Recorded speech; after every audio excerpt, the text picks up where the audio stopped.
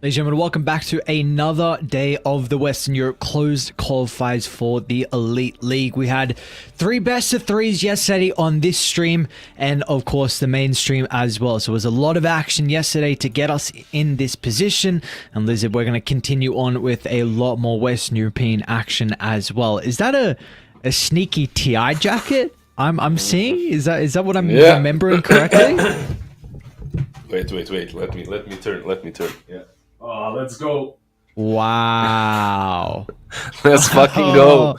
I saw the colors. Flexing. I saw the colors of like the production of Elite League, like the gold and black, and it fits. That's all. Fits perfectly indeed. How we doing today, brother? We had some good games yesterday.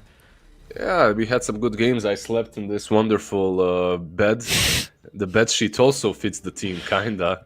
This tiger from the 90s, man. I slept well after yesterday's games. Hit the gym a bit, relaxed. Watched some more Dota. I wanted to play, but was a bit too tired, unfortunately. I enjoyed yesterday's games. It was like the classic regional closed qualifier Dota. No better way to put it, really. Like, you see some teams that are trying the meta, but aren't really understanding everything and how it should be played. Like, you see, it's one thing to just copy the heroes, and it's another to understand why and how to play them and stuff, right? So it was an interesting day in general. Yeah, we had the Meepo pick, like. Yeah, sure. The Meepo pick, which unfortunately got no success. We had a couple Terrorblade supports, which also had no success, as we was able to see the bracket with the position we're currently in. So, of course, we're going to be starting the day with some upper series, and then we're going to drop down to the lower bracket as well. I'm sure we can actually even pop that schedule up on screen very, very shortly, so you guys are well aware of what's going to be going on for the day. But again, we're going to be starting with Ninja Penguins up against MOUZ. Of course, we got to cover MOUZ on our stream yesterday. We did not see Ninja Penguins though, so they were able to beat Just Better in 2-1 fashion. There we go. We can once again talk about the bracket. So again, keep in mind, double elimination, but importantly, Western European region has 2 qualification spots, which means if you make it, Entity, Rest Farmers, Ninja Penguins, or MOUZ, if they make it into that next round, you're going to have at least 2 chances to qualify, which is huge. I mean, this is just under $1 million prize pool of a really long tournament with this Swiss schedule that we'll have. Of course, there's some incredible teams over there. So, yeah, we'll see what 2 teams are going to be able to represent Western Europe. Yeah, and right now we have already kind of stated what our preferences are yesterday, right? Like who our underdogs are, who our favorites are. Entity looking pretty damn strong at the moment. I'm interested in this Ninja Penguins team as well. They have some decent players, like players that have been around for a really long time, played in tier 2 scene as well. Kind of tier 1.5, tier 2. Then we have Entity that's been, changed a little bit recently. So the Entity that was owning a year and a half ago, it's not the same team. So I'm not sure. Like MOUZ, Marsbet, Ninja Penguins as well, looking decent. Entity, I'm not sure which 2 teams are going to take it. Probably Entity +1. But yeah, we have to wait a little bit longer to see that for sure.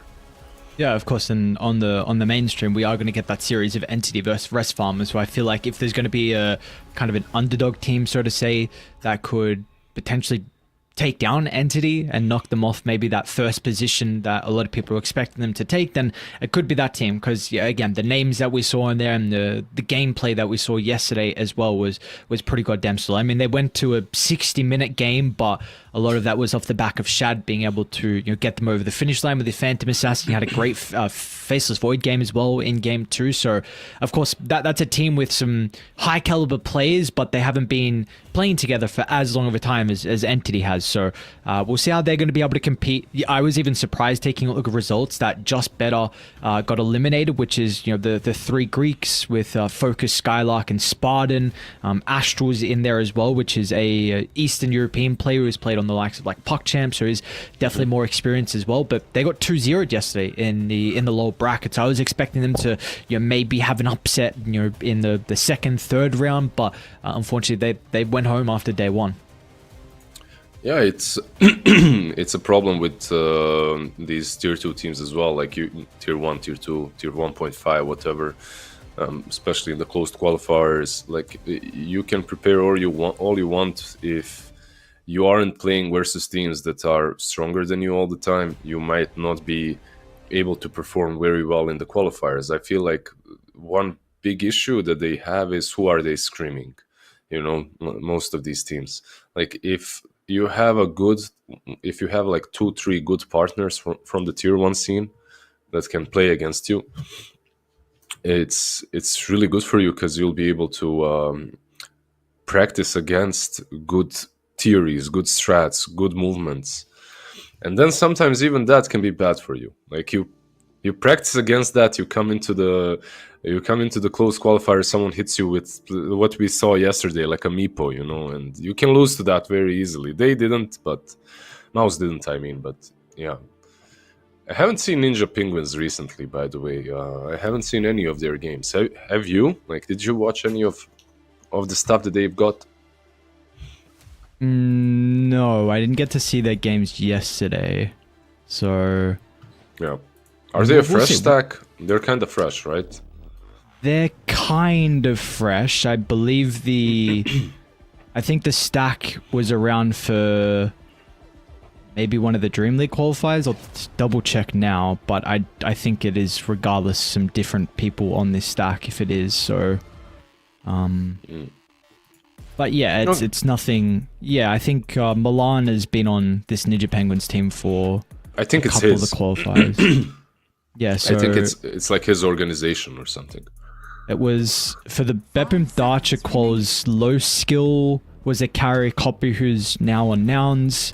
Merlin as well, which is a Ukrainian position 4 who's been on a couple of like tier 2 teams. So yeah, that was at least the previous roster for Ninja Penguins, but now a little bit different. I think really the big one is the Hawk coming through. I've heard some pro players speak very highly of the Hawk on like I know sometimes very lucky when maybe Qualifier would do a stream where a couple pro players jump in. I've heard like Netta and well, I don't know why I'm saying Netta.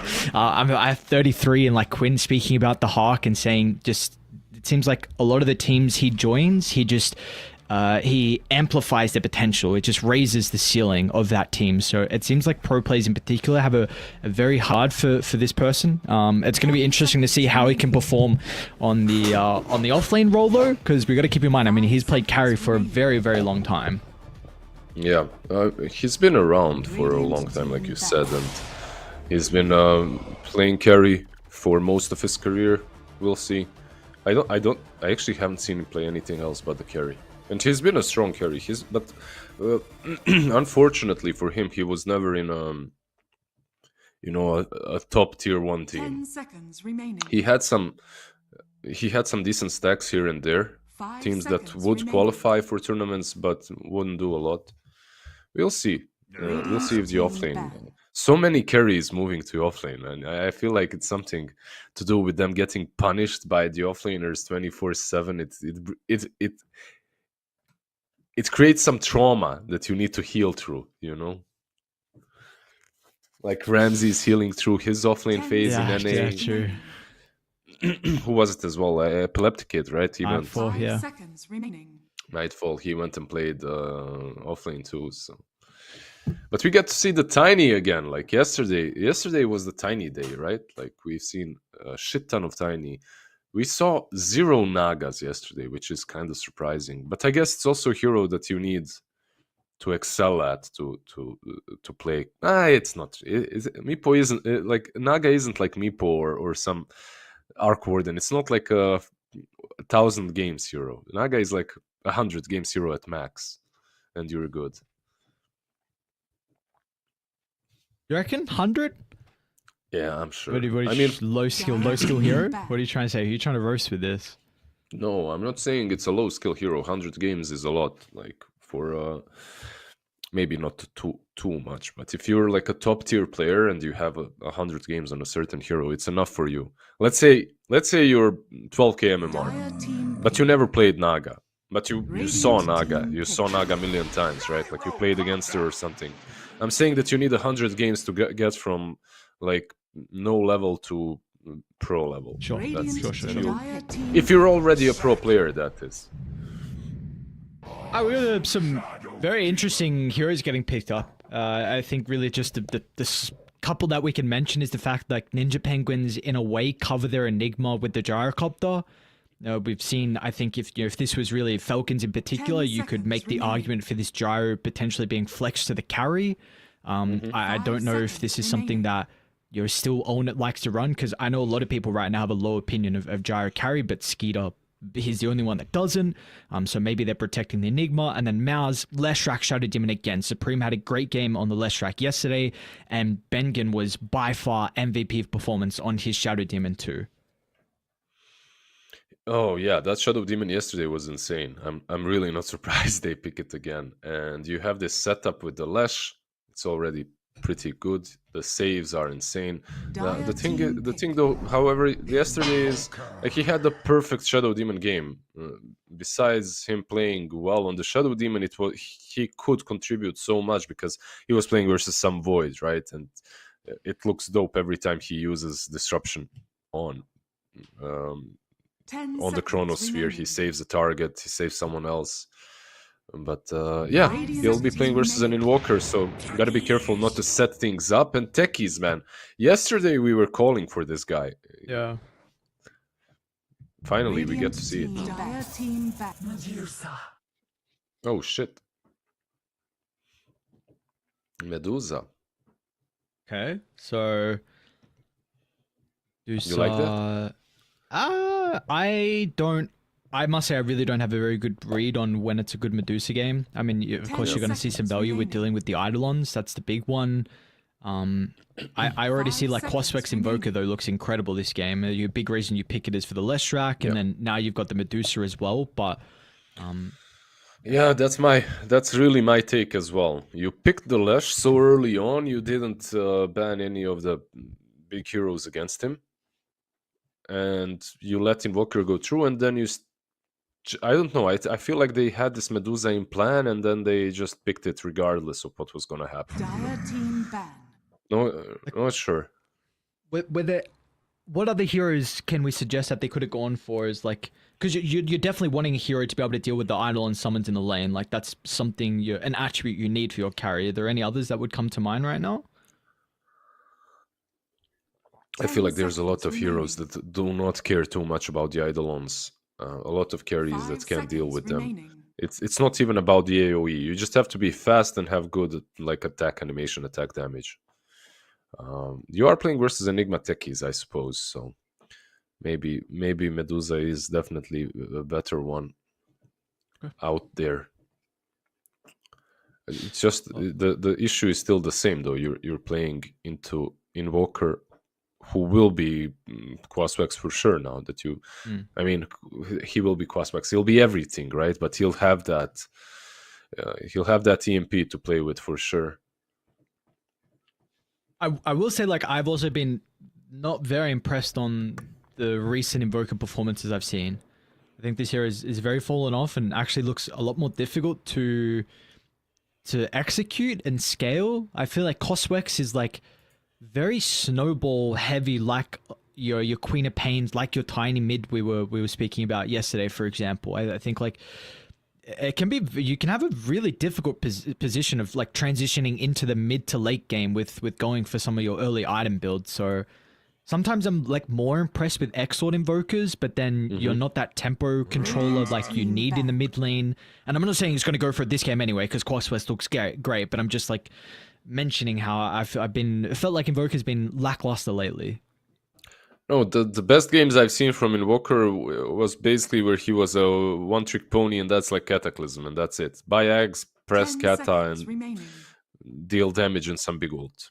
Like, that's when I saw Invokers do the most. So I kind of agree with you completely. Brood mother. Okay. They can put this Brood mid, they can put it off as well. Actually felt on my skin how insane this brood can be Okay. in a couple of games. 10 seconds She remaining. can really dominate some games. I feel like 5 they are calling seconds for remaining. a troll though. The problem with troll is you're still playing it Shadow Demon, so it's a problem. But Choose They- your oh, Alright. never mind. I was Yeah. well. I was going to suggest it, but you're picking Naga into Leshrac, and what's the Naga Dusa matchup like as well? Does it depend on who's ahead? Actually, I haven't seen too many Naga Duzas recently, but damn, slacks. But you are building Diffusal on Naga, right? I mean, usually the build is Orchid Manta. The trick with the Naga here is, okay, you do have this Medusa problem, sure, but you are really strong versus Brood Mother. You're one of the better heroes into Brood in the lane, if she's laning into Brood. So you have that solved, you can build some Manta, Orchid, whatever, and it's still going to be fine versus Medusa. Like, the Orchid kind of messes with her too until the Manta build, or if you can wait out the Manta. Look, overall, I don't mind their draft. I think they have a really nice draft. I feel like MOUZ, they had the idea and they had like, we have to do this. We have a plan. We have this Brood Medusa Lesh combo that we really want to take. Also, they had some good performance yesterday with Shadow Demon and Tiny, so they pick it again. Meanwhile, Ninja Penguins, they were more on the responsive side, but they also drafted meta heroes even though they were responding. So you countered the enemy team, plus you picked meta heroes. So this is a W for them when it comes to the drafting stage, at least in my eyes. Okay. All right. Well, let's see. You're going to have this scary team fight as the game goes on as well. I mean, Song into potential black hole setup. I feel like it's still a little bit difficult to execute, but maybe there's one fight where you get it off correctly, and that's enough to be able to win a big fight and lead it into an objective. So we'll see what Ninja Penguins are going to be able to do and how strong their lanes are. You definitely would say, what are you chuckling at? What's going on? Ninja Pigeon.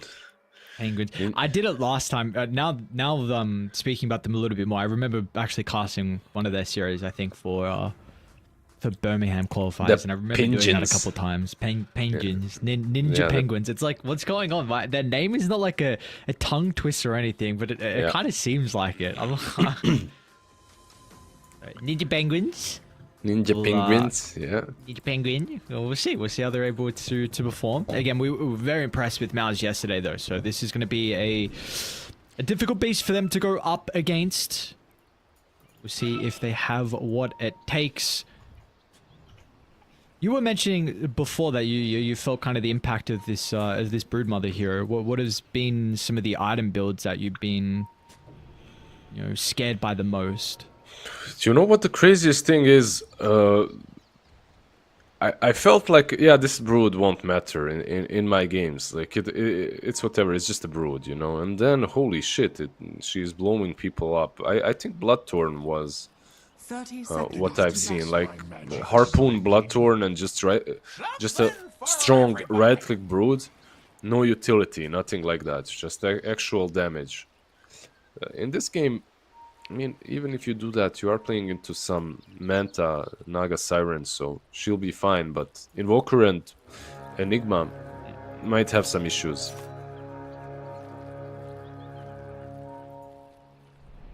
The battle begins. Alright. Let's see if we are going to go down that Bloodthorn route. Narman. I think only a little bit of damage, nothing too crazy. Help secure the bounty rune. Regardless, so it will be a 2-for-2. So we got an even split. Start us off in game 1. Very interesting thing. Pro Black on the Naga Sirens actually cutting down all the trees top lane. So making it a little bit more difficult for Force to be able to play with the webs and ducking in and out with that movement speed. I feel like top lane should be fine for Dire. Naga is a hero that can deal with the debuffs of Force and his root, but we'll see. I mean, this is a very Dire favored lane, right? Don't you just pull if you're Narman? I mean, you went Windlace. Would you prefer to I don't know if he needs the stats to maybe trade with Milan if he goes for the tree, but is there an argument that he needed to go boots to try and pull the early waves? I guess Windlace is fine. You know how it is, like if you buy boots, what else do you have? You just have a set of tangos. You don't have a sentry, you don't have you don't have a blood grenade. It's kind of rough to start that way, and Windlace is the best of kind of both worlds, like that you can Okay. that you can get. I get it. Like sometimes you want boots, but you really have to be okay. I'm gonna buy boots, and that's it. There's no messing around, no sentries, nothing. My team is gonna suffer. But I agree. Yeah, it's very dire favorite. Bottom? Dr. Bum? Dr. Actually, Bum. might go down. Well, I mean, that's his name, brother. What do you want me to say? You want me to call him his name? Dr. Bum. He's going to give up first blood, and I don't know, Lizard. You're Bengen. Keep in mind, MVP performance yesterday on the Shouted Team, and he's already got first blood, and Dude, I hope this is not a repeat. Yeah, he's already very happy with that first blood. We gave him a medal yesterday for everyone that's watching. MVP medal. He got it delivered to his home. It's made out of pure gold. 24 karat. Damn, are you that rich or something? Where's my medal? Get an MVP on Shadow Demon and you'll get it. Ah, What come the on, hell? like, What the hell? most enjoyable casting duo?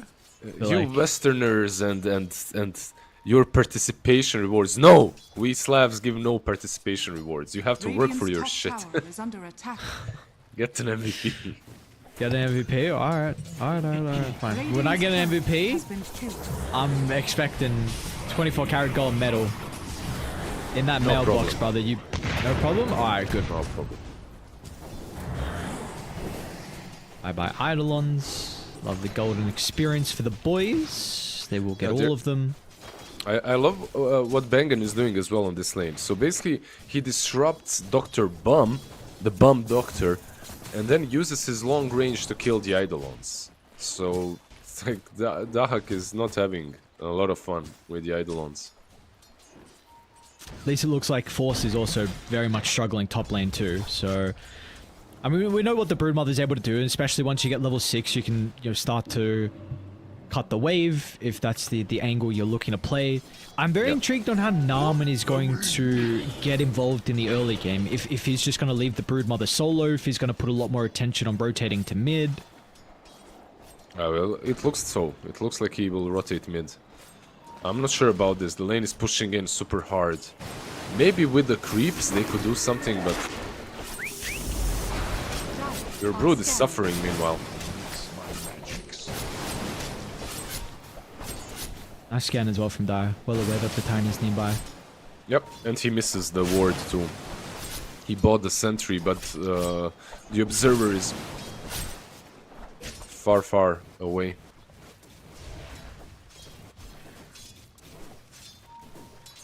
I mean, the brood is getting experience, so that's something, right? It's not perfect.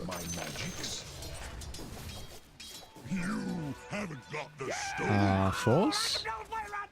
Alright, Milan's doing a lot of damage with this 2 points rocket barrage. He's still going though. Radiant's top tower is under attack. But even though the Gyro takes up a little bit of damage from the tower, he's going to zone the Brood away from this triple range wave. This is a lot of golden experience that Force is going to have some difficulty with acquiring bottom lane though. What happened there? Toss back onto the tower from Dr. Bum. And looks like he should end up going down. Oh, and it's going to reap the rewards. Look at Force, by the way. Actually, he's outplaying them super hard. This is kind of nice from him. But I'm not sure what the plan is. He's gonna have like 4 waves on his ass very soon. He needs help. Oh, what's going on? Those creeps don't pull, yeah. Well done. Mid lane supreme. Still was able to get the Idolict off before all the damage, so before the mana was drained, so in the Now end, you hit supreme, him. yeah. Yeah, now you hit him with the tip, because he was tipping you earlier. Meanwhile, Force did an amazing job. He moved all the way around, got 4 waves, and pulled all 4 waves under the tier Radiant's top 2. tower is So this under guy is attack. basically free farming four lanes at the same time. Perfect. Like perfect. He Level unfortunately 4. did, if we want to, gripe on something, he did miss a full wave, but the range creep under the tower. But hey, I mean, you can't, in a solo lane, you can't get everything.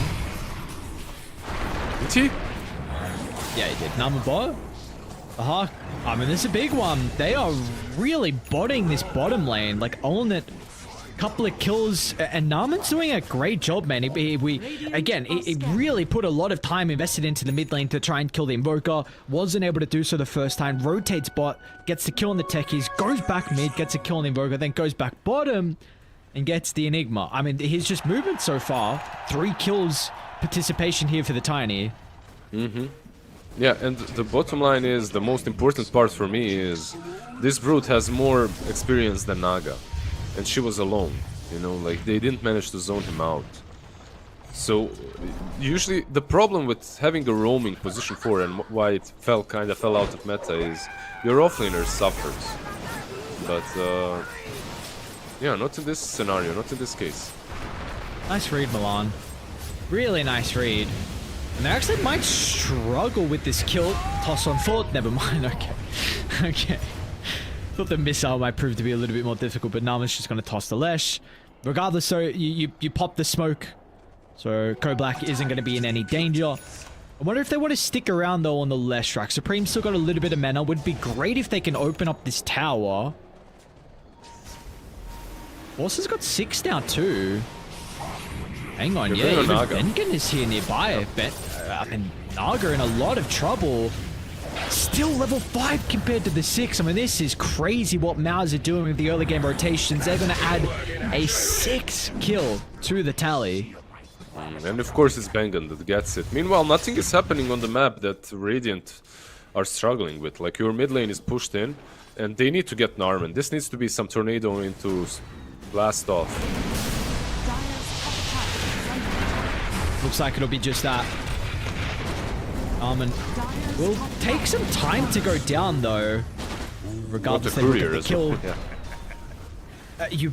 Dude, that is just, you don't give a damn about that death. This top lane has gone far better than them, really what it should have. Middle tower is under attack. Yeah. No, definitely. One of the reasons you picked Naga was for this lane to go better for you, and it's literally Tiny moving away and having so much faith in the Brood. Like, look, I'm not super impressed most of the time in closed qualifiers, but this Force dude, like, he just super outplayed them on top. Like, the way he managed to get all the experience when most players would just sit there and cry for their position 4. He did a really good job. Actually did lose his treads on the courier. Looks like they will be able to get Milan up on the high ground, though. Yeah, Force is no joke of an offlaner. He was definitely, I think, one of the best 3s back in Southeast Asia. You know, he had some great showings on Polaris as well. I think him and with Narman, they have a lot of experience together. So these two are definitely to look out for. And once again, they've set themselves up for a really strong early game. Like, their supports are pretty high level. Narman's 5, Shadow Demon 6 already. Like, Narman gets another toss back. It's only on the techies, but this is where those levels are going to come into play from Bengen, and now the cores are going to start to rotate as well. Invoker's already used his Tornado, and they've got the Sentry nearby as well, so Supreme can continue to catch up to the Invoker. They'll toss Bengen in, because he ain't got nothing to fear. They even clip the techies over to the right side. It looks like Milan will somehow survive, though, so a bit of a mercy play there to keep the Gyro alive, but yeah, again, you brought up earlier, like, Invoker tipped Narman, and he hasn't forgotten those early tips. He's given a couple back now off these great movements from the Tiny. Nah, like, Tiny is one of those heroes I really don't want to tip, you know, whoever is playing him, because you tip him and he gets that Blink Dagger and he's on your ass 24/7. Like, screw that, man, go hunt someone else. I won't mess with you. Dire's middle tower has 5,000 net worth lead already. Jesus, this tower's gone down now as well. And silently, Olnet's top net worth. Like, he's just having a splendid time down bottom. The Hawk is trying to farm a triple Ancient stack. Yeah, this isn't gonna be easy for him, you know? Even though he has Vlads, these Ancients He's not microing the Eidolons that well as well. They're dying, so this is. Is this worth it? I mean, I'm not sure what he's. Yeah, he's just losing Eidolons. That's the. He's getting them back, I suppose, so it's fine, but it's rough. This is a rough spot. I'm gonna keep watching, see how long it takes him to farm. You can chart cast this smoke. I don't want to. I want to watch this as well. It's taking quite some time. Is he gonna go try and stack it again? Let's see. I don't know, we won't be able to get it anyway. Yeah, This not all is of them gonna be are like being 2 full. minutes, man. Yeah. I mean, it is worth it, you know, you're farming ancients. Like, if you manage to farm out all the ancients, it's good. I guess at least someone is soaking this bottom wave as well. Like Milan's level 6, it's going to give you a bit of a spike in damage. They might just look to go for the Gyrocopter. I mean, the smoke from Narman Supreme wasn't able to connect on a higher value kill. So maybe they're happy with just the remnants of the smoke to get the tiny, but not going to be the case. We did see even a smoke top lane as well, so both sides just a bit of an incorrect read with their smoke. At least MOUZ, they'll be rewarded regardless, connecting to bottom with Olnit to get the tower. But yeah, you see the Invoker along with the techies weren't able to find anyone in the North Jungle. It's rough for them to be searching for the Brood, but they have to. It would be good for them to kill her once before, at least before the Orchid is up, because once you start making those moves and she has Orchid, even if you find her, one of you is dying, most likely. She's no joke. Level 10 Broodmother, meanwhile your Invoker on mid is level 7. Yeah. Game is in a pretty rough state for Ninja Penguins, but then again, they do have this Naga Naga Enigma. These heroes do scale really damn well. My problem is Dahak is also doing this full utility build. I guess that's what he needs to do, but he's going Vlad's drums. You won't see that huge oomph of, I don't know, some Blink Black Hole. So now do we feel like it's just solely on the Naga? Because the Invoker is incredibly far behind, and he's actually even still committing for Vessel. I think there could be an argument for him just skipping this and trying to go Midas to scale, but like, is this truly a good enough Naga Siren game for him to put the team on the back and get them to a position where the cause can also have some involvement then? I don't think so. This is even a game in which Naga should buy Mage Slayer. Like, you just need the item kind of versus Lash, and then you can play. And because of that, you're not gonna be that Naga that's a danger minute 18, you know, with Manta Orchid. So overall, I'm not sure. We'll see. It's still, it can work, but I feel that MOUZ are in a much better place right now. And they know it though. Like, look how aggressive they are. This is 14 minutes in. This isn't even a Brood here in his T2 tower.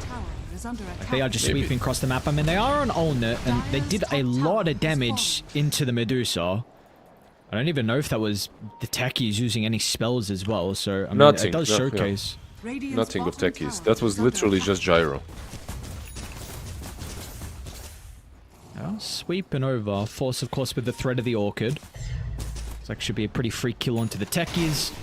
They are getting kind of close to Dai's triangle, where maybe there's a threat of someone turning it back around, but it just really proves they are just avoiding at all costs. The Hawk wasn't even considering about moving. You know, the Naga without the Orchid still isn't thinking about fighting. This could be a pretty nice kill onto Bengen, who Glimmer and hasn't even used Banishment yet, so... I mean, dude has Glimmer Arcane Boots, level 9. He's higher level than the enemy Invoker that's mid. You're not killing him. Not like that, at least. You need more. You need to invest more into that kill. And for me, if they want to get some kills, they need this Enigma. Like, if they want to make any plays, really, on the map, they need this Enigma Invoker to be together to do stuff. I guess the name of the game for them is delay. Play the Naga late game. If you're Ninja Penguins, I feel like you're already looking at minute 40 plus. Like, just slow everything down. Yeah, really wonder how the Naga is going to match up then. 'Cause I know like Naga Dusa is it's a little bit of a messier matchup now, especially with the Naga going, you know, the Diffusal and lacking Spursa. But we got to look at the Leshrac this game, and like Supreme is having an incredible game so far, and it wasn't the big counter with the Invoker like we were expecting. We haven't felt that impact, so it means that Supreme is going to have a really good game and can actually be that true counter like they're hoping to deal with the Naga. Yep, like he counters Naga, he brings more to the table. He gave you a lot of push, right? Like that's the reason why they took down a lot of these towers. The catch with Yules is there as well, maybe a cancel for the black hole too. And then on top of all of that, he's countering the enemy position 1, so it's a feels good man right there. Do you like playing Lash, Ares? You strike me like a Lash player. I don't know why. I haven't played the hero much, but he does seem very fun. So yeah, I guess you're like, I guess you're not too wrong with your.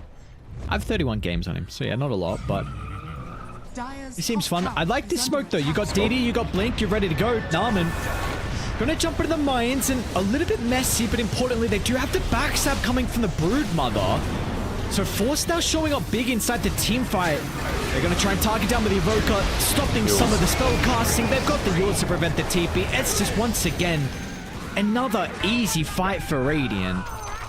They're just way too far ahead. Even I felt that initiation was actually pretty questionable from Narman, because he threw Enigma into Lash and Shadow Demon.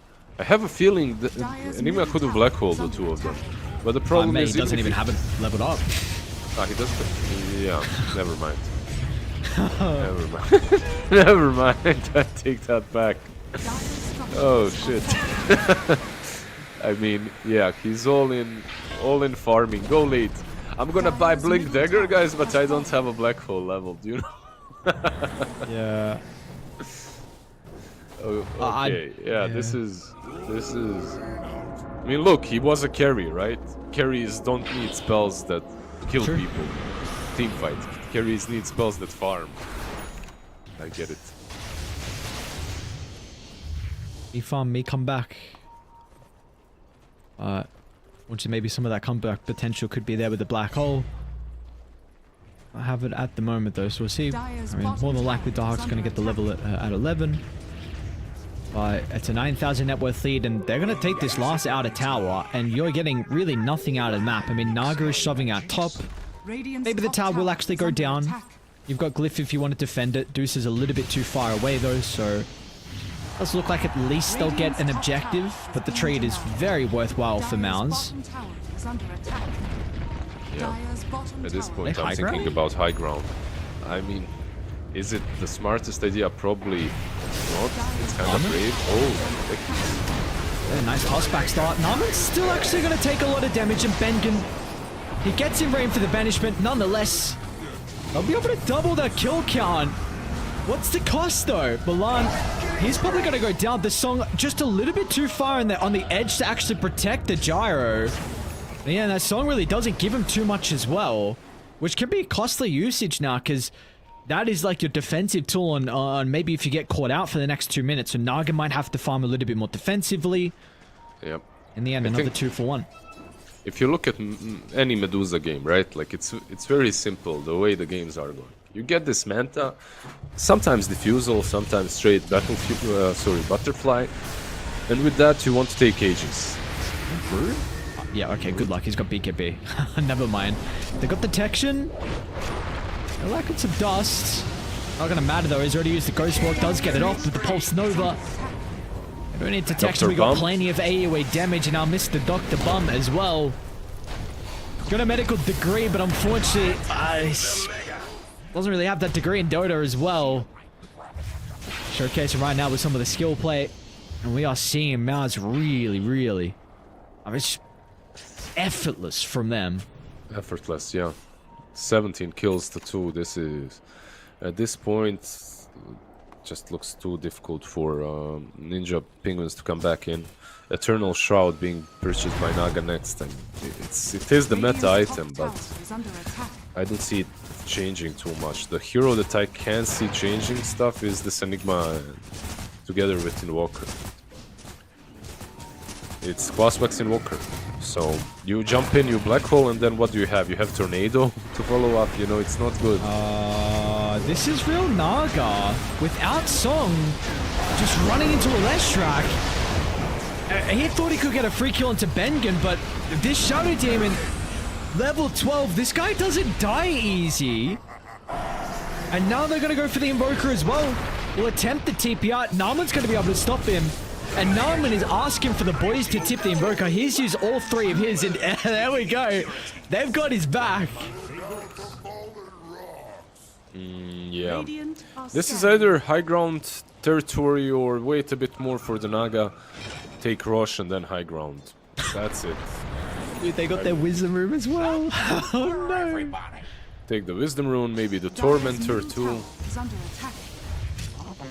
They're in, like you see, they're in absolute full control. The only question is how many times do they want to kill them at this point. The Disperser is completed on Medusa. But I need to say, how many assists does the... okay. I'm not gonna say how many assists does he have, because they have only 2 kills, it doesn't matter. But, like, the Enigma... I mean, we haven't seen any moves from their offlane. I'm not gonna blame it on him. I really felt that the only reason why MOUZ, not the only, but the main reason why MOUZ is doing so well is the Brood just bodying them 1 versus 2. Like the Brood doing so much versus the lane where she shouldn't do much, by the way. It's not an easy lane for her. That's the main reason why the game just spiraled out of control. And Radiant's a lot of middle that tower is under attack. starts though from Narman. Like leaving the Brood, letting Force play solo and having trust in him, and then securing the other lanes. Like you secure mid, so the Invoker doesn't snowball to kill the Brood a couple times top. You enable the Leshrac so then he can rotate with some early smokes. You get that tower before the level 6 on the Naga, or before she has levels to be able to defend. And then you secure bottom as well. Like bottom was supposed to go... It's a good lane for Dusa, but it's supposed to go a little bit better for the Enigma. And a lot of this is just on Narman's rotation. So I think looking at next game, because I think you have to. Like there's no way to say, dude, it's 22 minutes in. It's an 18,000 net worth lead. Like this game, you are praying that they make 5 mistakes, really big mistakes in a row. And I think for Dire next game, you need to look at getting rid of this Tiny. And for MOUZ, they're probably like, dude, we're feeling great about this tiny Shadow Demon hero right now as this support duo. Yeah, this Shadow Demon, everything else can stay, but I feel like you need to ban this guy out just for the Bengen Shadow Demon. He's on a different level, like when you look at his games, but truly, when you look at his games in the close qualifiers, he's a level above everyone. And I'm not speaking about the levels of the hero, the gameplay. He's a higher tier player on Shadow Demon. I haven't seen him make a mistake in all the games on Shadow Demon that I watched. So Radiant's top tower is under attack. maybe something that you gotta consider banning. Yeah. Yeah, maybe it's like a second phase ban or something. Like it really needs to be in the back of your mind now with how good he's looked on the hero. And we said it yesterday too. Like this hero does so much with golden experience, man. Like a late game with a potential scepter is incredible in some like aggressive purge games. Even defensive with the cleanse. It's just this hero is really good if you can get towards the later stages. You do so much with a lot of golden and experience, and it's another game where Bengen is showcasing that. They might get Ko-Black as well if Narman, or just a couple of seconds too late. Be honest now, Ares. How in love are you with Bengen at the moment? I must say, like, coming into the qualifiers, he was a really big question mark for me, because again, I take a look at like his recent match history in Liquipedia, and he really missed all of last year. But like you said, you might not be playing in pro teams, but you're playing in like rank games, and he's pretty high rank. He's like top 150, and that's pretty good for a position 5. And he's showcasing a lot of talent right now. And again, keep in mind, Supreme and Bengen, they're on trial. So it's like an unexpected rom-com for you, I see. Unexpected rom-com. I mean, yeah, sure. It was like you hated him at the beginning, you didn't trust him. But it ends up he has. Word. Hang on. Okay. You didn't trust him. You didn't trust him at the beginning, but then he saw a puppy on the street. He fed him, and your heart melted. Yeah, sure. We can go with that. It's hard not to feel like this when he's, you know, it's about to be like back-to-back MVP performances. Maybe you could give it to Narman, I think, with his early rotations, but like this is just incredibly methodical for them. And like, what are you going to do to defend? Black snipes a T1 tower mid, but Narman gets a toss in, so they lose Milan. Supreme just finds a double stun for free, and they want to try and get the Enigma out of the equation. I mean, no black hole means no turn potential. Black, he TP's back to base, but even with this fresh Eternal Shroud picked up, you see he can't tank against the high net worth lead that MOUZ have. Yeah, 25k ahead. They don't even need, they don't even need the Sages at this point, I feel like. They can play without it. But it definitely makes this Leshrac an unkillable beast. He just goes in and that's it.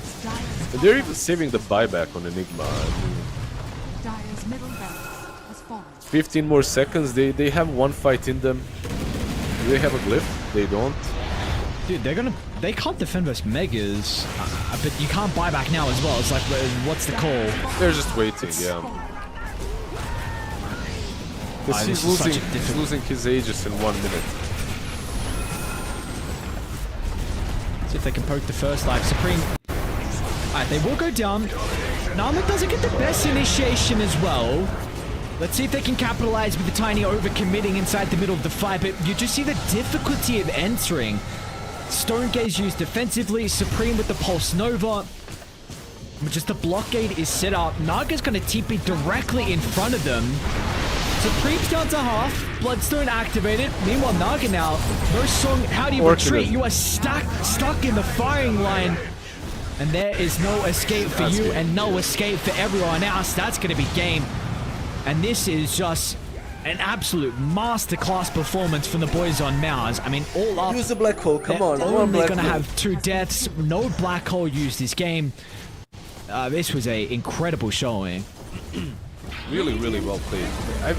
Honestly, I've seen so many games that went this fashion when I'm playing the Enigma, or I'm playing the Brood and the enemy is playing the Enigma, because these two offlaners have been in the meta at the same time so many times. And it can really happen like this. Enigma doesn't even come online. Brood is already taking your tier 2 tower. This Enigma is like, okay, what do I do? Do I go back and black hole? If I black hole and miss, like the Brood eats me as well, and I'm just dead because of all the little spiderlings and stuff giving vision. It's hard to black hole versus that hero. She builds an orchid. She gives so much vision to everyone with the Broodlings. She's too aggressive, too fast. It can go both ways. If the Brood is shut down and if you protect that tier 1 for long enough for Enigma to actually start pressuring your jungle a bit earlier, and then the game transposes from dire jungle in this case to the Radiant jungle, then it's better. Then it's actually playable. And then Enigma even feels alright. Not great, but alright playing this game. The problem, however, for them, at least in my opinion, the way I saw this is Brood got way too much. Like Narman leaving that Brood and Brood being higher level in a lane in which she shouldn't be even farming that lane. The way she pulled like 4, I don't know if you noticed, I think you were watching bottom lane, but they had 3 or 4 range creeps on the tier 1 tower. She aggroed the creeps, then ran all the way to the tier 2 tower, got another wave, and pulled all 4 or 5 waves to the tier 2 and free farmed them. I'm not sure, something needed to be done there. Yeah, something needed to be done differently because, I mean, in the end, we saw what was the outcome, what was the result of just the early game little differences from Narman's rotations, from Force's just brilliance with how he was able to manipulate the lane, and that was a big reason of why they were able to find this game 1 victory here for MOUZ. So this is a team that is really rolling right now with the new team. Maybe I mean, it's 3 games in. I don't want to say it's like some honeymoon phase or anything like that, but they are looking really, really good. And for Ninja Penguins, this is a hard decision you need to make now. Like, you are considering, do we ban Tiny? Do we ban the Shadow Demon? Even Supreme's Leshrac needs to be considered as well, because he's also looked very, very comfortable in this hero in 2 victories now as well. So there's really a lot that needs to be discussed, and they don't have a lot of time though in the break. So it's going to be very difficult. Hopefully you would you have the experience from Milan and the Haag to be able to make that executive decision, and you set them up with a strong draft, and you potentially send us to a game 3. But there's a lot to be desired from the boys on Ninja Penguins. Not the game 1 they were hoping for, but luckily enough they've got a game 2, and we'll see if they're going to be able to pull it back. That being said though, we're going to send it to a quick break. When we come back, we've got more of the Elite League closed qualifiers. We'll see you guys soon.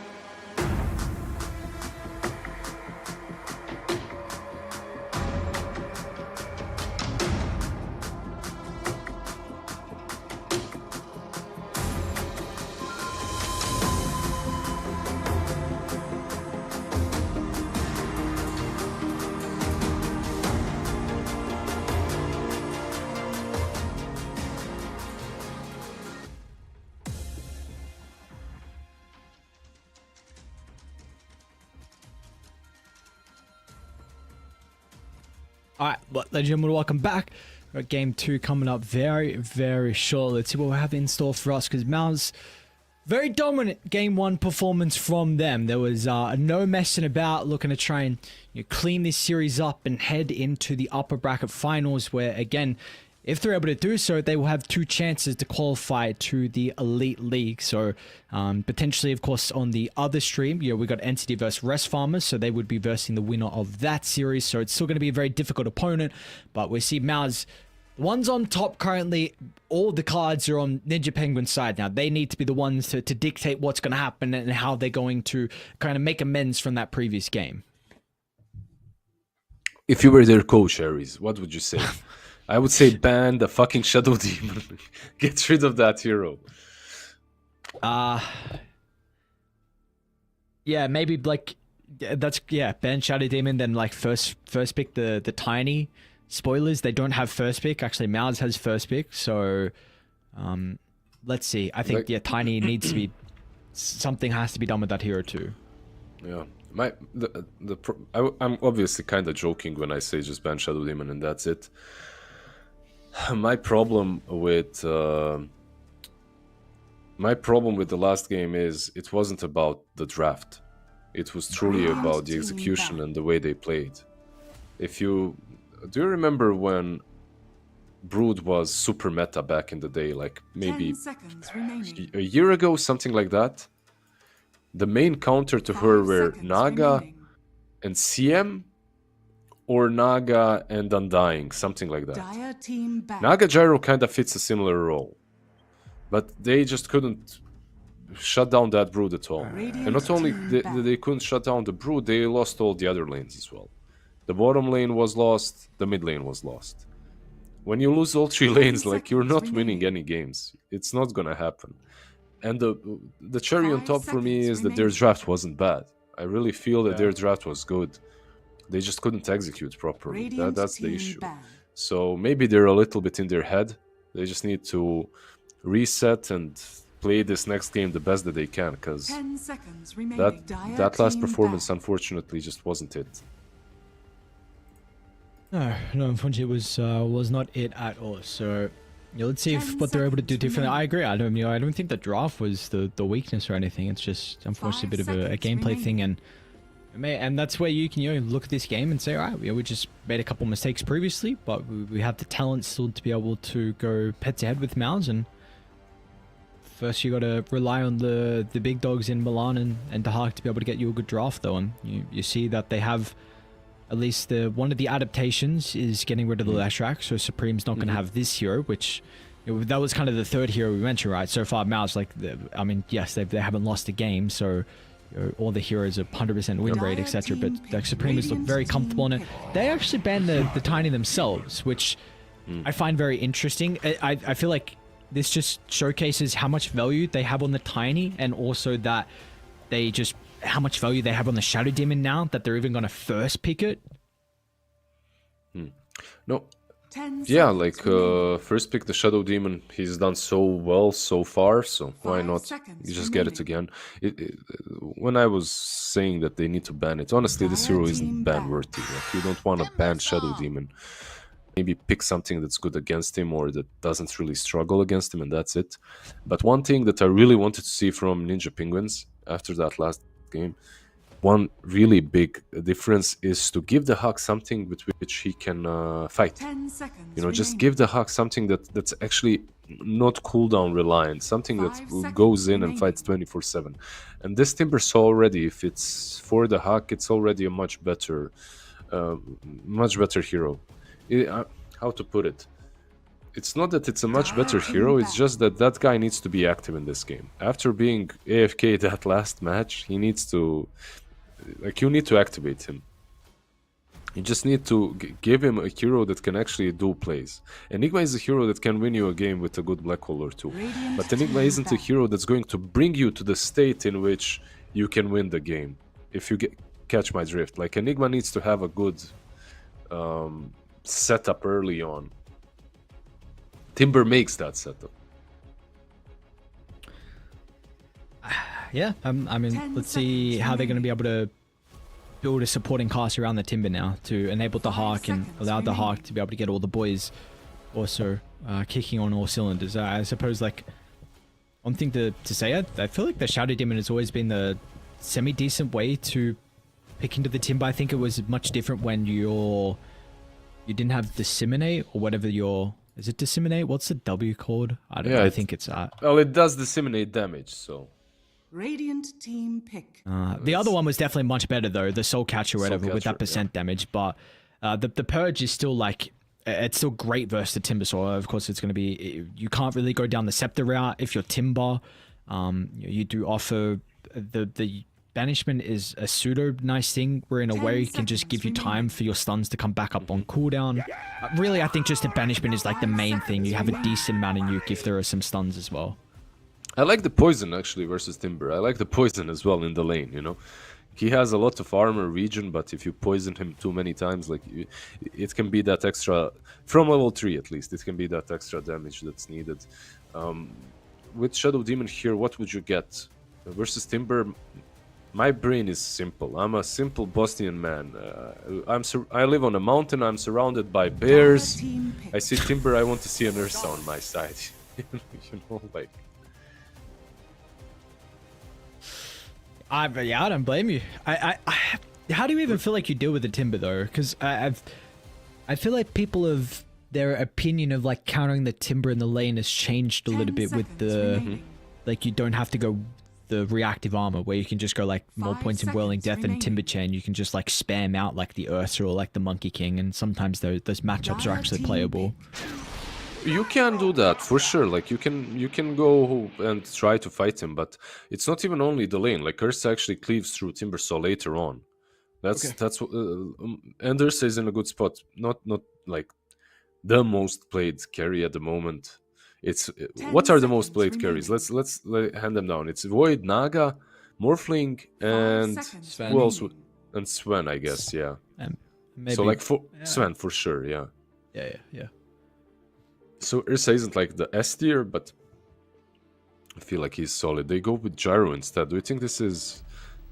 I mean, we don't know what this is. It could be a carry Gyro as well for them. You get a hero that deals a shit ton of magic damage versus Timber. It can be your 5 as well. You could put Bengen on some rotating Shadow Demon on offlane or Gyro on offlane. I mean position 4, that is, not position 3 offlane. Do you want to So- not give Bengen his Shadow Demon though? Like I know No, No, Naz for is sure Shadow he Demon. plays it.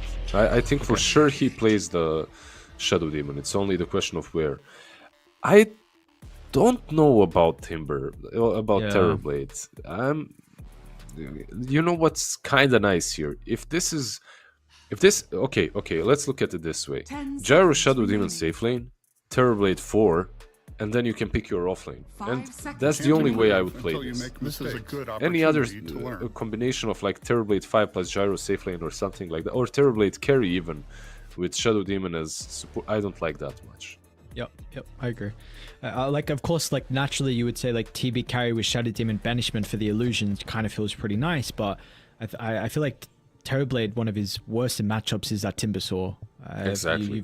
You've always kind of struggled versus him. You're not going to pick it into it, so I think it's pretty obvious that this is going to be a Terrorblade support, which means is like there's not that annoyance of the flex heading later into the draft for MOUZ. Really, and it kind of gets rid of the gyro flex as well in a way. So look, I don't know if people are trying Terrorblade as a 3. Like I know there's your rumbling as this 4. Again, we've seen it and it being attempted. I don't know if there's even like a possibility for it to be played in the 3 role. I have don't no think idea. so, It doesn't sound like it because that doesn't like it's not what a 3 provides.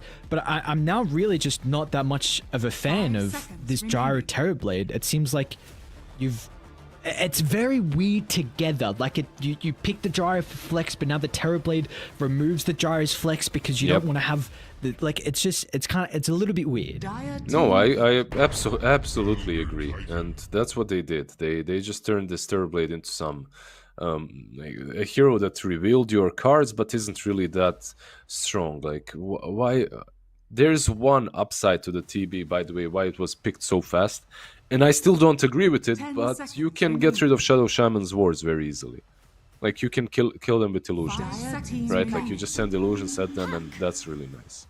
Now you got hit by this Elder Titan, and it's another problem. Like Terrorblade likes to be all up in your business and actually trading hits with you. Well, Elder Radiant Titan is team going to back. create. Okay, one thing I do not know for a fact is if Elder Titan gets a lot of damage with his spirit, how much of the damage will Reflective Spirit deal? Will it stomp him into his horny head? What do you think? 10 I seconds don't know. remaining. I'm not sure.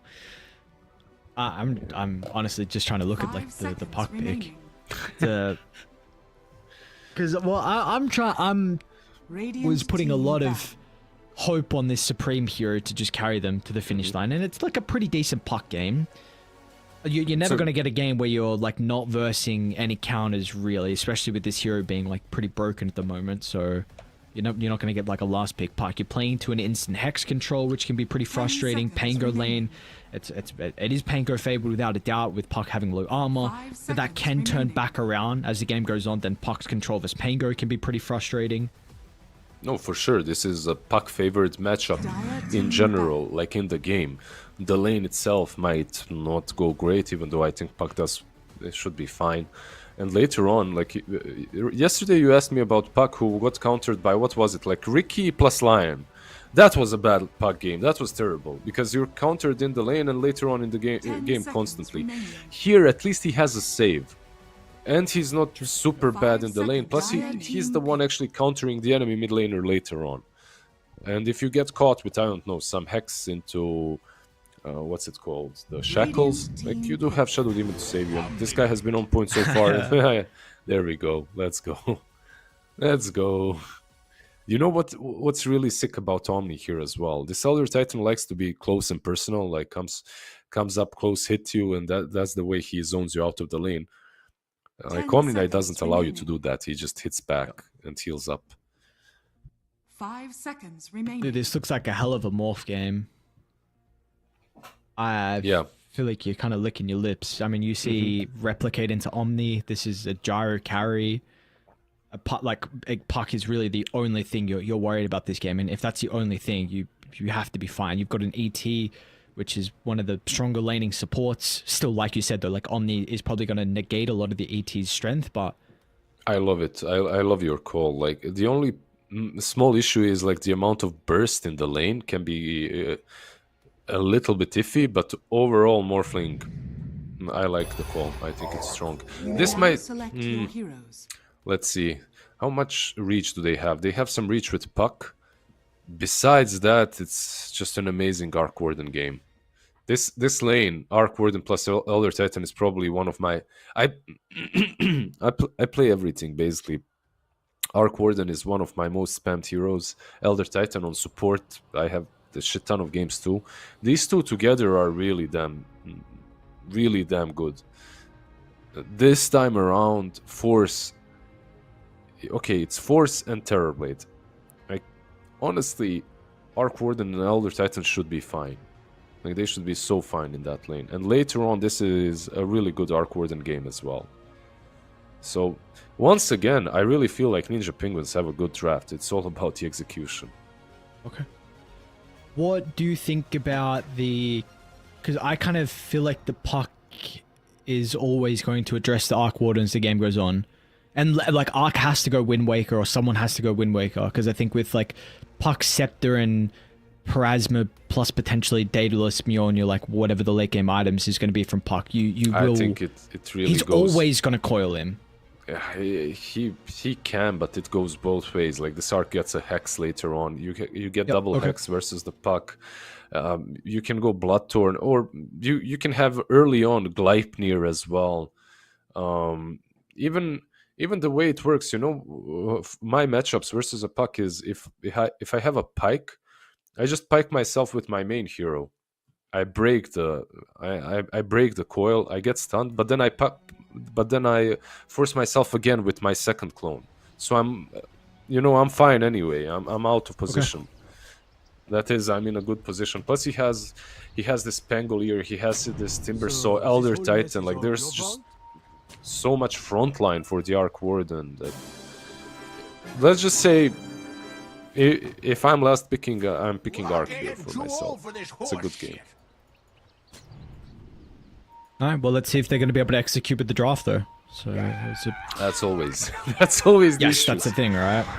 We didn't see it last game for the Ninja Penguins. We'll see if it's going to be a different case this game as well. There is a bit of an X factor with this Omni Knight. In that game where we saw Force play it, he went for the Blink. I think first item Blink, yeah, was Blink into Ag Shot. I don't think he got anything before the Blink, and it was like a even Octarine maybe third item. I can't remember what was after Blink Shard, but I think he got definitely or something like maybe. I don't think he. Not sure. I can't remember. Yeah. Actually, maybe you're right, because I do know he missed the Echo Saber, which is something. Wait, I'll even take a look. He didn't get Harpoon. He went like Blink and something else. I can't remember exactly. Let us see what. Oh, one thing that needs to be said as well. This is the Radiant Arc Warden. It's not as strong as the Dire one. Well, it's a small issue, I guess, in the lane, but nothing too crazy. Do you want to explain the benefits of Radiant and Dire Arc Warden compared to? No, like, I don't. If you're watching Dota, go to the Dota webpage and read the changelogs. I'm not here to explain it.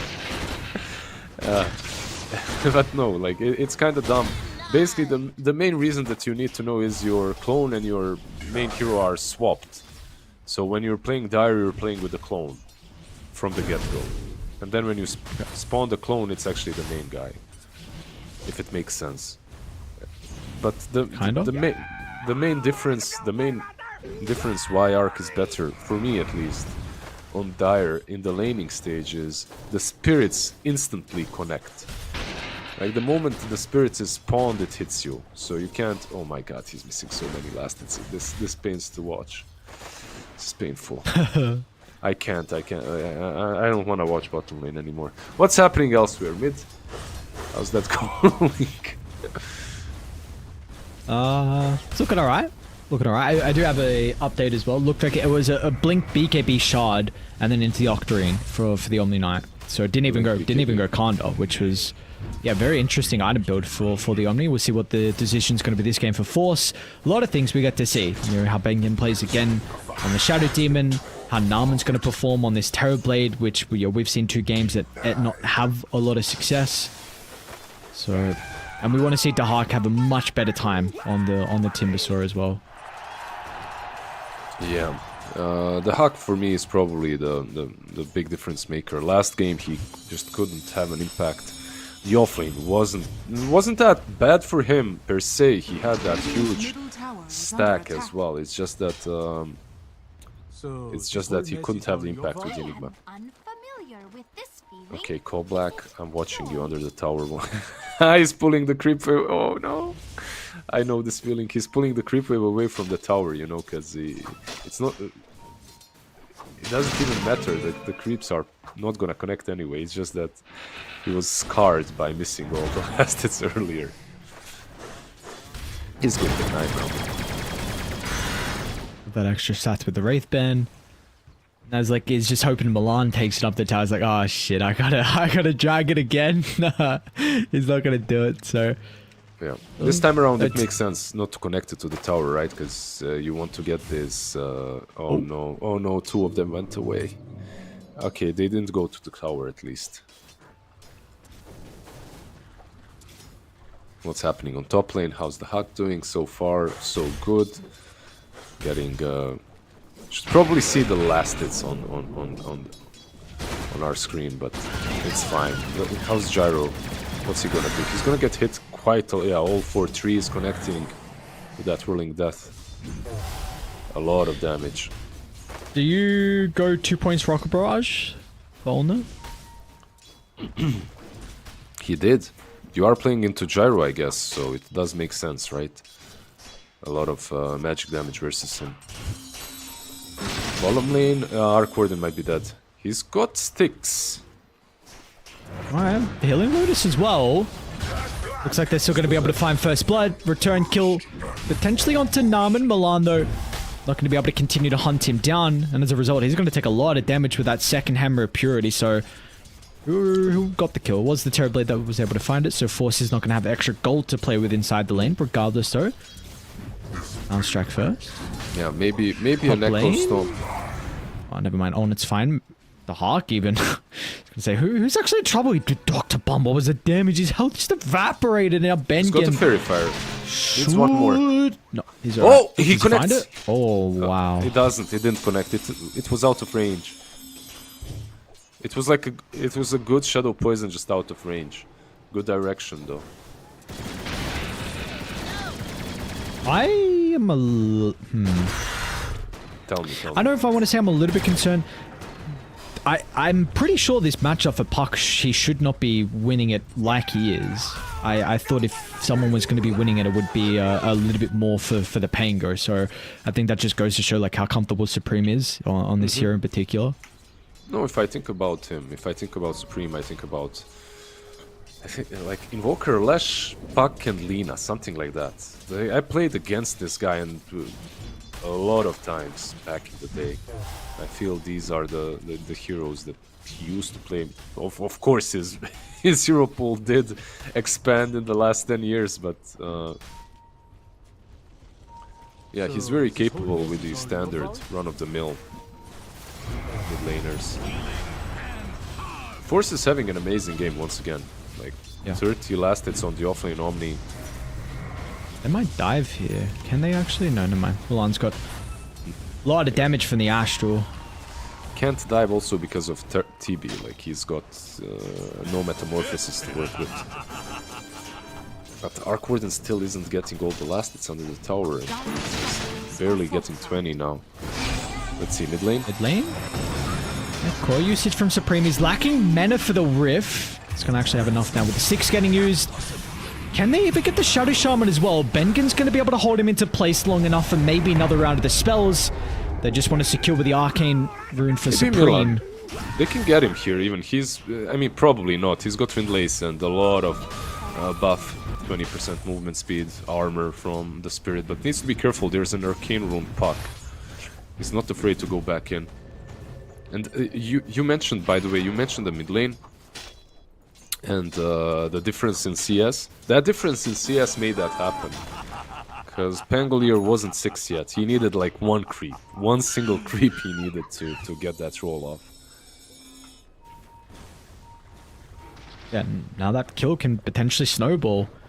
We said really the big advantage for Pango is the early lane into the early game versus the Puck with a lot of the physical damage. And we know what this hero on the Puck in particular is going to be able to do once you get towards the later stages and find your items. So Supreme is off to a great start. Pretty much everyone is off to a pretty good start as well. Like even Gyro, you know, he hasn't stopped the Hawk's farm at all. So again, like we really need to pay attention to what the Hawk is going to be able to do this game for the boys on Radiant. They're really asking a lot of him, as Supreme should be able to get another kill into the Shadow Shaman. They're either going to scout up the stack. The kill will be a little bit messy. And yeah, now with the coil having to be used defensively to stop the Rolling Thunder, so... Yeah, he definitely needed to use that. Oh, the Hawk actually taking a ton of damage from these creeps. And because of that, Puck manages to steal some, Shadow Demon as well. Wait, Force solo killed Ko-Black down bottom. Yeah, I just noticed. Milan mid. Oh, man, everyone's dying. Everyone's dying. You lose the Shaman. Now even a Pango is going to use Rolling Thunder, but the Puck's already drawn to... I guess maybe it was to secure the rune, so at least has that. But they're still hunting Milan down. And this ET... I mean, now Pango is going to come, but your Rolling Thunder's expired, and you will have 0 impact now to keep him alive or get a return kill. Yeah, they're kind of falling apart. The problem with Arc is this isn't a hero that you can leave in the lane versus Omni. Okay, he solo killed him, but honestly, the solo kill on Arc isn't that big of a deal if you're an Omni Knight. You just run him down. There's absolutely nothing this hero can do until he hits 6. Once he hits 6, he's kind of fine. He can even maybe turn on you. But before 6, it's so simple. Just run and right-click him. That's it. Hammer of Purity, Purification. Radiant's bottom tower is under attack. I feel bad for Ko-Black. I know this feeling. Level 5, minute 9, on a carry, and forced completely out of the lane. they're making some stacks, but for like, other Titan made like what 3 stacks of medium camp, maybe even 3 stacks and 3 of hard camp. But Pango will recover a bit from it at least, I guess. Look at this invasion into the Ancient Supreme. They're going to be able to take pretty much all the big creeps left over. This is huge. They can farm everything here. The Hawk is just standing there and watching it. I don't know. The movements on Radiant are kind of off. Dr. Bum as well now. Yeah, they're just crumbling. I mean, you said it before. And they've got such incredible vision as well to enable this. This really deep observe ward. The southeast of that tier 2 tower. You've got a great ward by the secret shop as well, freshly placed. And this is your comeback location for Radiant in particular. This is where the Hawk wants to be farming. At least you have the Ancients over to the far west of the map where the Hawk will find a triple stack, but importantly, it's just another power rune for Supreme as well. Instant regen and back to top they go. Yeah, very unfortunate because Pangolier truly needed that. He needed some sort of rune. At least he gets the bounty to work with afterward. But your tier 1 tower on top is falling. The Timbersaw, look, this is a hero that needs to be up front as well. It's not Viper style up front, where if you aren't, you're just useless. But he likes having an advantage, and he's not having it. He's having no advantage. Rough game, once again. Plus, Terrorblade is a very natural vessel builder, by the way.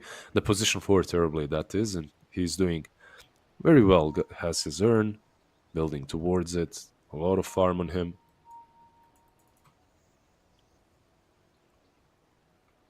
It's a very scary position to be in for Ninja Penguins. Yep. You got obliterated game 1.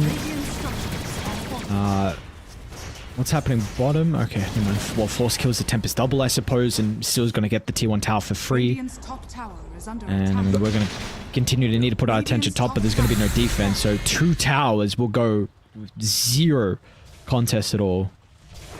I really think we should see more of this Omni Knight in in most of our games. It should be banned or picked. This hero is looking really dumb at the moment. Like, he needs to be really controlled and owned in the lane for him to have no impact. And look at this, he might even dive him. Like, tier 2 might be a bit too much. But honestly, if this Arc Warden goes for the medium camp after he farms, has a ward for him. Force has a ward, like he could go. Arc is not safe. Even under the tier 2, I would say he's not safe. Look at this. This is a kill. They need to start TPing someone. No way. No way, man. Like, this is a tier 2 tower Force. Is he going to be... I covered it. And he's oh out, my yeah. god. And they're all going to tip him. Yeah. And now he has a blink, by the way. Oh, what a hero. Yeah. Yeah, at least he used Midas on Arc. I mean, it doesn't really matter anymore because the Midas has 2 charges and everything. Terrorblade? This might be a kill. Should be. Oh, Jesus. Yeah, a lot of damage with the Earth Splitter. But they use everything for a Terrorblade. Rolling Thunder, Earth Splitter. And now Force is here. They can definitely turn with the coil. Omni Blink? And it's going to Where did he showcase go? it perfectly. What It's happened? just... full health and instantly down to 0. As now Force also... He's got to run into the Arc Warden again. So this is going to be another death for the Arc. I mean, they're already waving him by, drawing on the ground. I was going to say, man, Force might even go for Dr. Bum as well. I don't know if there's going to be much stopping him. I don't know. All I can see is Timbersaw in the jungle farming. I don't blame him for any of this that's happening. Oh my god. You know, I feel like you need to join. You need to start fighting. And Force with this pure damage. Oh, okay, never mind. Oh, nice thunder from Narman. Supreme is back in the midst as well. Yeah, he's going to die, Force. That's what I was going to mention before he fell low. That pure damage can really be turned against the Timbersaw. And now even on a tier 2, why not? I mean, Jari, they really enabled him up top with getting the early tower, allowing the free farm. It's a great stun. Sets up for all the AoE damage, but have they got anything more to follow up with? And they just don't.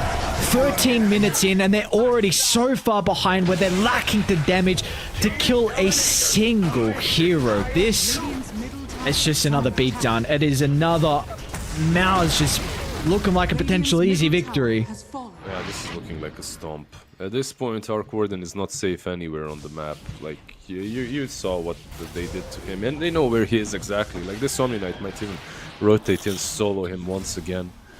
He knows that this Arc will farm the medium camp. Look at that circle.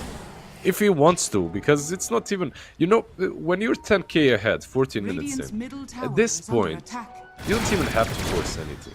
You can, but you don't have to, because it's not linear the way you scale. There's a moment in which your carry gets, I don't know, an Aghanim's or something, and he just blasts away. And in 5 minutes he's gonna have double the advantage that he had. So you don't have to continue. You don't have to continue pressuring. You don't have to continue diving, because you can only punish yourself and, you know, blunder, lose.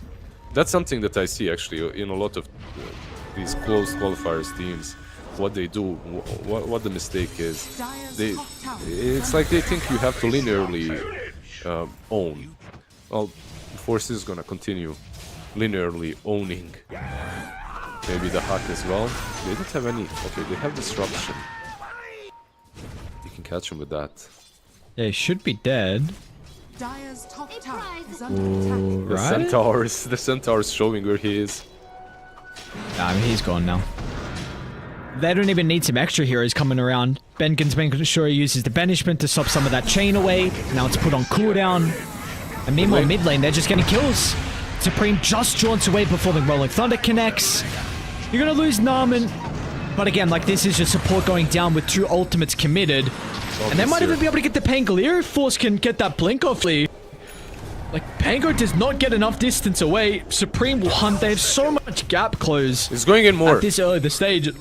Yeah, I mean, you can't blame him. What's he got to fear? I mean, Arc's gonna TP in the Tempest double, but...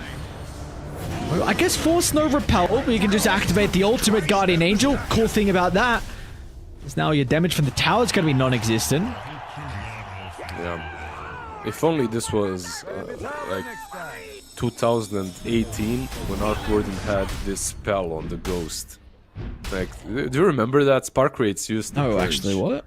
Yeah, Really? they used to purge when... Yeah. It was kind of dumb.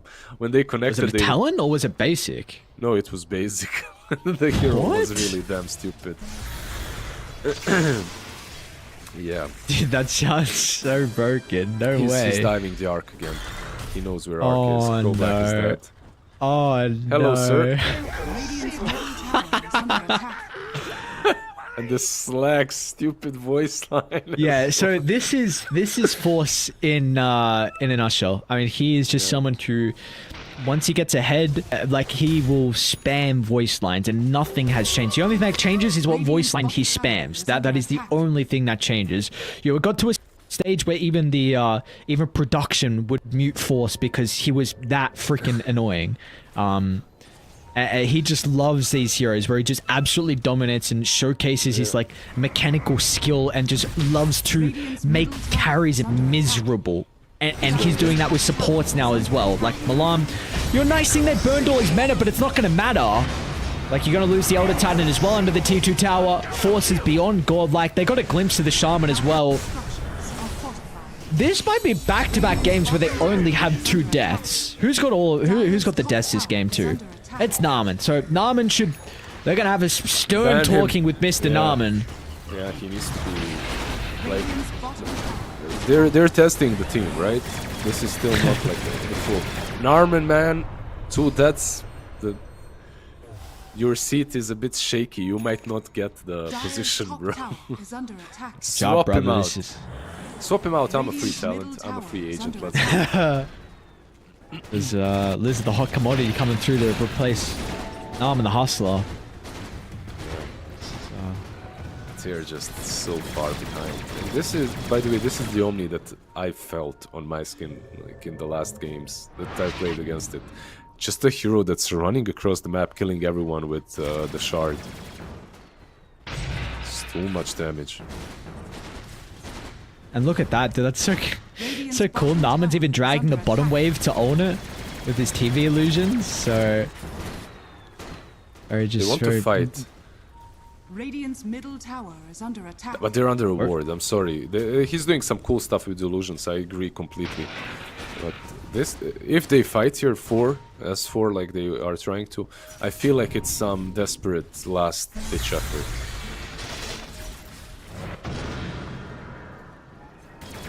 Very cool read from Nauman getting the D ward. Maybe that one hope that you had to catch out Ultimate farming aggressively inside Radiant's jungle area, but fortunately not to be the case. And now they're going to swing over towards the outpost area. With this high ground cliff ward and this T2 tower should go down for free. I don't know when you fight on Radiant, honestly. Like, the Hawk is okay net worth. You know, he's got Kaya and Eternal Shroud, but everyone else is...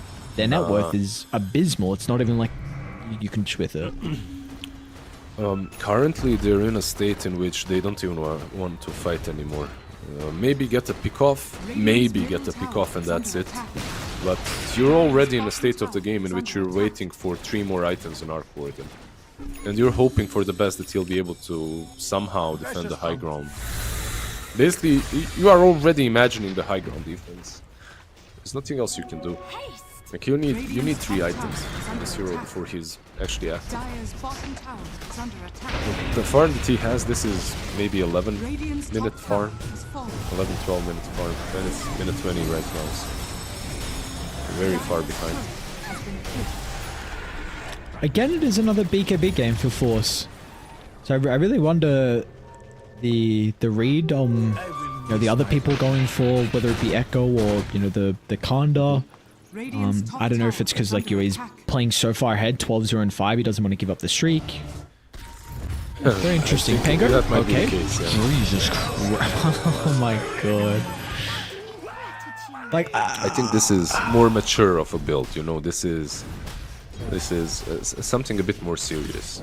Like, the Echoes and the Harpoons, they're nice, but this is a mature build. I'm jumping in and I'm actually going to be able to get out, not just get a kill and die afterwards. Supreme? Hex reveal, but with Nauman nearby, should be able to stun to the park. Actually just got the jaunt away, I think. Wait, where'd he go? Never mind, Supreme's back. He's right there. Disappeared for a second and they lost the glitch move as well. And as soon as they open their eyes again, all of MOUZ show up in quick fashion. Yeah, they're creating some space, I guess, for Arc, but it's just not enough. He's not finding enough farm as it is.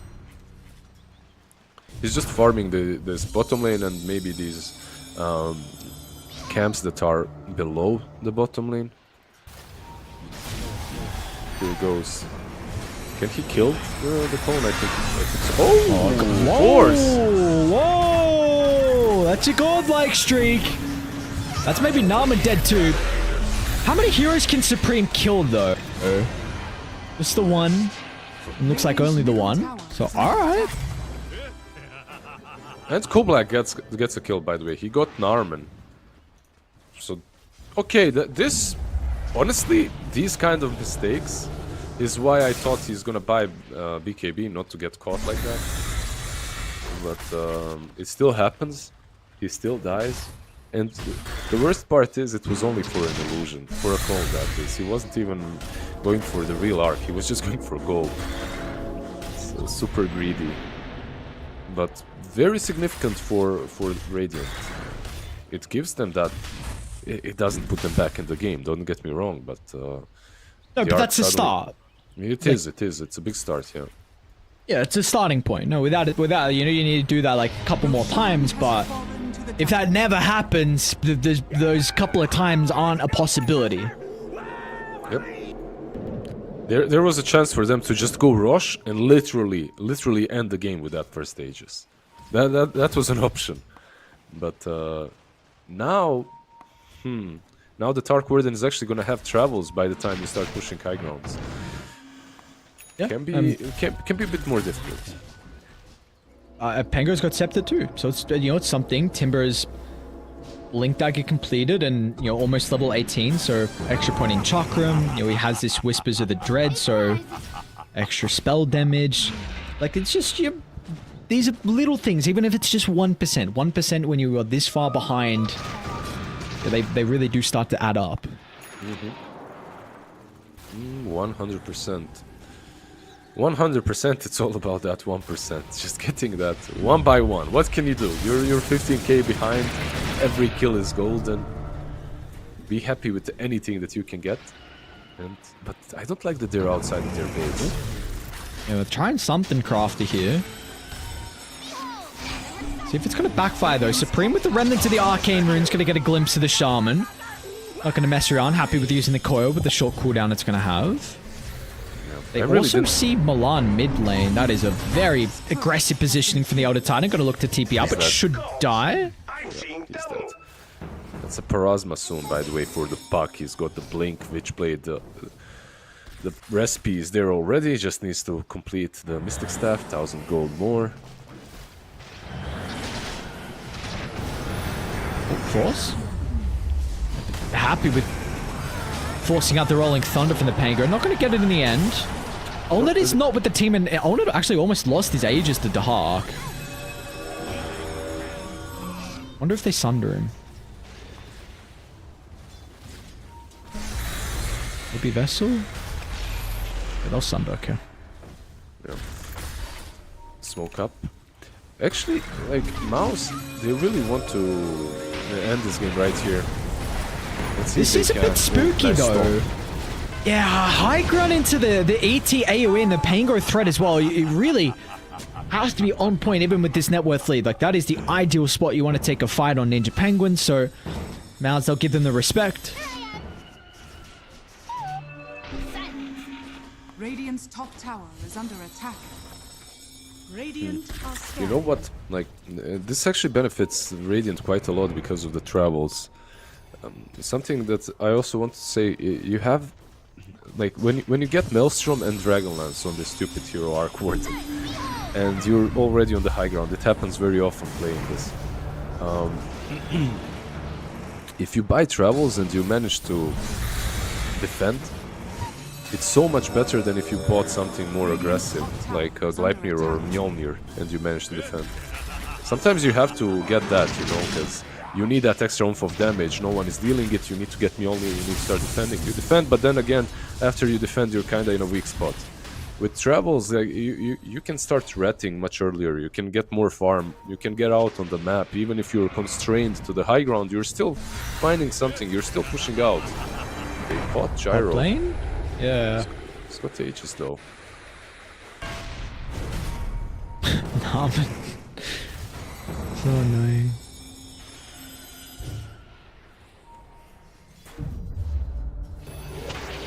Lucy, are you surprised they haven't poked high ground? Maybe they're waiting for this Satanic, which now is completed from Olna? It's hard, like you said before. It's not really easy for them to go high ground. You have this Timber Elder Titan spamming, delaying, then you have Arc Warden with Magnetic Field as well. It's not easy. They are poking though, and they're going in again. Use Satanic though, keep in mind.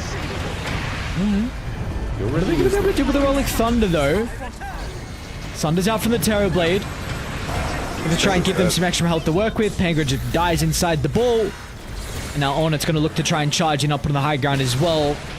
Your base is now mine! Aegis gonna be out at 20 though. This is something that they need to keep tabs on. I think they got a glimpse of the Shaman to the left, and by the gate they'll blow him up. You might wish to retract your last move. Yeah, nice warding from them. They just put wards. Olnet probably using Satanic mid, right? No? Oh, he's just going back. Radiant's top barracks has fallen. Why is he not pushing? What's happening here? Ah, because of Aegis running out, I get it.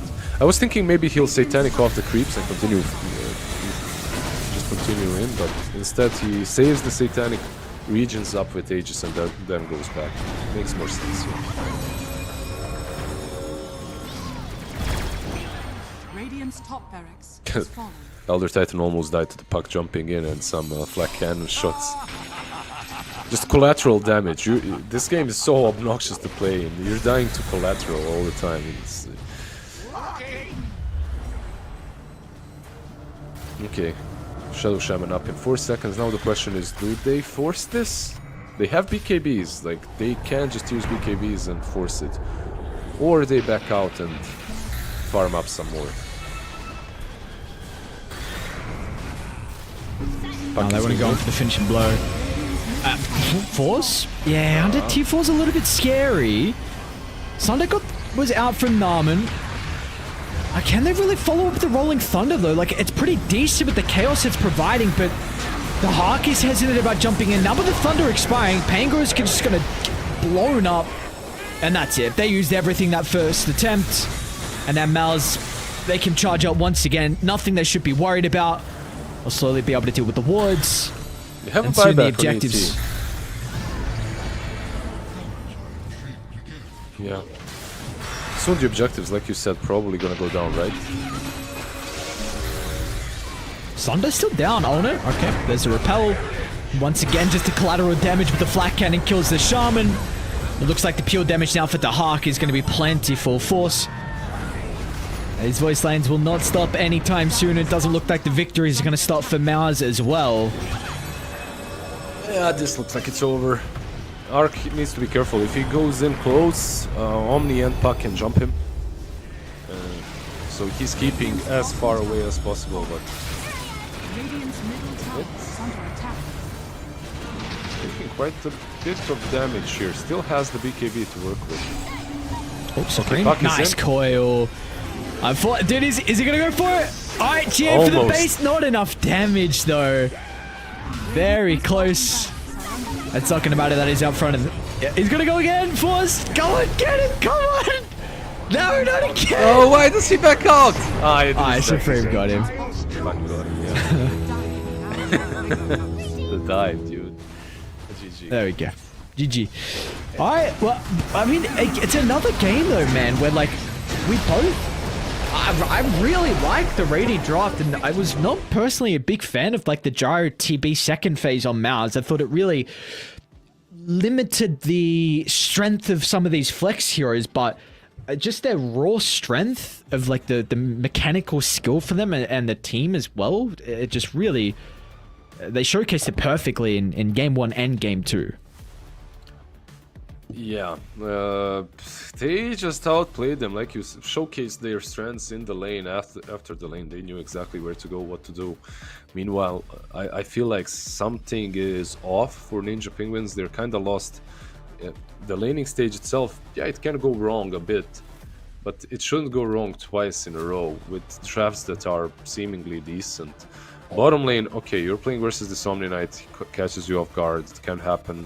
Meta dishes out a shit ton of damage, sure. It's not the easiest lane, but Elder Titan and Arc aren't weak as well.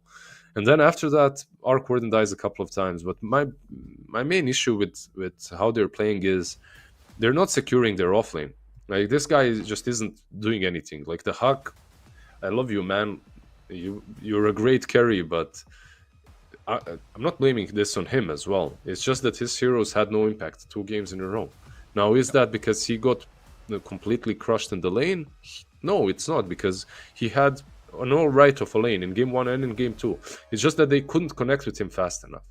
Like, his rotations, if you remember the first rotation on mid lane, it came a bit too late.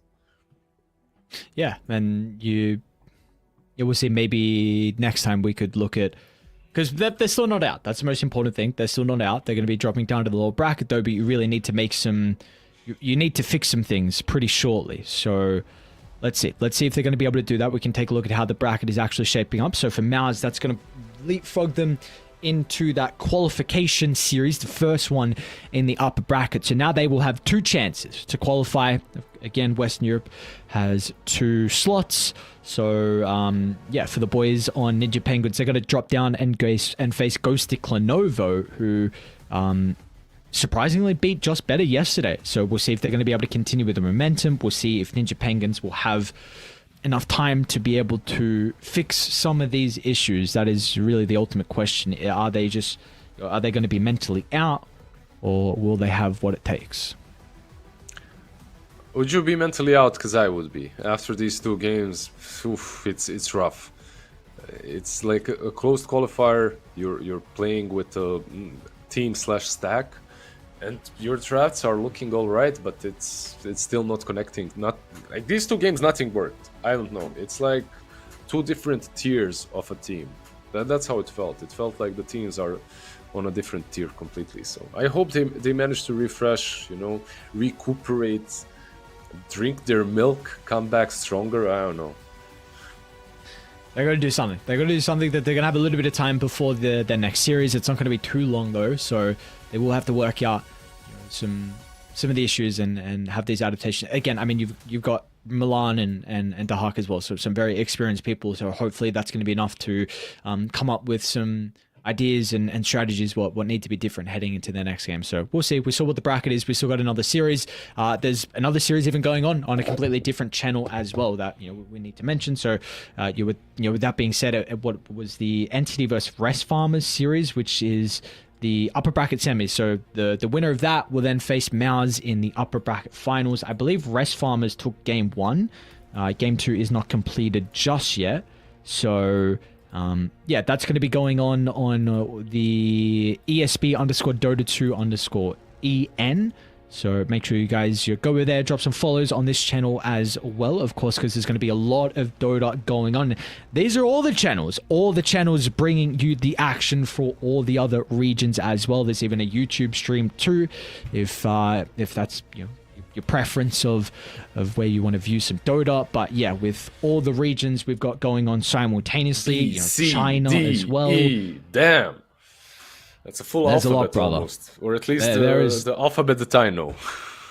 The alphabet that I know, yes. I know you can't count too high. You can't go too high in the alphabet as well. That's all right, man. You know how to play Dota, you know how to cast. That's all you really need. So yeah, with that being said, we are one series done now. We are going to have a little bit of a break for our second series. We will continue to follow Ninja Penguins. They're going to have a new opponent though with GHOSTIKLENOVO. We'll see how they can match up against them in the low bracket, because it is time for an elimination series. We'll see you guys after the break.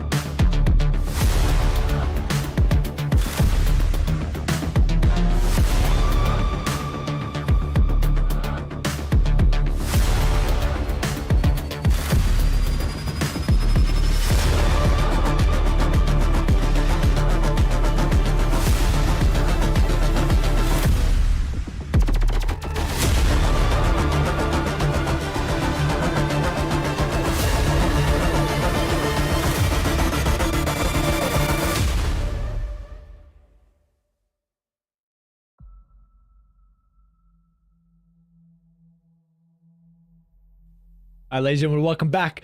We've got our second series coming up incredibly soon. We should have a very exciting one as well breaking out. It's going to be low bracket once again.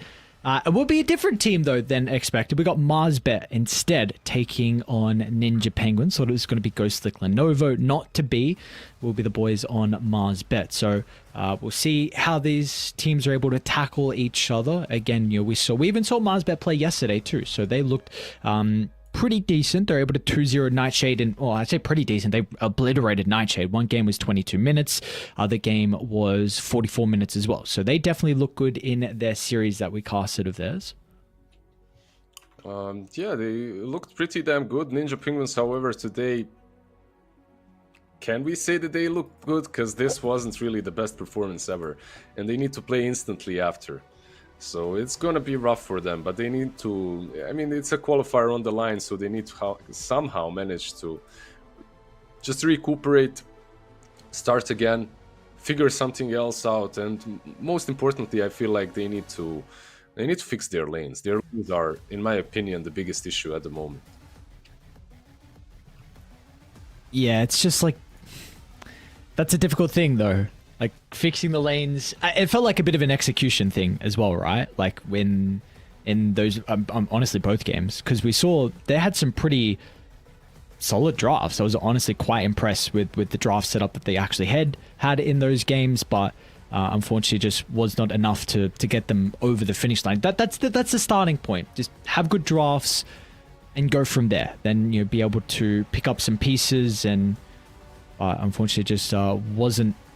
They weren't able to execute. That's another big thing. At the end of the day, like, you can have a good draft, but are you able to make the plays required to be able to get you over the finish line? And for them, they weren't able to. No, for sure. I completely agree. That's one of the biggest issues that they had, right? Like, the drafts are completely, I don't know. They need to figure something different out, because you like it's, and when I say figure something different out, I'm basically speaking about the movements in the game. Like you cannot just continue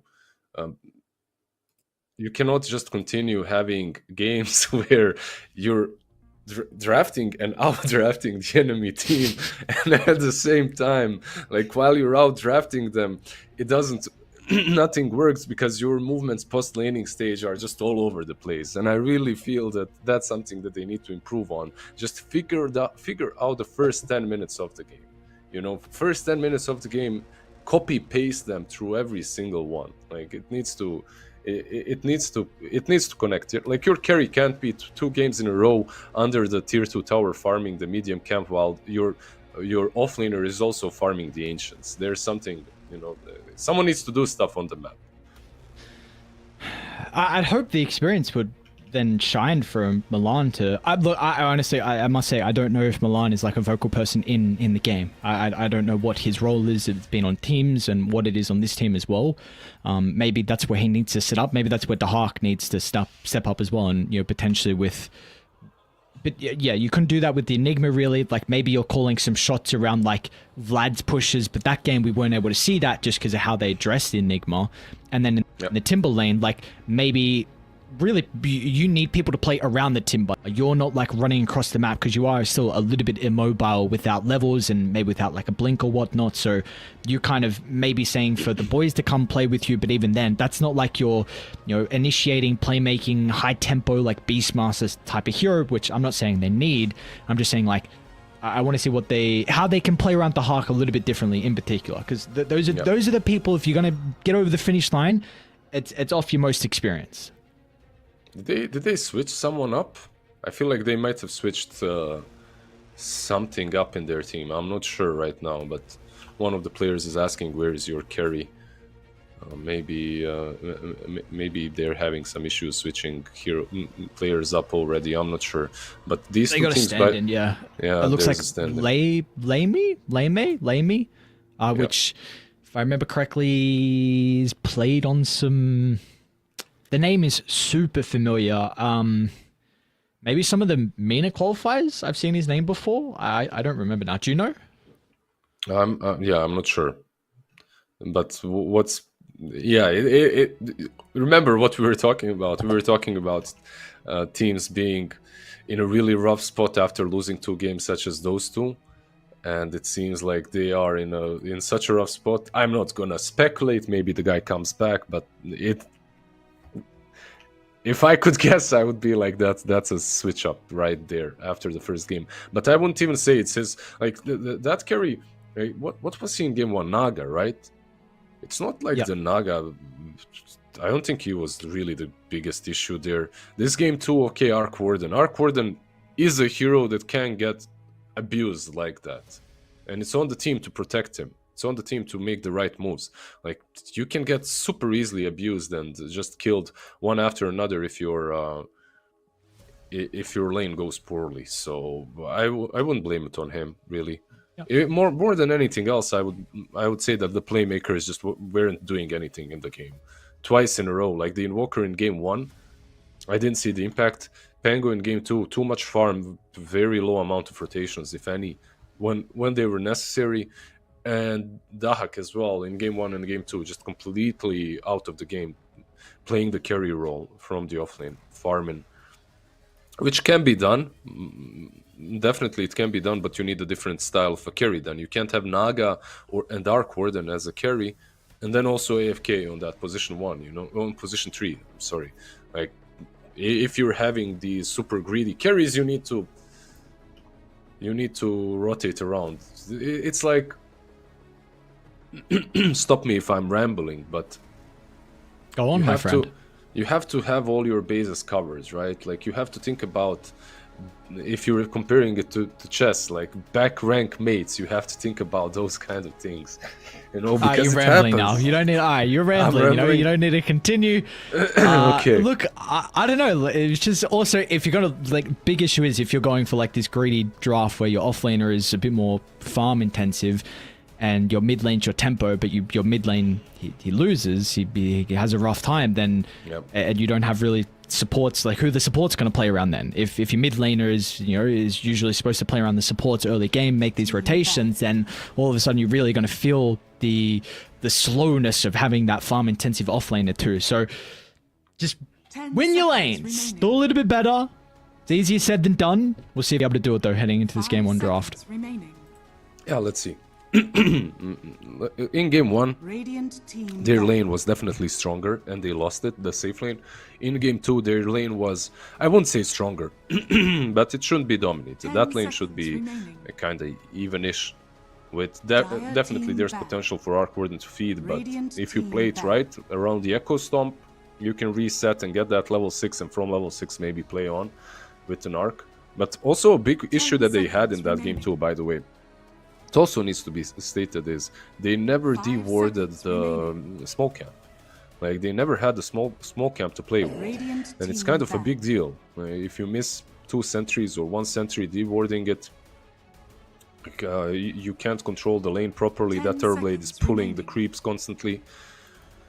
All these small little things, they add up. Like, the position 5 is actually really difficult to play. Like, don't be fooled. Position 5, especially the first 5-10 minutes, there's so many things that need to be in your mind. So many things, so many timings that you have to take care of. If you don't, you will lose the lane. Any surprises with some of the first phase bans? Is there anything super surprising? Marsbat, I feel like they're just banning the heroes that these guys have played recently, so they ban out the Timber, also meta hero, right? Shadow Demon going through because these 2 teams don't play it, I guess. Centaur picked up for Ninja Penguins. I already like this more. I feel like it forces Dahak to play a bit more aggressive, and it also opens up their techies. Like, Centaur techies is really good. Like, they can go Centaur Rubik as well, or Centaur techies, and I like both of those. 10 seconds remaining. Let's see what the response is going to be for Marsbet. 5 seconds remaining. Got to keep in mind for them, they've been putting a lot of emphasis on drafting Mr. Lux heroes in the first phase. So, and we spoke about all the offlaners that are already banned out. Now you pick up the Centaur. So he doesn't really have many options. Like, really, Centaur, Mars, Timber, DK are really all the offlaners that you're first phasing. So might actually throw their draft a little bit wayward now, with potentially leaving his till last. Because if you pick up some like mediocre offlaner, he's going to need a lot more bans. You might want to do it later in the draft. You know what I actually like in this situation? If you can't counter the Centaur with an offlane, you can still pick an offlane and the carry that work very well together, and that are actually in the meta. Slardar Lifestealer, I like that, or CM Lifestealer as well. Like, if you open up that way, you can make sure that you will be crushing the Centaur, or at least delegating him to a position 5 or 4, and then you get the Slardar there just to oomph the damage of the Lifestealer and give him that easy access to the fights. Nyx Assassin as well is an option that we've seen yesterday, but it didn't work that well. I like Slardar as well because Lifestealer gets banned. Yeah, I mean, this had to happen. If you're first phasing Centaur, you need to second phase ban the Lifestealer. I think another thing, just really quick, with Nande in particular, I was very impressed with his performance. I think you even saying praises to him multiple times yesterday when we got to cast that Marsbet series. He seems like a very, very aggressive carry, always inside the lane in particular, but even off the back of the lane as well. Like, we saw him playing the Slardar in one game, sorry, the Slark in one game. I can't remember. He was on the Morphling in another game as well, and it was, either playing pretty aggressive in that one too, just once he was able to find his farm. So we'll see if they're going to be able to give him a hero to be able to bully the Centaur, because Crystal Maiden can definitely help out if you do have that aggressive carry. Yeah, what else is there? If you're looking at Centaur, the go-to hero is always Lifestealer. Besides him, like a Monkey and Ursa, stuff like that? Like, these kind of heroes, I guess, that deal with melees are also fine. But not my top tier, but sure, they work. There's still a lot of options. Like, yeah, Centaur is strong, but he's not as broken as he was when the Veil and Whale and what's it called? Shiva's Guard got changed first. That was stupid. Like Shiva's Guard being minute 15 item timing for Centaur on the offlane. Good times. I had some free MMR in those days. Dire Oh, team brother, I'm sure a lot of people did as well. Yeah, that was a very interesting time. But alright, Marsbit, second phase is going to open up with the Hoodwink. So we've got some supports that are able to deal a decent chunk of damage, and you're not going to reveal any cause currently. Decent chunk of damage, decent control. You get 10 seconds stun from remaining. Hoodwink. You get a really long ass duration, like 3 5 seconds on that maxed out. remaining. Root from Crystal Maiden, Frostbite is really good. The cone is also nice. I actually like the shard on Crystal Maiden. It gives you some mobility and some extra control too. Dire team pick. What's the next Rubik? Yeah, I mean that's the thing, right? Like Centaur, Rubik, Centaur techies. I feel like those two are probably the most common ones. And as Rubik, you're happy, right? Like you're playing into Hoodwink and Crystal Maiden. A lot of spells already that you can steal. For the trees. I don't know if they have a Dino player, but already Dino kind of springs to mind. You're going to need some heroes to run in on Marsbet. I will also quickly add the fact that I think Ninja Penguins with first phasing their offlaner 10 and then seconds Marsbet remaining. going for their Crystal Maiden, it means you're now in a position where you have to pick 2 cores 5 and you don't, seconds and the remaining. only lane you know is Centaur Rubik. So Yeah. Radiant this is like you are going to get counterpicked. That's the big thing. So there is all- going to be some advantage once again for Ninja Penguins. Yeah, they banned out the puck, right? So it's gonna be like Pango plus carry. I feel like actually Pango plus offlane. And what do you want to do? Because I would pick carry here. Actually, 10 pick seconds carry that's remaining. good versus Centaur, and keep your last pick for the offlane that's good versus 5 whatever seconds carry they remaining. pick. Does that make sense? I feel like Yeah. it's a solid approach that you can do. Or if you're afraid that your carry is going to be banned out, you can pick it.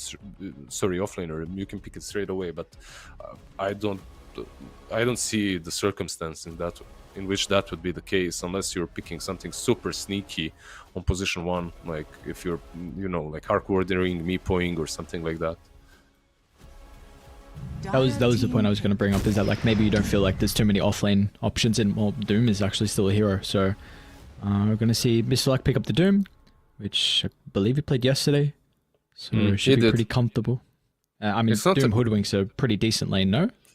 It is. At the same time, it's not like 10 the best seconds Doom game. remaining. You're playing Doom into Scent. Like, you know that he's going to be 5 seconds remaining. able to stampede out of that ulti, or like you Doom someone, he stampedes, GG. Versus Pango, I like the stampede as well. So overall, I'm not like the biggest fan of Doom, but he does make life miserable for a lot of heroes. He eliminates a lot of heroes later on in the game. Like he is the one of those ultimate win conditions. If he can get that AoE Doom and just follow you about, like, it can be very scary to play.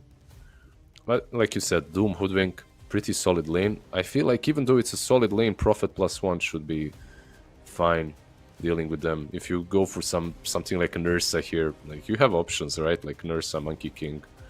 You have options. You can get heroes that deal with Doom very well. What are the meta ones? Like you have Sven that's left in the pool, Morphling that's in the pool, but it's really bad Dire versus team Doom. back. Have Void, Sven they get stands Sven. ready. Okay. The meta guy, right? That's it. Everyone copying one another. Just get what everyone else is picking. Wonder if they will get rid of one of the other meta guys being the Faceless Void. 10 seconds I think although CM remaining. Void is kind of a weak lane, but I'm just thinking of the matchup 5 versus the seconds Sven as the game remaining. goes on, and one of the better carries at the moment. But yeah, again, maybe they're not too concerned because of how they've already drafted against it. Do you have to look at a Slark this game? Is it something maybe you're considering about removing? I think Slark is good for Mars bet. Any sort of these heroes that can get close to Sven, he can't attack you. Meanwhile, 10 you're seconds remaining. taking his stats, bashing him. Any kind of those heroes is 5 good against him, seconds right? remaining. So Slark definitely fits the bill. Are you afraid of any? You're not really afraid of anything from Ninja Penguins as well. if you're Mars bet and you're getting that Slark. So it's a good shot, it's a good call. Should be banning out some Lashrak or something like that if you're going for him then. But what else Pango struggles against? Like, I guess you can Razor Ember. Just run-of-the-mill standard heroes that they banned that are good versus Pango and also can be problematic overall. I guess Quap was another one. Yeah, I don't mind Quap. I mean, I was considering Storm versus Pango, but they have so much control. And then I guess that kind of goes into a bit of a weakness for Queen of Pain too. But I really do feel like they need some like range nuker. Oh, that's good. I won't mind like Storm, Quap, Void Spirit as well that you mentioned yesterday. All these kind of heroes that can reach the backlines together with Prophet and make stuff happen. Ember Spirit as well that they banned out really fits that role, but maybe is a bit better versus Pango in the lane. 5 seconds. You're calling the Dino quite a lot, quite often. He's still in the pool. Another hero that's decent versus Pango. Radiant team Yeah, true. Yeah, they get the Dino. Okay, so with that now being said, is okay versus Hoodwink. I think CM is pretty, in regards to win rate, has a pretty solid showing versus Primal. Frostbite is just like so annoying for his mobility, of course, until he gets shard, until he gets a 15 talent. But a lot of your early game aggression is you're really being able to get active and not get kited, and Crystal Maiden can definitely do that with Frostbite. But you said it's pretty good versus the Pango. It gives you another way to be able to initiate a lot of damage as well. Yep, it just fits the build, I guess. They kind of have 3 strength. Like this, I would enjoy a Timbersaw so much. I know he's banned, but a hero a la Timbersaw, is there something that they can get? Not really, right? Everything else is not that great against strength boys. Not as great, and they need a position 1 anyway. I guess a Slark fits the bill still. Some AoE on Primal Beast is scary. Yeah. What else is there? What's spammed right now? Like, because Slark isn't. He's not really that meta. I don't know. I'm really trying to rack my brain on what they can go for. Oh, there you go, Choose your Slark. hero. So yeah, I mean, like you said though, Primal Beast has a lot of AoE damage, and I've heard some mixed opinions about the Primal Beast into the Slark matchup. Can be a bit hit or miss on Nande, but he proved yesterday was very, very comfortable on this hero. He plays it at a high level. Did he play it yesterday? He did, right? Yeah, in the victory they won in 22 minutes. He played it. He had a very good lane where, remember, he went like Orb of Venom branches and then he rushed the boots with First Blood. Yeah, versus the Axe. I remember now. Yes. No, it's great. Like, if he's comfortable on the hero and if he has a similar performance, which he might have this time around, he's playing into a Centaur. It's like it can be a rougher lane definitely than the one he had yesterday, because you are playing into this guy that can really nuke you down. I'm sure that Dr. Bum and Dahak, they played this lane before and they know what they should do to a Slark, so I feel like it should be a bit easier for them, and Slark shouldn't be as free as he was in that game yesterday. But overall, this looks like a good Slark game. The only difference is, like, Sven is in a much better spot at the moment than the Slark. How does the Meta-wise, matchup though that is, fare? Yeah, like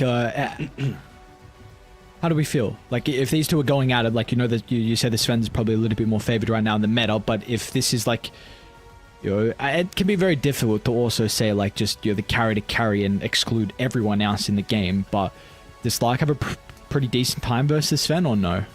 No, carry to carry he definitely does. It's like an old school counter to Sven. Like, he kind of counters him. That's why they last picked it into Sven. But it's like with everything, there's way more in this game than just the carry to carry matchup.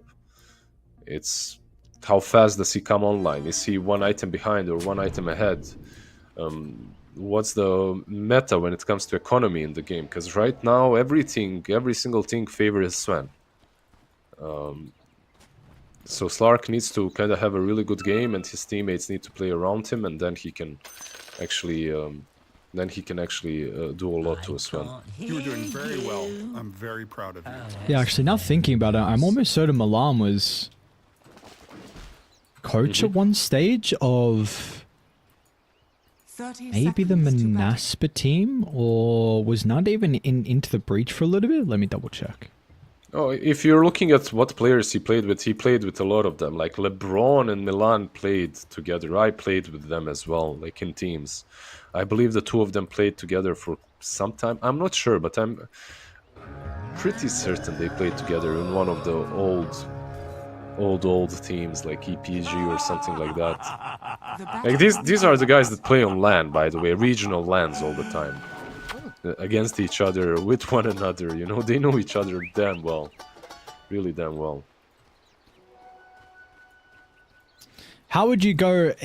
How would you pronounce this, Sven? Because I think Lame. I think the E is an A. But I don't. I also feel like I've heard someone pronounce it like that too. Like what, Lame? Yeah. Yeah, it looks like Lame. I don't know. It's nothing Cyrillic or anything like that, if that's what you're asking. This guy, Lame, I guess. Well, let's stick with Leme. And I was kind of right. I forgot what team, but you know, Winter Bear from MENA qualifiers. So see, stand in. Don't know what is 100% going on there, but he's going to be playing for the boys on Ninja Penguins this time. How do we feel though, with the draft? Because honestly, the last series for the Ninja Penguins, we felt like the draft was pretty solid. Both game 1 and game 2 was just an execution issue. But if we look at the draft again, besides the execution, do we feel like they've set themselves up pretty well? Yeah, I think their draft again is pretty decent. Nothing to really take away from them super hard. Maybe the playmaking capabilities aren't as big as they were in the last couple of games. But overall, I like their draft. I actually favored their drafts even more in the last few games, but the execution was way off. This time around, I feel like the execution should be a bit easier for them to move around the map and make stuff happen, because they have a position 5 Prophet. Like, you can do so much with the Prophet position 5 if you rotate around properly. Bottom lane. How'd the Rubik get here? I have no idea, yeah. Did they? I think LeBron blood grenaded, so He did. not gonna have that one available to maybe look for another attempt. They've got their small camp open though, and LeBron was able to get a pull off, so it's gonna make. Sorry, a stack off, I should say. Yep, got it stacked. Should be easier for them to get this lane under control afterwards. Such a big thing, like, gotta make sure that you have that camp, that you get these pulls off.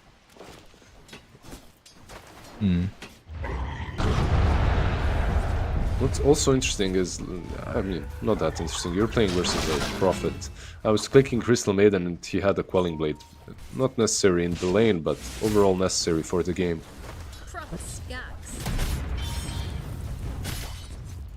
I think we'll have some of the other lanes they're shaping up at the moment. I'll hold that. Nande with the jump in. Only just poking at Mr. Hot Dark. We do have those Lotuses though, so we'll keep tabs on if there's going to be any aggression. Does look like top lane Indy Penguins be able to secure that. They're going to get the bottom one as well. Mid lane though, looking pretty decent. This should be a favorable lane early on for the Primal Beast, just because the stupid stuff you can do with the body block of not the body block. You can just get in the way of the CSing because the port, not the portrait. What is it again? Big, yeah. The model. Model. Thank you. Just yeah. He's a unit. Yeah, I mean, he is a unit, so you can just have this your stupid mechanic where you can just you just out CS in a way. Of course, it's going to be fine for Pango pretty shortly. Like you're level 4 now, you can just use your spells to CS, but early on it can be a bit frustrating for like the first couple of levels. Yeah, especially if you're old and blind, then it's even worse. Are you old and blind? Yeah, I'm talking about myself when I'm playing versus something like a Primal Beast and I'm trying to CS. I'm like, please, just move, you goddamn fatso. I thought Primal was the only one, but I heard Quinn speaking about it on a stream, and he was mentioning some other people as well that they're able to have this of the block. He's mentioned Naga. He mentioned 2 other heroes too, but I don't actually remember who they were now. But Radiant structures are I'll blame Mr. Luck. I'll take a little bit of damage with that second point in the teleport from Milan. Haven't seen him make any rotations just yet. Yep, they tried a couple of moves on him, but he didn't try anything. Like, so far, I'm really thinking bottom lane definitely has had some openings. Like, they have lift, they have stun, blood grenade on Rubik. Mid lane. That's a big kill if they're going to be able to find it. And he had some distance. Might actually tick out to the dead, blood. yeah. Not enough. And yeah, just needs a swashbuckle to connect. And Wish is on point. I'm not sure, why is he creep skipping? I don't know. Radiant's middle Yeah. tower is under Like, he was, attack. this is the second wave he creep skipped. This isn't, like... I don't consider this matchup to be bad for Primal. So, usually when you see people creep skipping, it's because you're having an issue, right? Like, you can't lane versus someone. I did hit the tree. What happened? I missed it. Nande died. It's a big kill. Yeah. Well... don't something know, going their way.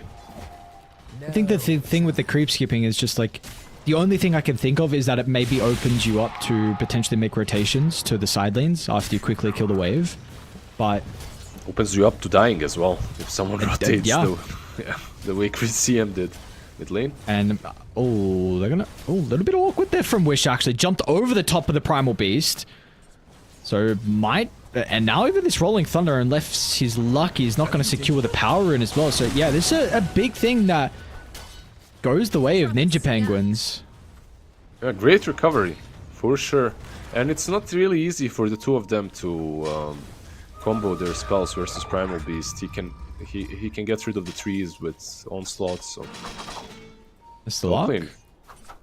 But they had an Observer Ward inside the river. They saw this Primal Beast starting to rotate top off the Arcane Rune, but Mr. Luck wanted to continue to play still aggressive onto Leme, and I mean, this is already a night and day difference in regards to the start. I mean, game 1 they only had 2 kills, game 2 they had 4 kills, but already looking much better.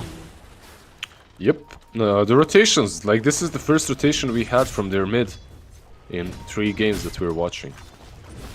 And I'm not saying, of course you can look at it as this, but I'm just saying it as like he had such bad games that he couldn't even rotate in game 1 and 2 of the last series. So the Primal Beast already doing something, especially because he died once already, so he can make moves, can do stuff. How's our Slark doing actually? 33 CS, he did die once, right? So it hurt him. It hurt him a bit. If you remember, the item build is completely different now as well. That first game yesterday when he played Slark, he had what, Orb of Venom and like five Iron Branches, and that's it. And then he went full aggro mode with boots. This game he just couldn't afford that. He needed to be more sustainable.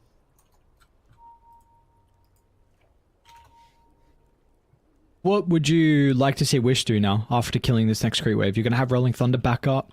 Is there a threat of maybe going down bot and killing Dahak before he has Stampede to escape from Rolling Thunder? Do you even want to consider about making a rotation for Wish? I feel like if you're Wish, you can just farm. And it won't be bad. Like, I don't think this team, this Radiant team, needs to make too many plays straight up. They can get Diffusal on Pango and then start moving and just rotate when an action happens somewhere. Like you can TP with the Pango down bottom if they go on him.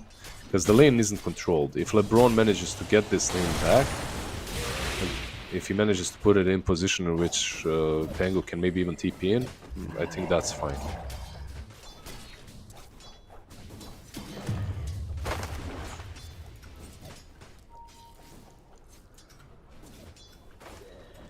Still intrigued to see on... I mean, Milan's level 5. Okay, well, he's... Not bad, right? Yeah, I guess this is one of the nice things about this Sven is already, 3 points great cleave, you just shove out the lane. With that being said, I mean, Doom is going to free farm then, but it does mean that your Sven free farms. What's going on mid lane? Wish, damn, it's almost dying to the Primal Beast. This is huge now. Wish is not going to have any resources for the fight. Nicely done from LeBron. Does actually still get the deny on the ward. Oh, sorry, on the rune. On the rune, yeah. Really nice top lane. Their TP in. Doom was used already on Sven, but he managed to pop the God Strength, so can't really kill him. A bit too tanky, continues farming. And you mentioned what the Sven was doing. You outpush the wave, you go and farm the jungle, but that's...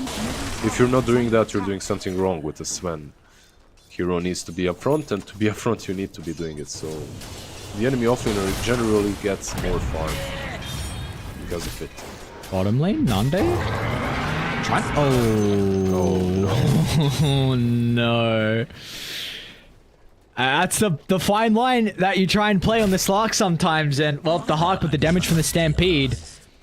Alright, now you are like, this is the best start they've had, and also Dahak in particular. So we really need to see what they're going to be able to do with it. He's going Blade Mail first item.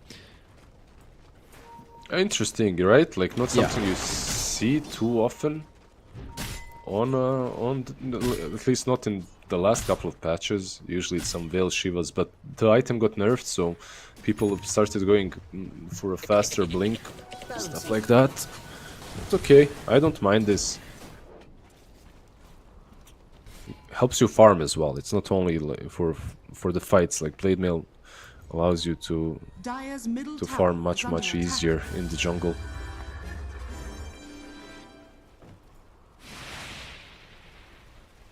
Smoke up from MOUZ. They're not happy with the status of this game. He's going to try and make his first move in the top as well. Might be able to see Lame. Oh no, they just moved back down. They're so unfortunate this game. It's insane. That's actually just so unfortunate. That's aggressive, Wish. Okay, oh, we'll and be they fine. missed the... And they're not going to get the regen now. Dude, they're missing They everything. Yeah. These guys literally missed like 4 spells in a row. The only thing left remaining is to miss Doom. Misclick it on a creep instead of Sven or something. He's setting up top, he's waiting for him, but like even if you go on the Sven here, I think he just TPs once you Infernal Blade. You don't kill him without it. You look stunned. Let's see, God Strength is gonna go out. Oh, there we go. That's even a tip. Bottom lane, Nando. Nice Oh, bounce, got actually pushed. gets to the high ground. Or... And now, Milan, does he block him off perfectly? He does. Pretty deep. Wow, nice sprout. Milan, he's getting no help. The boys are nowhere to be seen. So Nande's just been left on an island this game. I mean, everyone had TP. They were looking to try and make their own play, continuing to put some pressure on the Sven, but he's gone all the way back in his jungle. Oh, he TP'd? Wait, who TP'd? No. Why didn't he TP? All right. On Slark. Because the stuns were used. They didn't have Onslaught, they didn't have Centaur stun. Yeah, interesting. Radiant's bottom tower is under attack. No, not sure. I felt like the moment he popped Shadow Dance, he could have TP'd.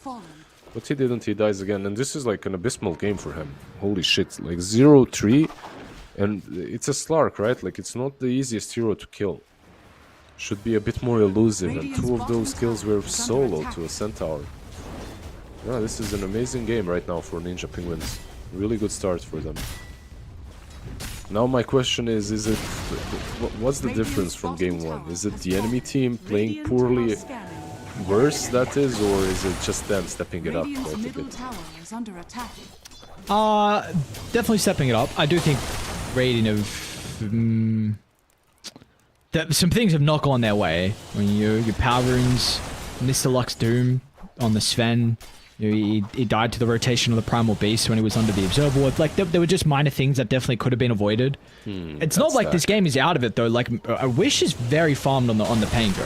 So if he's able to actually connect on his movements and connect on the spells, and, you know, we know what this Pangolier hero can do. It does so much damage, but... Yep. There is finally going to be a game where Ninja Penguins are playing, and they're not going to be, like, 10k deficit of 12 minutes in. They're all buying Blade Mails, by the way, Ninja Penguins. Blade Mail Penguins. Primal Beast has one. Centaur has one. Of course, Sven is not gonna buy one, but it would be funny. In any case... Dude, What a...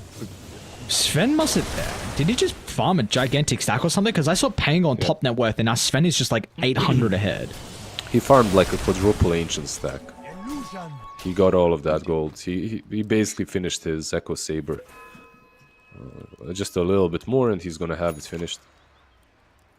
A huge stack. Well, I'm not sure, like Mars Bet isn't really making any plays. Night and day difference between this M team and the old M team from game 1. From series 1, that is. I'm not sure why they're so passive, but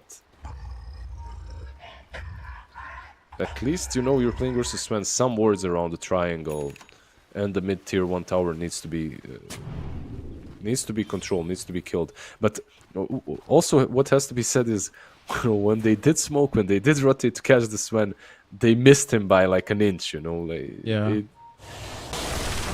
Dr. Bomb. Should be okay. Like, this is really scary. If you dive too deep, like, are you gonna have the damage? 1600 health on the Primal, 2k on the Centaur, almost has Eternal Shroud. Sven has 2.1k as well. So, like, if you don't blow them up, they will be able to react with this +1 on the Nature's Prophet.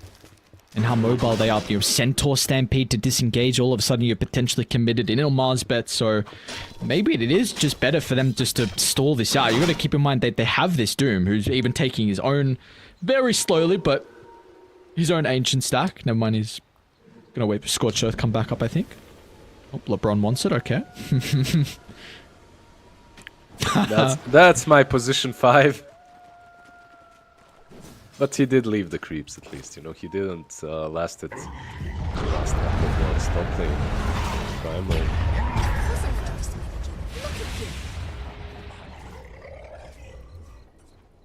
Sven, yeah, he's got that Echo completed, getting closer to the BKB. Meanwhile, Slark is kind of behind. You know, he went for the Midas in the end. Started with that 0-3 score. Needs some recovery. Midas isn't bad on Slark, but this time around, I don't think he had an option but to get it. Bit surprised on the Primal Beast net worth, actually. Looks like maybe, I mean, only 73 last year, so it really hasn't been farming a lot. I need to put a bit more attention on that, and which could be huge, because he's going to be a lot of the damage inside the fights to, you know, help deal with the Slark and the threat against the Pango as well. Mid lane? Milan? Milan? Courier is going to see him? They saw him with the Courier. No one pinged. Now they ping. They're like, yeah, that was... you got a day ward at least. That's something.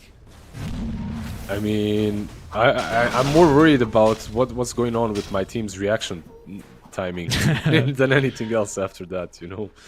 It's like, goddamn. That's some... That ping isn't measured in milliseconds anymore, you know? Alright, smoke up either side as well. Looks like Marsbet looking to try and connect down bottom, anticipating a potential gank onto Nande. Meanwhile, Dire, they're looking to go top as well, where Mr. Luck has not really left this side of the map, and they'll be rewarded. I don't think there's any way Mr. Luck's going to be able to escape, and they have so much damage. And you see, I mean, you compare that to bed to Radiant Smoke, they weren't able to get anything off the back of this. Yeah, they are smoking once again, though. They're moving around mid, but this tower is a big issue for them. Not the tower not falling. Meanwhile, as well, while you're smoking up, the enemy team is just continuously farming. Look at the Prophet. He's in the jungle. He's got his vessel. He's got Shard almost in 200-300 gold. Everyone is finding something on the Dire side, and most importantly, Sven is finding a lot. Yeah. So. Are you... Who do you feel scales though, and who's happy with this slower paced game? Because you Midas on Nande, and you've got the Doom as well. But Dai, you've got, you know, some supports that scale relatively well into the late game, especially if Milan's going to be able to keep up with this farm. So, is there a side you feel like is like a little bit more comfortable with the status of this game? Not sure. I feel like I'd rather be Dire super late game. You know, if this game goes late, if you manage to continue farming. But overall, at the moment, I think you're happier as Dire. Like, you're making more moves, you're getting more farm out of the map. Your Prophet now has a full shard completed together with Vessel. Like, you're doing stuff, but both of these teams are kind of passive, to be honest. 18 minutes in. Only one tier 1 tower on both sides has fallen, and that's the safe lane. No one making any significant moves, getting any significant advantage. Yeah, 4k is nice, but it's nothing crazy. I guess what they need on Dire right now before they start actually making big plays is a blink on someone. Who's getting it? The Huck, I guess, yeah. Is under attack. You're gonna have that, and you're gonna have BKB very shortly on Sven. They're also eyeing up Nande. Yeah, he's gonna use his Q. Backpack, but the two of them probably can't get him. Maybe with the Prophet, if he had ulti. Without the Prophet, it's kind of hard. He has Mage Slayer already.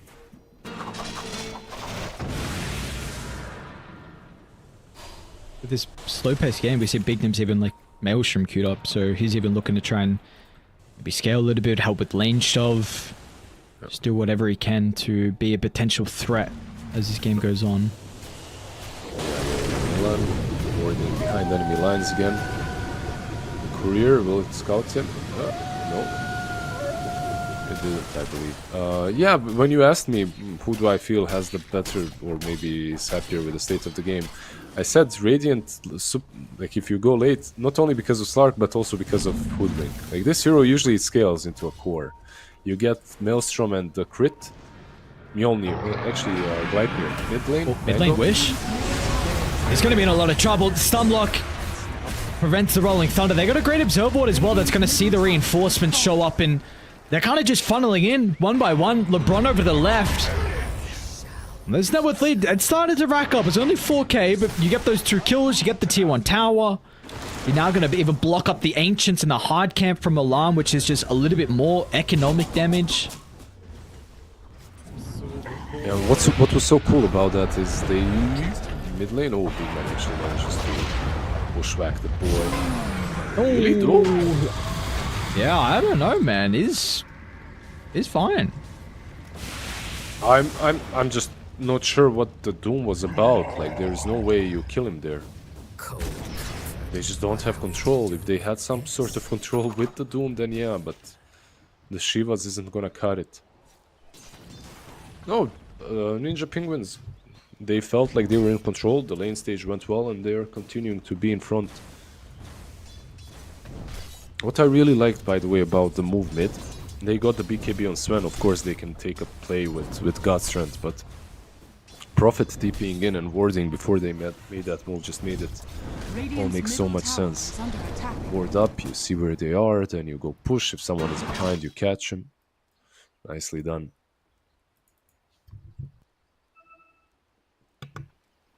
Yeah, vision this game has been pretty solid from Milan. We'll see. What do we feel like the next objective is? Like, can you be now... Is the game plan potentially for you to set up around Roshan for Ninja Penguins? Are you at this stage of the game where this is an objective you can look at? You can wait for this Ags on Swan or God Strength and start fighting again afterwards. Like, yeah, Rosh is always an option, right? I think Aegis is the next play. Like, your advantage is decent. It's not huge considering you have Sven. Like, you have 5k advantage, but it's not only about the gold difference. It's about what you're doing with that gold. If you look at Radiant, right now they don't have a way to play the game. They have no way of initiating. You have some Pangolier with Rolling Thunder, and that's it. Doom doesn't have a blink. Slark has Midas. That's where his gold is in. Like, he doesn't have Aghanim's Diffusal, so he can't bring that extra control. Your supports are outskirt supports. They're like these sideliners. They don't go in. They sit on the sidelines, and then they add some spells afterwards. And even their spells are not great disables, not great catch early on. I mean, so right now, if you're Radiant, honestly, I don't see the way you play the game. You need a smoke to make anything happen.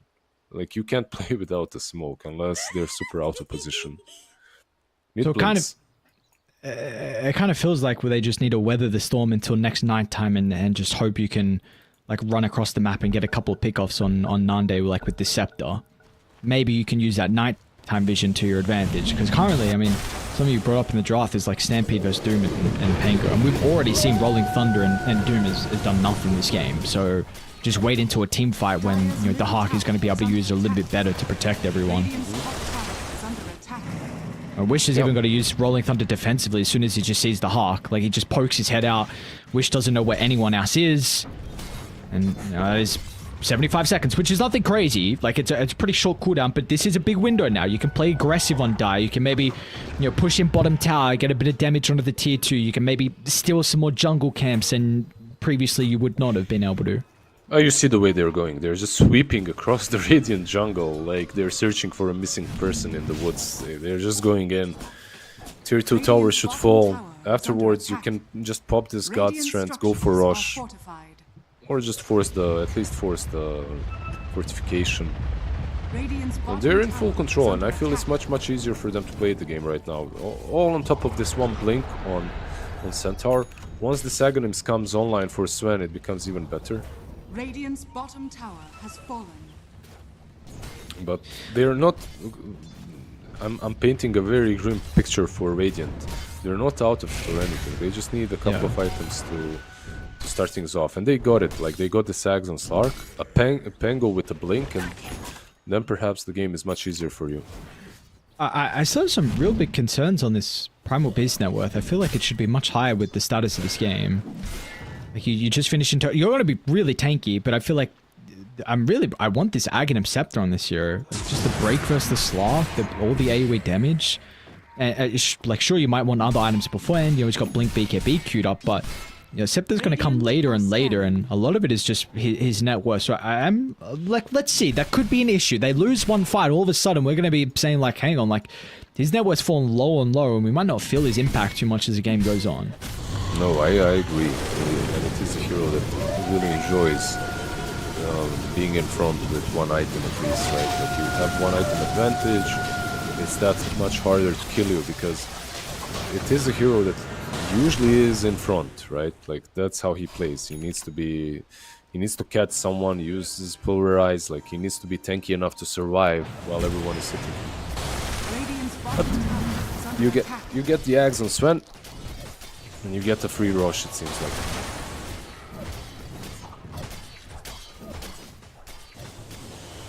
What they really did. Alright, so let's see what the call is going to be for them afterwards.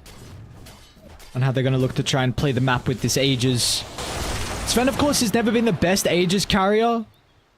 Just being a transform hero with the God Strength, but you really don't have anyone else that maybe you're wanting to give it to. You could argue a Dino if this is like, if he's really far ahead, but definitely you're going to give it to the Sven in this current game. So let's see. We are coming up nighttime pretty shortly, though, so you get up in a minute. And Nande, Scepter completed. Agshard, he wants to bring it out as well. And this is where we might see them play a little bit more proactive from MOUZ.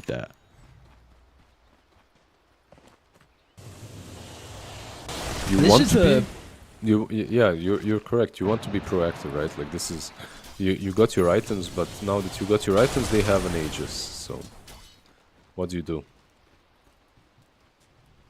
So first slow game we've had, though.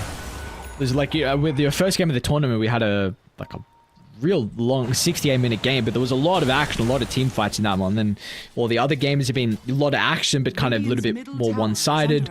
This one, 9 kills, 25 minutes in. Like, we're chilling right now, it looks like. Bottom lane. Bignum. There you go. He heard you. He wants another kill. Top lane, though, Nande. It's not going to get Milan. Wait, LeBron showed. Okay, he's fine. Maybe if LeBron was closer to slow the Prophet down a bit, maybe then they can get a kill. But this Prophet is rich. 4-staff and Vessel. It's hard to kill. Off the bomb.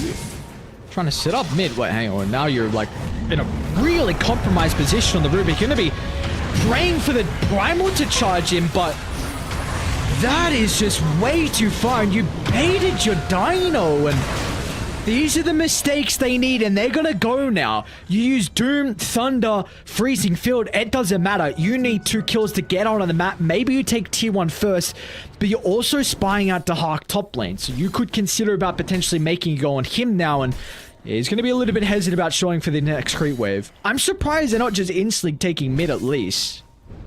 Yeah, I think that would be maybe a better option instead of trying to get a pick off. But you know, you're playing a Slark. You finally got some Nessus stacks. You want to keep that ball rolling. He had none up to that point, and whoa, like that's a major mistake from the Rubik and from the Primal Beast. That just they're too far in, and I don't know if you can say with Rubik that you can't justify yourself with Primal Beast with Rubik baited me and shouldn't be there. Lane? Can we kill him? You can poke, but you gotta be cautious how long you commit. Because Dire are bringing everyone over, and this is not really a fight you want to take with your ultimates on cooldown. Sark is They're going to be able to again. intercept the Doom inside the river. It's not going to matter though, because up to Nande, he'll deal with Milan, and now with all the Essence, he's still going to have some difficulty with catching up though, but the Pound sits back off cooldown. They'll hold the Dino into place. This is where Sven's able to come into play though, with the God Strength, tries to clean up the backline. Now we'll be able to turn as well with the stolen Rolling Thunder. They've got the control. Wish. It's still 2 cores available on Mars Bet, but they are out. And we saw what happened. Ultimates lacking, no Doom. It's a big one. And he ran underneath the Watcher, so Wish a lot of trouble. Blink still on cooldown. No TP too. He's got Blink now. He's got Blink, they're chasing him, but can they catch him? No wave farms! No wave farms! What? Oh my god, that's so greedy! Oh, that is crazy. I mean, we can see everything. So sure, we got this bird's eye view, but that is crazy to farm that. Yeah, I mean, sometimes that works and you take away an enemy camp and you also get your own, but damn, that was too bad. The Sven? Oh, He's dead a second time and he's not going to kill anyone.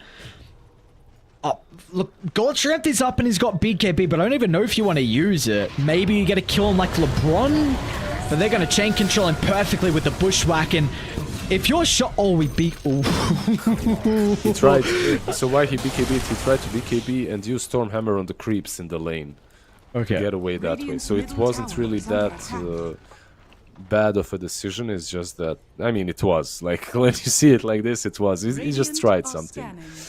Yeah, what happened, why they caught Sven so easily is because he was pressuring the tier 2 tower and then minute 28 was hitting, so he wanted to take the Wisdom Rune. And they knew he was gonna go for the Wisdom Rune, so they set up a trap. Dude, Nande still got a lot of Essence. Rolling Thunder is still there as well for the Rubik, but 43 stolen Answers for the Slark. This is a evacuate situation for Dire. Stampede should be able to help out. Mr. looks pretty speedy though. And wow, they're going to be able to escape. Yeah, they had Doom there. They could have used it immediately before the onslaught came through. But I guess if you use Doom there, he just gets stampeded out, right? So maybe it's not worth it trying, even wasting the Doom.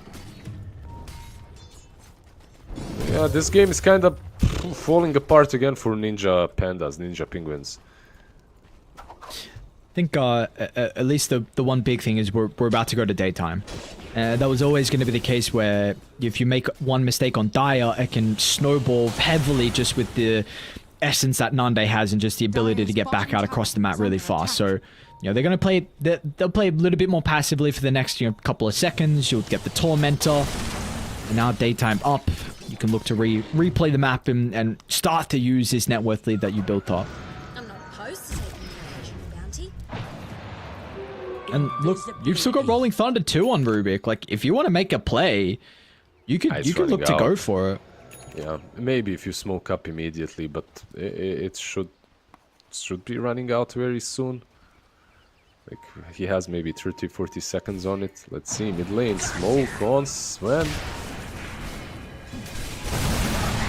It's just poke, but again, it gets to a stage where the poke is going to stop pretty shortly. Nane's in a really bad position with a stolen thunder.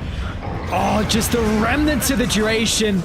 Nane, yeah, I mean, this is how you need to play this Stark. It's all poke until all of a sudden the reinforcements show up and they punish you for committing just slightly too much. First, that was perfect from Rubik, right? Like, the best opportunity arose for him to use the Rolling Thunder, which was, like you asked about just a second earlier, and then Slar goes in.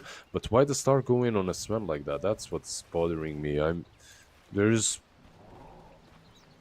The chances... Oh, we got him. Got him, yeah. He's gonna try and TP out. You know why he got him? He got him because of the headband. The neutral item. Oh, true. Yeah, he got extra range on Pulverize, so managed to catch him even through Rolling Thunder.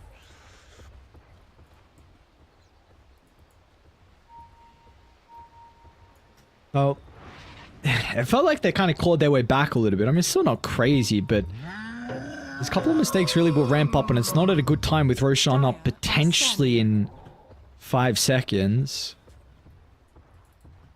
I feel like this is anyone's game. These two teams are starting playing clean Dota at the moment. So anything can happen. You can see Slark getting up ahead a bit, doing something right, and then throwing it away. On the other side as well, Rubik and Primal Beast, from time to time, you know, they get caught behind enemy lines. But if you're Radiant, you're probably smoking up. You're not letting this next rush go for free. You want to take a fight. They've got a decent observer ward as well that's going to see the Primal. My problem is there's nothing big on Radiant besides these Lincolns on Pango. New board. Do you want to commit with the Hawk? 3,400 health they're going to go through once again. It's just some poke and there's still some essence, but... It's a fine line, and again, they play it a little bit too far. And I wish might be in some trouble. Has to use the Rolling Thunder to escape. Might even get the kill on the Rubik, actually. The Rubik honestly puts him... Oh, cute Dukes. He's dead still. Okay. Does Wish get out, though? Probably not. He's not getting out. So, I mean, the Hawk is back here. So yeah, you get the kill, and yeah, Rubik is like, yeah, I'm a voice line you for that. Is that worth it, brother? I don't know. He can't even swashbuckle. He just dies to all the blade mails, you know. But the jukes from Rubik looked so cool. He moonwalked back. He had the clone stolen from Crystal Clone from Crystal Maiden, so he managed to make that look really fancy. But yeah, Slark twice in a row now goes in, dies instantly. This time, I'm not sure. I really think that he expected Lincolns to be popped on him from the Pangolier.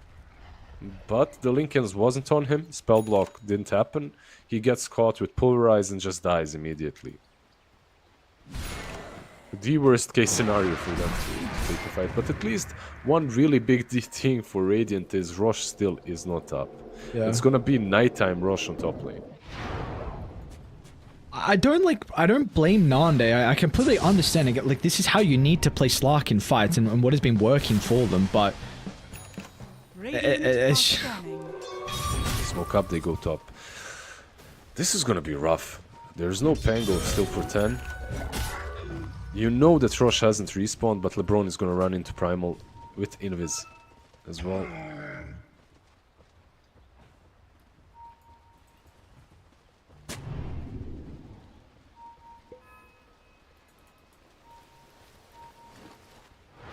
That's pesky thing about Milan is always going to be able to keep these waves shoved out. Someone kind of needs to look at bottom. Dire are scanning. It's still daytime. Now going to turn to night. Now this is where maybe Nande can shine. Need to clump up on Dire.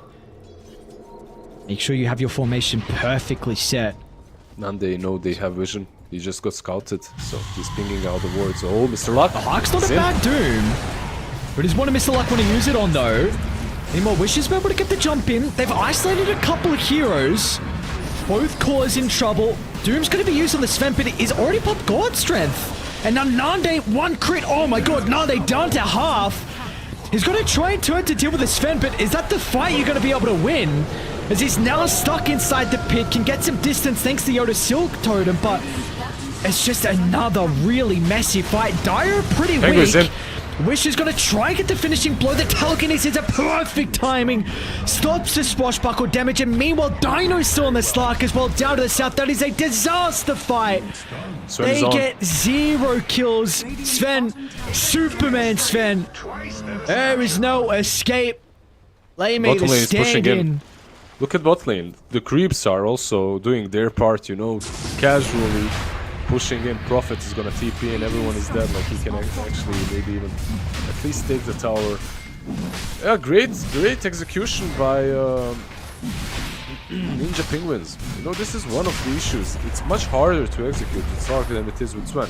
I think, realistically, with Slark you have to kind of jump in, out, get the right target. You know, with Sven, you just see someone with the sags, you go straight ham at him. And he did exactly that on the Hoodwink, then he did the same thing on the Doom. Slark kind of forced to use his shard just to save an ally. And even if Slark is hitting the Sven, if there's an ally around him, he gets cleaved. You saw what happened, like 50% of Slark gone just from the cleave. Who do you think is the ideal Doom target for Mr. Luck? Because we really have not felt a lot of impact from his ultimates this game. I'll say the ideal definitely isn't Sven once he already popped his ulti. Like, that's not ideal. That's what you don't want to do. Ideally, you doom the Sven before he pops anything, and you kill him off, if you can. But the problem is, you have the Stampede that you're working against. So if Centaur isn't controlled, he's gonna Stampede and they're gonna get out. It's rough. Maybe even Primal Beast is the easiest kill. Like, get him out of the game, play off of that. I kind of want the Hawk to be Doom, man. Like, yeah, you itemize for Heart. Have fun with that when you do. Are you not killing with Doom though? Preventing the heal. You're 4.5k HP and he can pop BKB after he gets doomed. So okay. I don't think you're killing him. You could, but it's very unlikely. If he's alone like this, though. He's alone. They have an okay ward on the high ground, but it's taking a little bit too long. They might go for the Rubik, though. Now, that's a nice kill. Just a freebie on a support is the most ideal situation for Radiant to start. And this is what we saw last time. You know, they got the free kill on the Rubik. They were able to transition that to across the map and maybe being able to get more as well, but instantly die their backup. They're not going to give them that opportunity. I feel like the Centaur was sitting there and saying, no, they're alone. I'm not alone. The 5 of them, they're the ones alone versus. But yeah, nice little kill on Rubik. Doesn't really change too much, but does open up the map at least, and they're not being pushed in, they're not being pressured.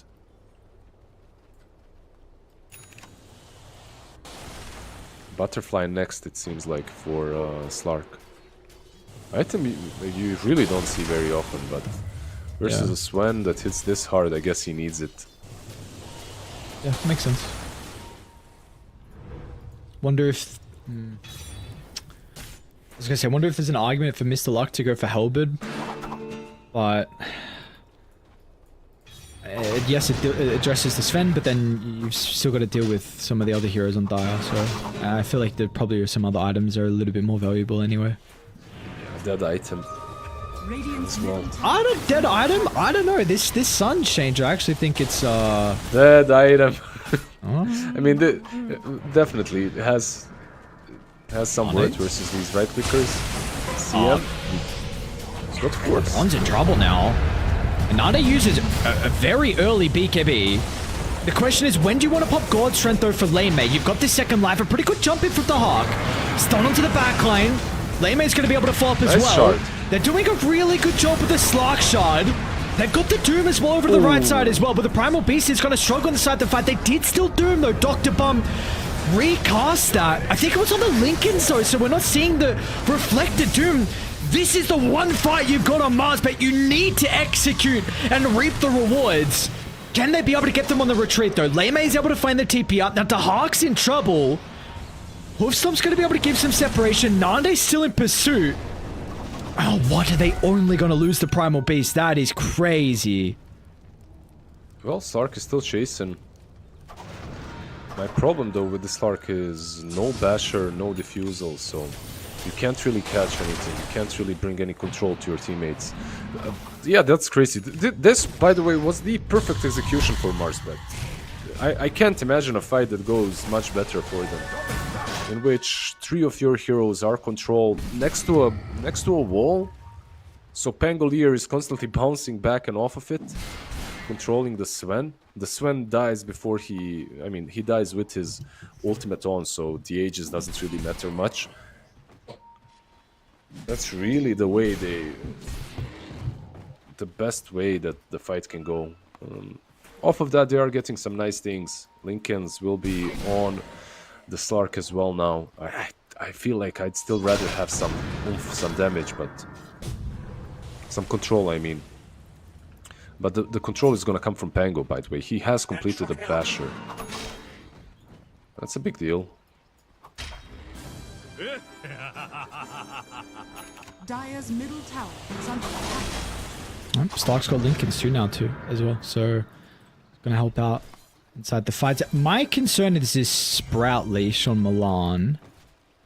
No, it's not as busted as what it used to be, but could still be very frustrating inside some of the fights. What shards are we missing though for Radiant? Oh, so for Dire. Looks like there's a couple, so you will get the Lame shard. Too bad. Yeah, I'm surprised they can buy it. Oh, they still have the Stolen Doom. Well, this is a decent rolling thunder from Wish once again. And Sven, he's gone. Oh, nicely done. Finally. They use everything onto the Sven. Milan? They might be able to get more Milan. No, he's going to be able to TP out in their face. Okay. They escape. I think they have the smoke actually to get out on Dr. Bomber along with the Primal Beast. The stupid shark with his stupid Aviana's feather, you know, like flying across, flying across the trees, regioning. Yeah, that Doom was perfect. Perfect usage, really nice initiation by Dire, but the Pangolier's counter was too good. Also, the high ground advantage allowed them to dish out so much damage. Hoodwink as well, helping out the teammates, dealing out almost 2k from the high ground. It's kind of important that Rubik actually got away, because he's got Doom up in 30 seconds, so... You know, we go again? Saw the attempt then. You might be able to go again. You got Shard now on Primal Beast. Yeah, the only problem is your Sven is still dead for 30-ish more. I think you have enough time though. Like, you definitely have enough time once he respawns. You can go and try and use that Doom. It's a big spell to have.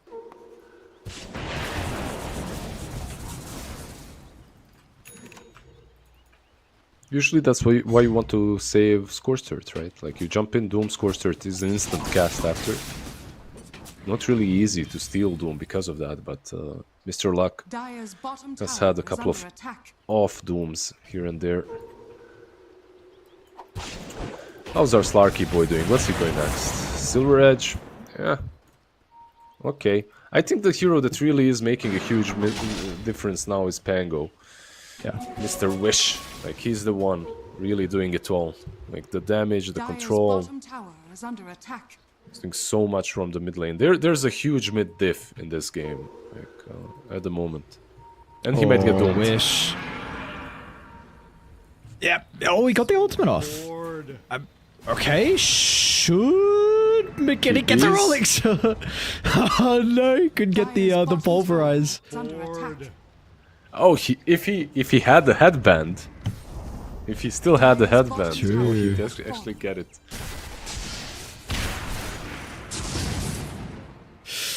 Alright, so that was your smoke, and that was your last Doom for Dr. Bomb, so unfortunately not going to be able to work out for them. And we are about to go to that nighttime once again. Yeah, we're getting to the nighttime, we're also getting to level 25s on Radiant. It's no longer only Sven that has it on his side, and Centaur. Now you get some 25s on the Pango, Rolling Thunder with lower cooldown, also Slark with Essence Shift duration being longer. Oh, Milan actually TP's in, Slark knows. Oh, we got him. Yep.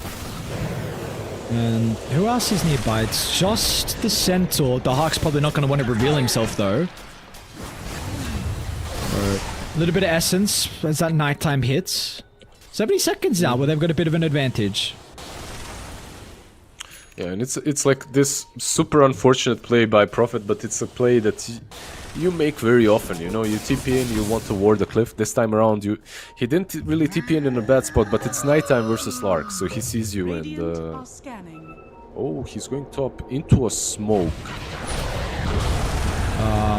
Okay. Okay. Nande. He's Everyone alone, else but they is- can't. Yeah. But they're starting to come.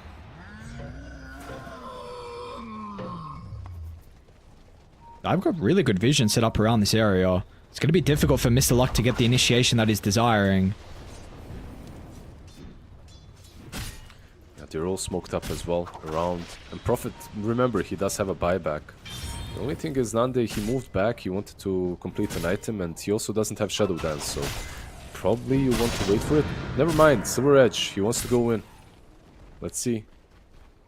It's the target. 10 seconds till Milan's back alive.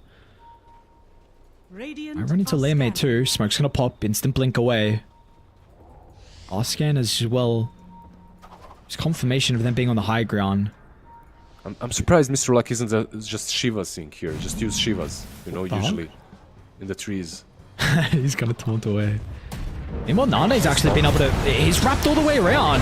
So Nane finds a backline, but meanwhile, Radiant, they get the initiation as well. And now Mr. Luck, he needs a Doom target before he dies. He might not find it. They try to turn around, but yeah, he doesn't get the ultimate off. And now it's just solely on Wish and Nande. They're beating it to Lame. Is it going to be enough? Nande's still on 54 essence. You've got to deal with the Slark, and that's where the leech is able to come into play. Now Lame can jump back in.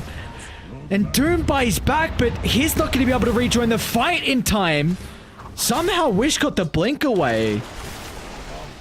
Yeah, I feel like he needed to buy back straight away with Doom and use that portal down bottom, like the Twin Gate. That's what he could have done, maybe, and it could be a bit better. Also, once that scam popped, I feel like you use Shivas instantly in the trees. It gives you vision and then you can initiate. Like, they got initiated on because they're hitting a sentry. Like, what the hell? You know you're giving away your position by hitting a sentry. It's just, I don't know, it feels not worth it. And you knew where they were. You have a Slark and you have a scan. It's not too difficult to figure it out. Oh, this is a Scepter Rosh as well. Alright, Rubik's going to take the Scepter, because the Primal Beast actually just got his own delivered. You got Ages on Sven once again. Also Cheese on the mid laner. Yeah, you're gonna have that axe now. On Rubik 2 spells to steal. The high ground push still, you know, it's not super simple. If you click at Big Num and his annoying little hoodwink, like this guy has Daedalus almost completed, so Radiant's top tower he is can under complete attack. it, but probably wants to keep that buyback available. If he gets the Daedalus, like these Acorn shots, once he's level 25, he gets the 2-shot charges as well. Like, you'll have to jump this hoodwink. Like, that's gonna be the state of the game. Wish he sees the Prophet.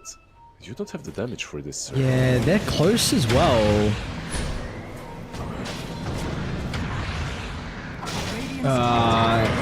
Is he gonna TP? Okay, yeah, he's got... No! Oh! Ooh, who used that force? That was Rubik. He used the force on Primal to They try see to Lame get in in mid lane position. alone. Just a poke, nothing crazy. Nice telekinesis.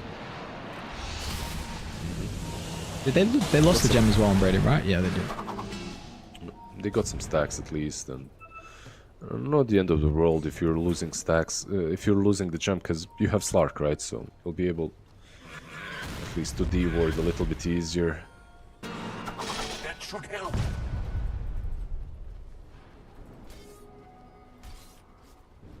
Wish snatches the Wisdom Rune. Could have given it to Doom, actually. Like, he's level 23. He's very close to having his old Doom back.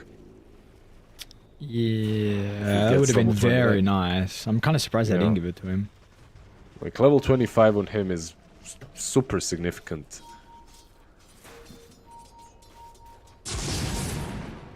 They need to deward this cliff. They're not... Of course, they have no vision on rating, so they're not aware that really no one's there on Ninja Penguins, but... Double damage. Now they're going to be able to funnel to the other. There's a DD on Sven, so you're looking to dodge. Radiant's courier. Okay, has been Silver Edge killed. will break it. Aren't they? I see you. How did he see him? Oh, first stun. Chain control needs to be perfect. What? What? Where'd he go? Wish.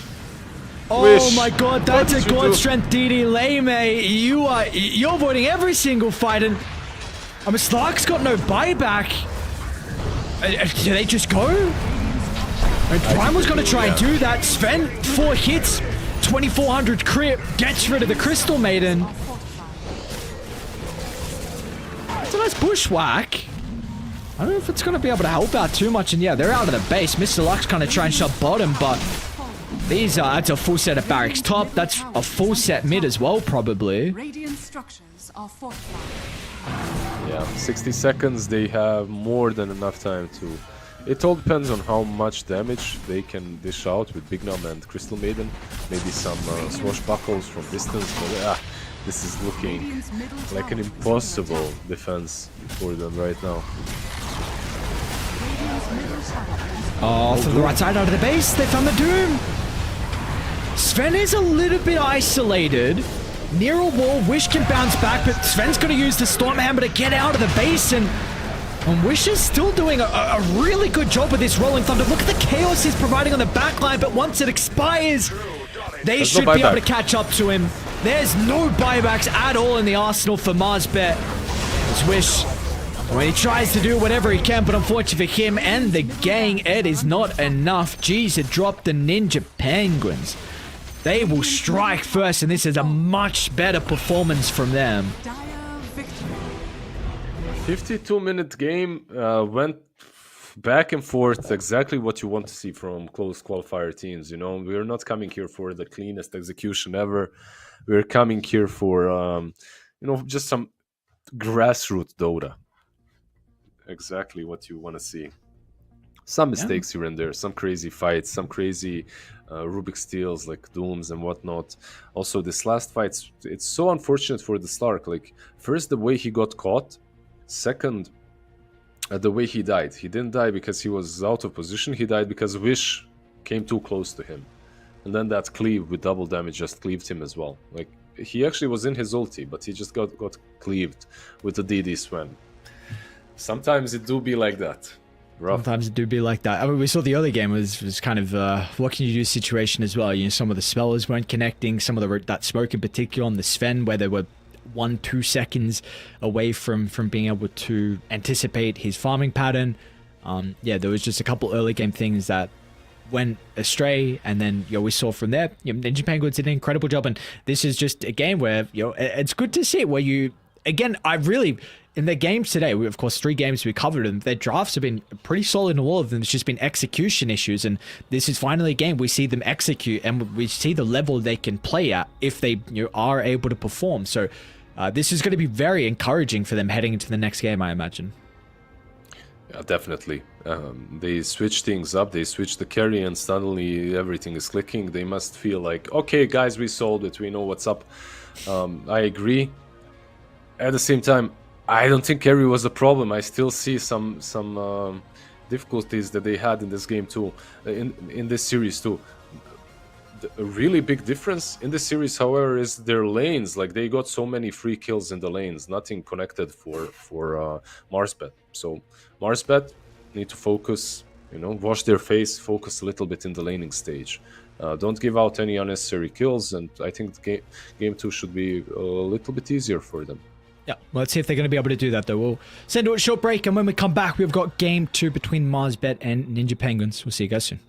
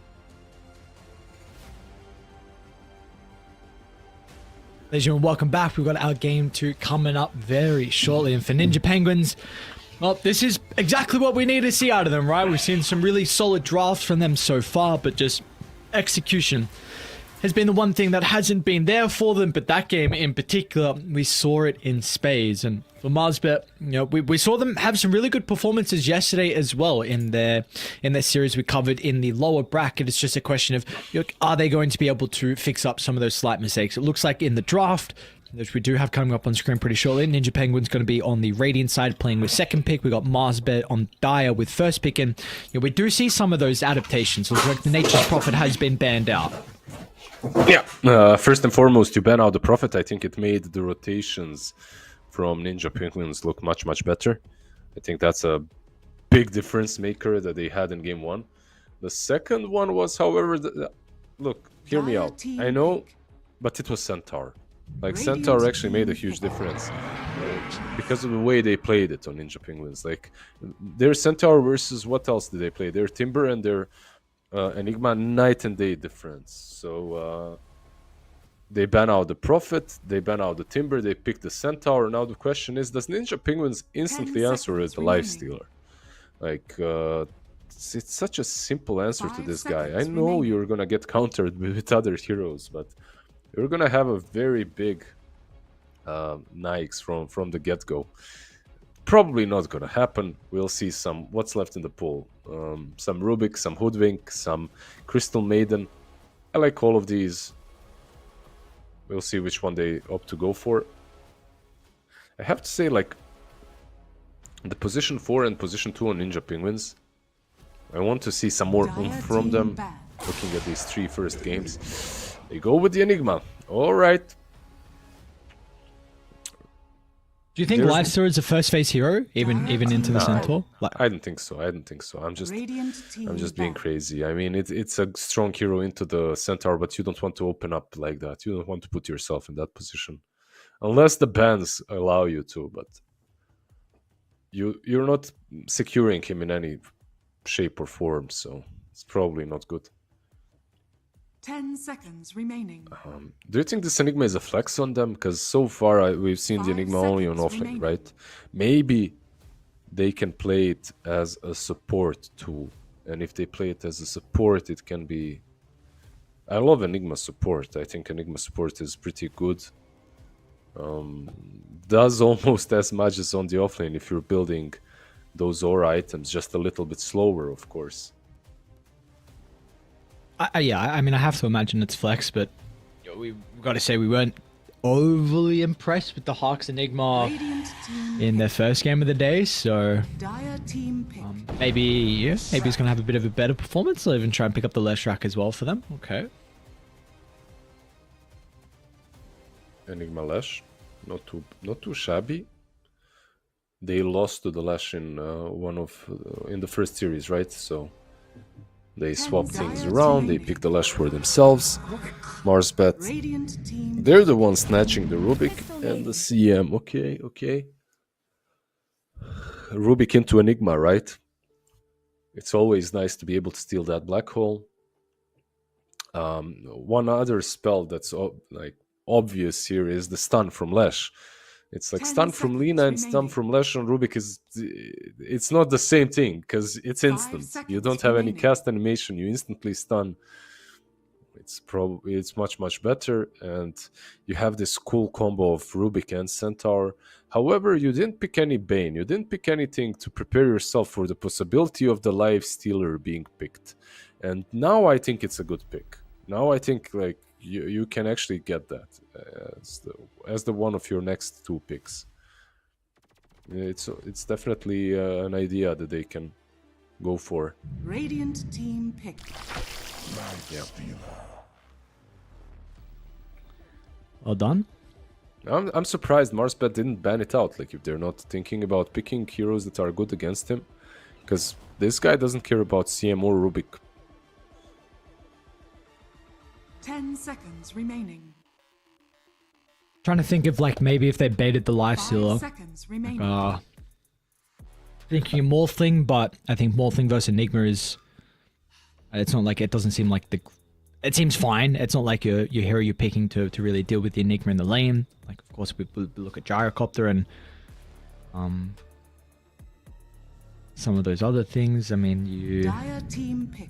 I don't think you're picking Gyro. In fact, I know Lifesteal is quite good versus Gyrocopter, so you're not even looking at that. So, yeah, I don't know. I was thinking maybe they're trying to bait this Lifesteal and go for a carry that's pretty favored, but not really spring to mind at the moment. Yeah, they go with the Hoodwink on Ninja Penguins next. 10 seconds remaining. Another just top tier meta hero. Nothing insane here. seconds I'd like to see remaining. something to bring the Lifestealer in the fights, but you don't have to. You can just stroll right in. If you're Marspet, you're thinking about maybe an Ursa here. It's not great into Enigma though. I'm thinking about heroes that are good versus Lifestealer, right? Like these ranged boys. A lot of them fall off. Like, you don't want Gyro, you don't want Luna. You want something like, let's say, a Drow or maybe an Ursa to get close and personal easier. A Troll historically was a good pick. It's also strong versus Enigma and Eidolons. Maybe an option for them, and it doesn't seem like a bad game for him as well so far. Besides Black Hole, nothing really to worry about. Dire team back. Let's see what they go for. Puck first. Okay. First, get your mid matchup right in order. You don't have last pick anyway. Yeah, Puck makes a lot of sense. I mean, it's a good Puck game, right? So, 10 very seconds. minimal No catch. no catch. Yeah. Yep. Radiant team ban.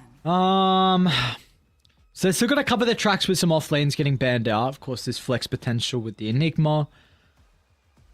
Let's trying to see. There's no less track flex. This should be a guaranteed mid laner. So they don't not have to worry about protecting the Puck with ban. 10 seconds remaining.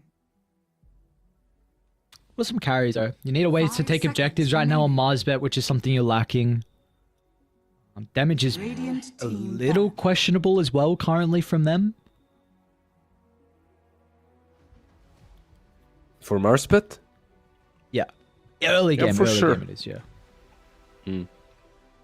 Yeah, you have these two supports. It's on Rubik to kind of steal a good spell, you know, 10 like a stun seconds or some remaining. extra damage from Lash. Crystal Maiden used to seconds dish remaining. out insane amount of damage, but right now she's more about the Frostbite than about the Crystal Nova, so it's not as strong. I love the PA ban, and I'm not sure what the second carry will be.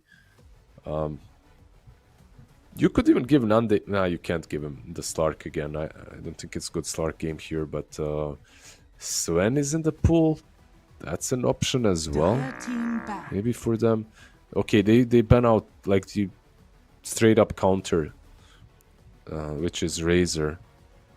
I won't like Razor that much, but of course versus Lifestealer, it's just a good carry to carry matchup. I'm thinking like maybe Slark. 10 Sorry, maybe seconds remaining. Sven or what else did I say? Troll earlier. 5 seconds I feel like remaining. those two are fine. You were calling a Medusa before, right? Versus Enigma. Like in the first Sure. game. Sure. Yeah. I think Maybe so. an option as well. Yeah. You have good front line.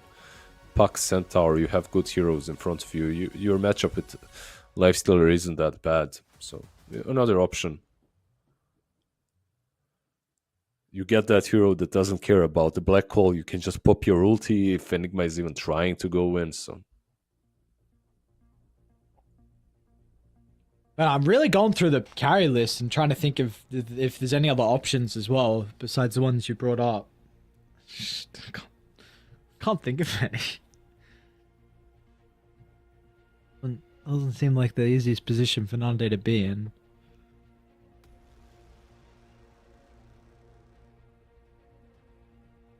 We'll see. We'll see what the decision is going to be. Of course, they've got to ban into the Dire pick. team pick. They're going to get rid of the Tide Hunter, Radiant so team pick. I feel like this Enigma is going to be flex, and they do Morphling. Okay, so kind of here we brought up at the very start, of course, very good matchup versus the Lifestealer, also with the Puck. Very similar that Morphling likes to not play against a lot of heroes with catch. 10 seconds remaining. Nande had a pretty good game yesterday with the Morphling too. 5 seconds remaining. not too bad of a hero. Actually, like this Morphling into Enigma in the lane is not easy for Enigma. You can get on top of the Eidolons easily. You kill them with attack speed. It's not a bad matchup for you. Versus Lifestealer, once you get I don't know, a couple of items, it's also not terrible.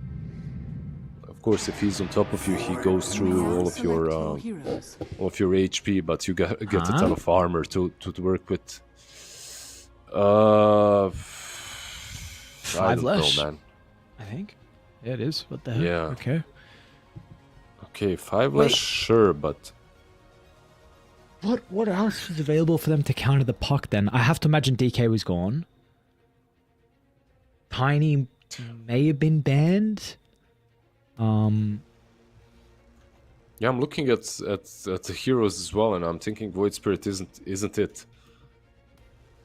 Not super impressed with the last pick. Like, you picked Void Spirit. It goes back and forth, right? Like, it doesn't have to be that bad. Like, you have a lot of silence, a lot of burst damage versus Morphling, catch versus him. You also have, like, versus Puck, the matchup is, I don't know. Personal preference, I like Puck more. Like, it's so much easier to play against Void Spirit as Puck, in my opinion. You get this Dream Coil to work with. You get the silence against him. He can't really move out of the root. You get the root in Crystal Maiden as well. Like, you're giving Rubik away, probably your ulti. Like, a lot of good things for me for Marsbet when they're playing into a Void Spirit. Meanwhile, if Lash was mid, I mean, of course, you have some problems, but it doesn't strike me like the worst Lash game. On the upside... Go, sorry, you finish your point. No, just on the upside, Milan used to be a mid player, so I'm sure he's going to be able to play the position 5. Position 5 Lash, it's not that hard. It does seem like a pretty strong lane, this Lash lifesteal. I mean, already lifesteal into centaur, and then I think Lash is quite a formidable laner with the buffs to the edict, and I know supports have been putting like 2 points in it, like 0, 2, 1 or some crazy build like that, so I think definitely we're going to see some difficulty from the centaur.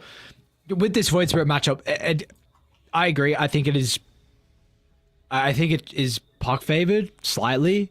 A lot of it just comes down to like execution and really just like the enemy team. Like Void Spirit, if you do get kills, you can snowball. There are some item builds you can go for. We don't see your Scepter anymore. That was the old traditional like Puck counter. I've theory crafted Void Spirit going Orchid just with how quick it is, and the stats are kind of okay versus the Puck. But I think then you just look at Scepter, and Scepter's just like much better because it still gives you a bunch of stats and then double silence, and so it's just, yeah, you just go. It still seems like the build is, it's Mage Slayer, Interceptor. So yeah, we'll see. Like this matchup, it really can go back and forth. It depends on a lot. It's not the worst for the Void Spirit. You have to have a lot of confidence. But if you fall behind, Puck will just completely bully you throughout this game. No, 100%. I agree. I think it can be very one-sided if Puck has a good time. We'll see. It's on them to prevent that from happening. How do you prevent that from happening? Well, if you're a support, you go and you control the runes a bit better. You rotate in. Just as Void Spirit is about to hit 6, you try to get the kill on Puck before he does. Small little things that you can bring to the table. For Ninja Penguins, big things are Lifestealers should have a really good lane, and with that, like you should be able to play around the Enigma a bit more. You know, like force some things with Enigma a little bit earlier. My problem is I wasn't impressed with the Enigma they had earlier, so we'll see if they can perform a bit better this time around. Yeah, no, it was very lackluster. So, let's see. A lot of that starts off with the lane. See if he's going to have a good time versus Nande's Morphling and LeBron's Crystal Maiden. Once again, I think, of course, the big thing about the Void Spirit Puck as well is just at least the favorite for the Void Spirit is going to be the lane with the damage you can have from the stats and being universal and melee. Of course, Void Spirit's got a pretty goddamn good attack animation. So that is another thing just in this matchup in particular. So I do think the mid laner, at least on Ninja Penguin, is going to have a pretty good time on Toshi. Yeah, it's Got to do a little bit more off the back of that, and like you said, need to look at supports with their rotations, and need to look at a whole lot more. I think bottom lane we probably don't have to watch too much. I think it's just going to be a free farm lane for Lei Mei. Really top lane is where maybe there's some kill threat onto the Crystal Maiden if they do get some Eidolon split, but I feel like it's a pretty farm intensive laning setup we have. But a lot of kill potential, I would say, on all sides. Don't be fooled. I think, like, yeah, you want to farm, but if you're Lifestealer Rubik, you also want to be pressuring these guys a bit. So, sorry, Lifestealer and Lesh, you want to be pressuring the Rubik and Centaur because you can. On top lane, I feel like, yeah, if you're out of position with an Enigma, some Morphling getting on top of you, or even big Dr. Bum, Big Bum, manages to get away though.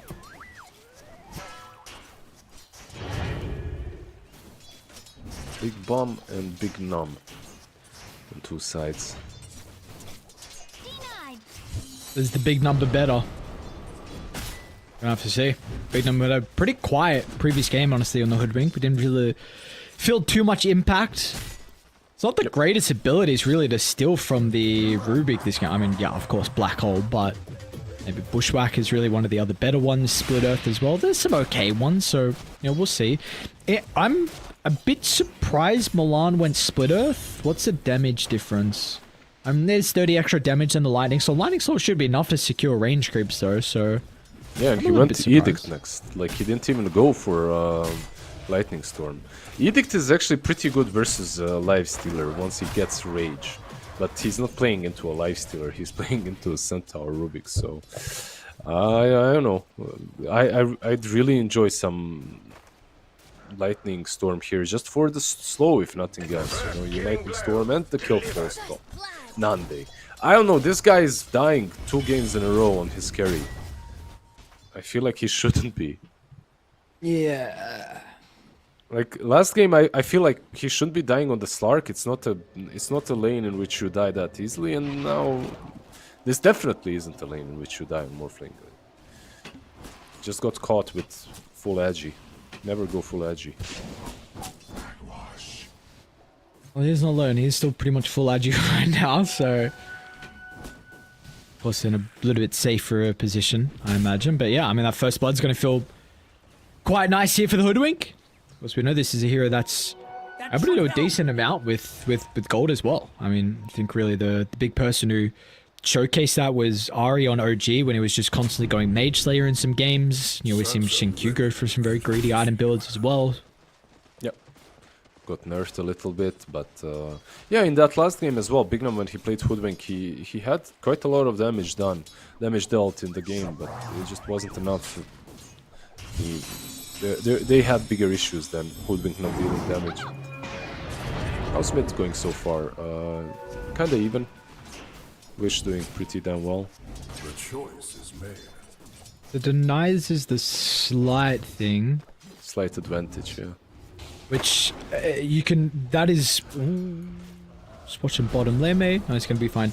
That's something that if the Void Spirit gets level 6 before Wish, you have kill threat with a rotation. Double Astral Step is a lot of damage still with the low armor from the puck, so your Hoodwink is a great hero to be able to potentially rotate as well, so we'll be keeping attention.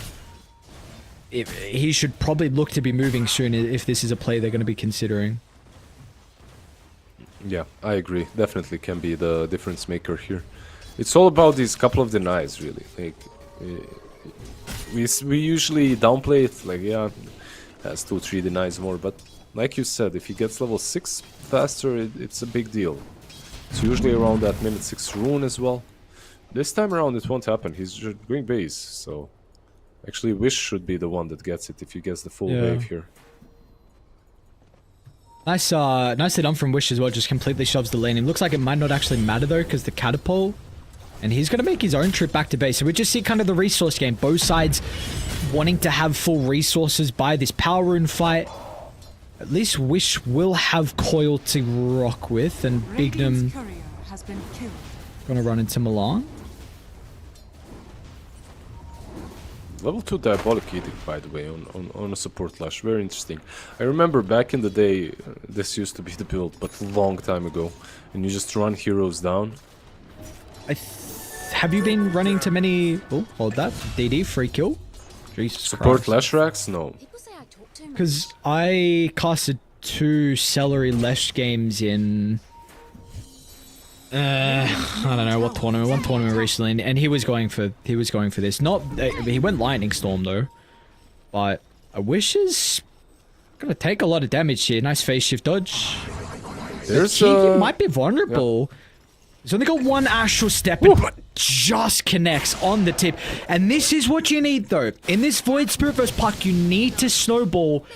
And he's doing just that. It's a big kill that he got on. He gets 2 kills with the DD rune, so so much value with this. Yeah, and Leshrax survives. Like the 2 supports TP'd, they try to get him, but he manages to survive in the end as well. He just TP'd away. So this is like the best possible scenario that you can ask for from your mid laner. Gets that first rune, kills the mid and a support. Maybe you rotate stop now to pressure the Morphling too. Is there a black hole? Not quarter of a level away, but Dude, even the without Huxel it, 21 denies. He's bodying top lane as well. Yep. Oh man, they're even bringing Lifestealer through. This is a very different look that we're getting at the boys on Radiant. Like Ninja Penguins are. This is just not what we saw from them in their first series of the day. Radiant's middle tower Night and day is under difference. attack. Yeah. Night and day. Dire's Yep. structures are fortified. Dr. Dire's Bump. top tower is under attack. He does have the Healing Lotus to work with. Oh, doesn't use it though. Radiant structures are fortified. Dire's top tower is under attack. Dire's So Tal's gonna go down top lane. It does mean that they have to use a lot of heroes to secure it. So Void Spirit not gonna have anyone to play with the power rune. He should be fine with no coil. Does he double astral step for the regen top? He oh no, right? Milan's gonna take it. My question is like, what do you do with Mr. Luck this game? Because you're never really gonna shove the Lifestealer out of this lane. So you just leave him alone and look to make a lot of your plays around Wish instead. Yep, pretty much. Like let Mr. Luck farm the hard camp and some creeps, maybe the ancient. Because Lamey, he has no reason. Lamey, he has no reason to leave this lane, Radiant right? Like are scanning. can just chill and kill the creeps. LeBron. Like you saw Lifestealer once use the twin gate go top and then he just returned back bottom because he's like, why would I let this centaur take the tower? There's absolutely no reason. Unnecessary. I'm a little bit surprised at how much farm Mr. Luck actually has. I really was not watching, but I was watching mid a lot more, but Well, got a lot he more is, out of this lane. he is farming the hard camp and the wave, right? Like he just pushes it in with double edge and stomp and goes back to farm the hard camp and that's it. So he's basically farming like a carry right now. He's getting everything out of the lane. Dire's middle tower is under attack. Dire's lane, structures are Edict is fortified. used. And they have Black Hole. Well, actually, they don't have Black Hole, they have Enigma at least here. With that, Vlad's. Consider an alternative. Do they get lucky? That's the ultimate question. No fight, but just a 50-50 with the rune. It's gonna be top. Invis here. Void Spirit. And now without the glyph, this tower will go down. Eidolons, Edict. Not much they're really gonna be able to do. Just keeping it loose. Yep. All they need is just the Edict and the Eidolons. Eidolons to tank for the Edict and Lash just to go in and pop it. And the tower falls easily. Might get denied here though, let's see. Crystal Maiden Dire's tried. middle tower has fallen. Yeah, this game is looking pretty damn nice for Radiant at the moment. Everyone farming, everyone having fun. Meanwhile, on their side, it's not too bad as well. Radiant's Nande middle tower recovering is a under bit, attack. Centaur keeping up with everyone else. We'll have a Veil actually completed soon. It seems like, or is he cancelling the Veil and just going Dagger? It seems like he's just going Dagger.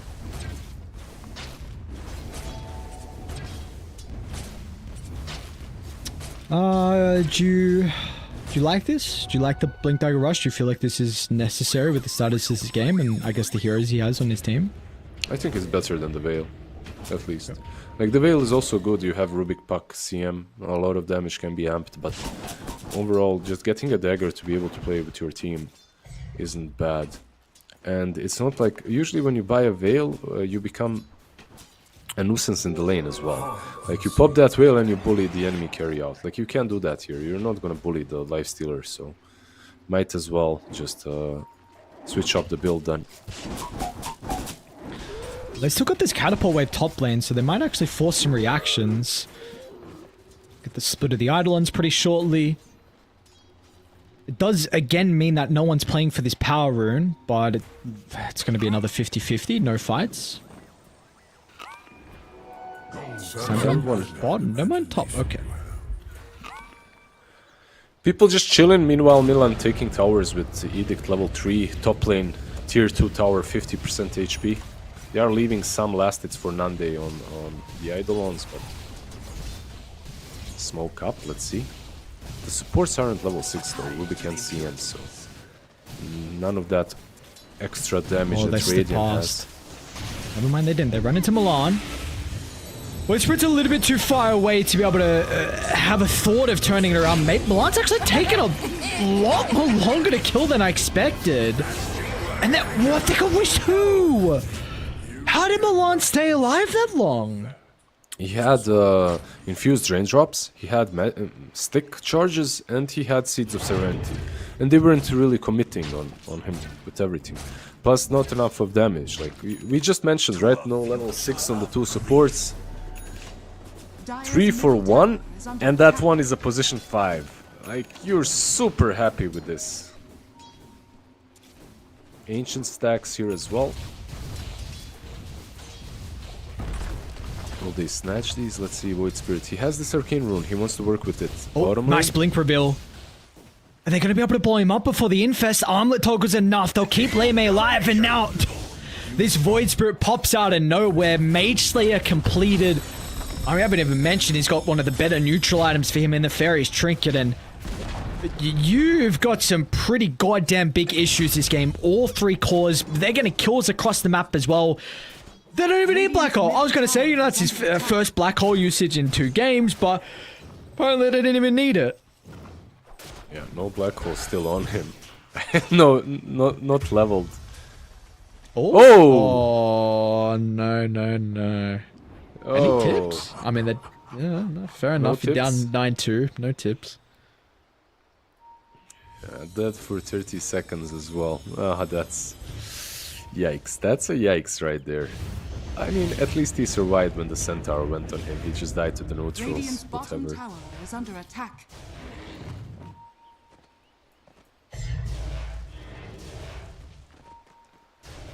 Yeah, when everything goes fine, you know, some creeps. I guess, did they disarm him? I think they disarmed him, right? Or broke him? Broke him. Yeah. They broke him, so I guess he didn't heal or something off of them. And he toggled armlet and died. Dire are scanning. Did they? He's back with rage, though. They didn't smoke underneath this Radiant Observer Ward, right? The one at the top jungle? I don't know if you saw where they started their smoke from. I think it just missed them, yeah. Okay. Not sure. Not sure, I didn't see it. Nice scan. Woodwink? Maybe we're gonna try and see if they can actually set up. Die, put the ward on their side of the cliff. Stampede means that it's a bit of a messy initiation for the Void Spirit, but he actually does. The center himself doesn't get out in Nande. Can they chase him down? Remnant's up in a couple of seconds. Well, that's a lot of rings. So double Remnant 2, what's going on? They should be able to get him. Culling Blade, somehow they cut down the tree. Maybe it was the Midnight Pulse instead. Nande's still... Now has been able to get to his side of the map, but Wish, it's a pretty good coil. He gets out of trouble. Some crazy stuff happening inside that team fight. Yeah, meanwhile, while all that's happening, Lamy on bottom lane, pushing in the tier 2 tower.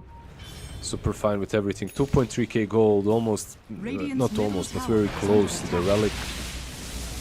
Yeah, Crazy fight, and all of this is, by the way, happening without a black hole, so you didn't even need it so far. You just had these Eidolons with a shit ton of damage with Vlads and drums, and then on top of that you had the Lash with Edict. Centaur, that's supposed to be one of the tankier heroes, just disappeared.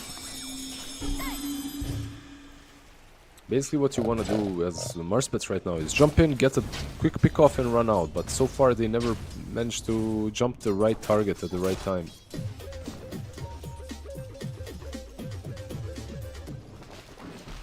Must say this would be quite the upset, to be honest, especially with the series we saw yesterday from MOUZ in the lower bracket where they eliminated Nightshade in 2-0 fashion, a very convincing fashion, and then the series we saw earlier today with Ninja Penguins, with them getting demoted down to the lower bracket. Puck is caught. Stunned. Yeah, That's fine. Centaur actually went through the Twin Gate. He's wrapping behind them together with the CM. They separated from the team. That's a really good initiation onto Dahak, though. They're going to try and take the Enigma out of the equation. No threat of the Black Hole or the Vlads to buff them up. But Leime's going to be able to deal with Bignum. Meanwhile, the Void Spirit... Oh, he doesn't get the finishing low on Mr. Luck. Sees an easy kill on LeBron, so at least both supports will go down. I mean, LeBron will make him work for it, but yeah, Bushwhack's going to connect from afar. And they'll find 2 kills regardless. I love how Enigma actually almost black-holed this time, you know? Almost. I think he was raising those hands in the air to use the black hole, but got cancelled just before he did it. Are we gonna... How many black hole... Like, this is probably the lowest amount of black holes per game for a player I've seen in my life. Yeah, it's a very interesting rate of Enigma that he has. It's not like it was never used. I've seen Enigmas like this before. It's normal, like when you're playing into a Rubik and stuff, like you can actually go full auras, but the meta right now allows you to go Vlads no matter what. Like Vlad's drums on every offlane hero. Like, playing Crystal Maiden offlane, don't worry, Vlad's drums, it will work. Don't worry, brother, my Vlad's drums build. What are you critiquing it for? Yeah, people are pinging your items. What's this offlane Crystal Maiden Vlad's drums? Like, brother, don't worry. It's not about the hero, it's about the items. Yeah. I mean, it still benefits your team. I mean, I'm not even kidding. I really think like they're good. Lads, drums, pipe, anything on offlane can work. Any hero that is good. I mean, the Hawker's now got the Ag Shard coming out too. So Blink Shard, like this hero is no joke with this. You know, Maleficus maxed out. You might even go for the 15 talent as well. I feel like they maybe should be looking at Roche. That being said, they're going to go through the portal and deal with Milan. Let's see if they stick around for a little bit too long, though. Radiant have got a really good ward nearby. They just got the Radiance as well from Leime. And the boys are coming. LeBron's still dying to the Edict. I don't think he even recognized. Half his health went straight away. And now all eyes onto Hark and what he's going to be able to do. Blink to actually retreat. Of course, very worried about the Stampede and the potential for the smoke from Mars, but they still have this ward, though. They have this Blink Black Hole, but you can't really use it versus Rubik. So they have to be a bit more careful until they see someone on the map, and probably Wish will... Let's see if Wish shows himself. I'm not sure, you were calling for Roche, and they are all going down bottom through the Twin Gate, so maybe that's their idea too. They have Radiance, they have Armlet. They're not the fastest Roche takers. No, it's not. No, it's not at all. And they show the Void Spirit bottom. It looks like they're all starting to par down, so Mars better kind of aware. And like you said, it's not a fast Roche. They will be able to react. Let's see, it actually doesn't seem like it's that slow. Not at all, yeah. Lads, Eidolons, doing work. And Dire just isn't moving. They're too slow. They have a smoke on Crystal Maiden, but they're not using it. Scam, but they're gonna smoke too late. Now you've got Aegis. Give it to Leme. Okay, and Scepter just got delivered, so you'd love to take a fight if you're Radiant. If Enigma shows mid, then maybe you can just run here. You have a good ward. You could maybe kill the Void Spirit and Lash. Let's see. Restart. It's gonna be up to Wish. Coil lay it down. He sidesteps the stun, but it's not gonna matter. Telekinesis to break the court. Wait, are they actually gonna be able to kill him? Astral Step, he gets out. What? He lives. Milan might live as well. Mr. Luck's still chasing. Okay, they're gonna get him. Oh, he was so close to dissimulate again. I'm kind of surprised they didn't TP to protect him. Lame had TP in Infest. Hoodwink had TP as well. That could have been devastating with Stampede Coil used, but obviously they felt like they're in a position where they couldn't. Nande is in position to actually strike here. He's got a crit. Crit Manta. Not too terrible. He knows the Dr. Bum is here though. Like, he just canned him. So he doesn't really want to go on the Lifestealer alone. Or does he? No, definitely. I agree with you. Someone could have TP'd down bottom, helped the Lash and the Void Spirit. I feel like it's one of those situations in which you already gave up before you saw the full action and how it's completed. If someone TP'd on the tier 2, but also keep in mind that they did TP one of the heroes away. I believe Enigma TP'd out, so if you're TPing in to save him, you're fighting without Enigma. Well, I'm really not the first person to run headfirst into Dire.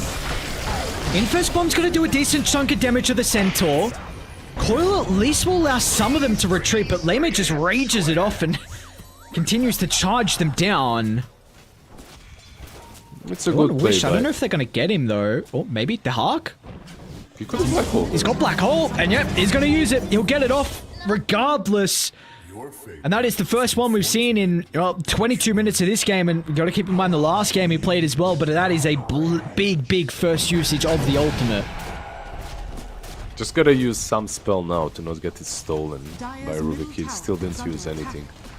I believe the Eidolons still haven't been used. If Rubik just strolled in, he could have stolen it, but okay, now he used Malefice. Yeah, first Black Hole and the first big kill with it. I really like the way they fought mid, how Milan went in and baited them on him. He's got Mech and Shadow Amulet, so he's probably not gonna die too fast. And by the time they killed him off, they got punished, so... It's one of those, look at me, I'm a dumb position 5. Kill me, please. And then you strike at them, yeah. You see even the neutral item decision as well for him, like the Pupil's Gift. Yep. It's just like a little bit extra stats. He is really tanky. I don't mind this build on the Lash. Like when you just play as a... You're just running, you do a shitload of damage, and if they don't kill you, they're really going to... You think twice about how they take fights if they're not going to try and kill you first with how much damage you do. It's almost like an Undying, right? Where you just run first, you want to take spells, but then sometimes all of a sudden Tombstone, Flesh Golem, you get a couple hits off, then you're like, holy crap, this guy's actually really amplifying a lot of the damage that the team can do, and it seems kind of similar in playstyle. Mid lane, Void Spirit's actually searching for LeBron, but... Oh, the dust! Oh, the dust was actually good, but out of vision. Now, do they high ground, though? It is risky. Maybe they can slow siege. You've got a minute of ages left. The Dire are getting a decent chunk out of the map, though. This net worth lead, it's not growing for them. They are setting up on Nande bottom. He has no Manta. Chain control. They'll get him. I was going to say they broke the tree, but somehow he's still latched down to the south, and... That's a big one. That is a huge one. Yeah, he. I think if you're doing that, you need to save the Manta for the silence, but... He got silenced, and after that it's so easy to control. And this is exactly what they needed to do anyway, because bottom lane is where the last tier 2 is remaining, so... You want to push out the bot lane, take tier 2, maybe the Tormentor, and then you can think about high ground, especially now with the Rubik dead. Dire's courier has been killed. Radiant structures are fortified. Wonder when Leme is gonna go Scepter. When's he thinking about that one? I think the next item would also be good. I like Scepter quite a lot, yeah. Like you get Armlet, SMY, Radiance. I already like the Scepter. I've seen players not go I'm actually seeing this more often than not. It's just the Abyssal. Like some What, basher the at least. Abyssal right now? Yeah, yeah. Okay. Like 90% of the lifestealers that I'm watching at the moment are doing that, but I actually like Scepter quite a lot. I think it's the shard as well is stupid. Yes, Maybe- yes. Yeah. I mean, I think this Infest is just like the Scepter does a little bit too much, and I think it's just going to take some time for people to like. That's a feel item, right? Like you I don't know. You need to kind of play a bunch of games and see where it's best suited in what game and what item slot you want to pick it up. But 20-second reduction in Infest is really ridiculous. That's you can get it off multiple times inside fights, and I think really the first time we saw Lifestealer used as like a saving hero, quote unquote save, was TI. What was last TI with Cold comfort. Cold. last year, right? I'm almost certain. I think really for me was Martu when he was playing the Lifesteal. There were a lot of Liquid games where he was using this Infest in like super clutch moments. Some of the Thunder Predator games where it was somehow they were able to make crazy comebacks on the main stage. And it's not only just like reduction in the Infest, but you can jump in someone, you disarm them. So against like some right-clicking hero, like there's so much value out of that. Yep. You disarm them, you get that HP region that's higher, you there's a lot of damage when you jump out as well. Like it's a nuke. You know, you can use it as a nuke as well. Combo that with the shard that you've got. Like open wounds. It does quite a lot. I'm not sure if you get the combo. I think you do. You get the combo of open wounds and that Infest. So you can proc the 500 damage with axe. It's plus the radiance. I don't know. I'm a big enjoyer of that. I see this item and I look and I see like the attributes it give and I'm just like it gives too much. We'll hold that thought though because do have a bit of a smoke. I don't know if it was underneath the observer. They should know then, yeah. Big Nim's gonna pop the smoke and blink away. I mean, you got a DD on the Void Spirit. It's a little bit messy with all his ultimate usages. They will still be able to get the kill. However, they won't get any more though. Stampede expended. Maybe not required, but nonetheless wanting to make sure there is zero chance of anyone else dying. Radiant's middle tower is under attack. Yeah, he's in. He scared them back to base, but can they catch this Crystal Maiden? She's got a glimmer. No detection. Nothing used, at least. Void Spirit had that dust. I'm surprised they were going bottom. Like, I expected them maybe to push in with the next 3 pick top. Rupik is dead for... he was dead at least for 30 seconds. They could have sieged a tiny little bit. Maybe just not worth it for them. 28 minutes is the Wisdom minute rune anyway. How... Like 8,000 lead, and I think really Ninja Penguins have looked really solid in the second game as well, but are there any concerns for them, like if they make one mistake, all of a sudden you feel like MarzBet should just be able to, like, honestly close this game out? Because I see Morphling versus Lifesteal, I know that's a great carry-to-carry matchup, and I see Puck with, like, no heroes, like absolutely zero catch at all. It's really just the Void Spirit, and he's gone BKB to address that. So are there some concerns, like if they lose one fight, this game is over? Maybe not one fight, but I'd try not to lose any of the fights with this advantage. That's a good plan. Don't lose any fights. I mean, one fight probably isn't. That's it. We lost because you still have Enigma with the Black Hole, but even that Enigma is kind of countered with the Rubik's. So, again, I would say for every game in this closed qualifier, it's more about execution than anything else, than about carry-to-carry matchups. Because I've seen carries that shouldn't win, that are completely countered winning, and I've seen carries that are uncounterable in the game losing. So let's see, they're wrapping behind, they're infested. Void Spirit is carrying that Lifestealer around. The Uber is here. On and LeBron. Looks like they find LeBron. He was thinking about dropping a ward. Sees a couple of heroes set up and is actually just going to look to try and TP out instead. So nice attempt with the Infest with the wraparound, but not going to work out in their favor. So Roche is back alive though. So it will be top spawn, but it's going to move down in the next 10 seconds. Dire already kind of getting set up.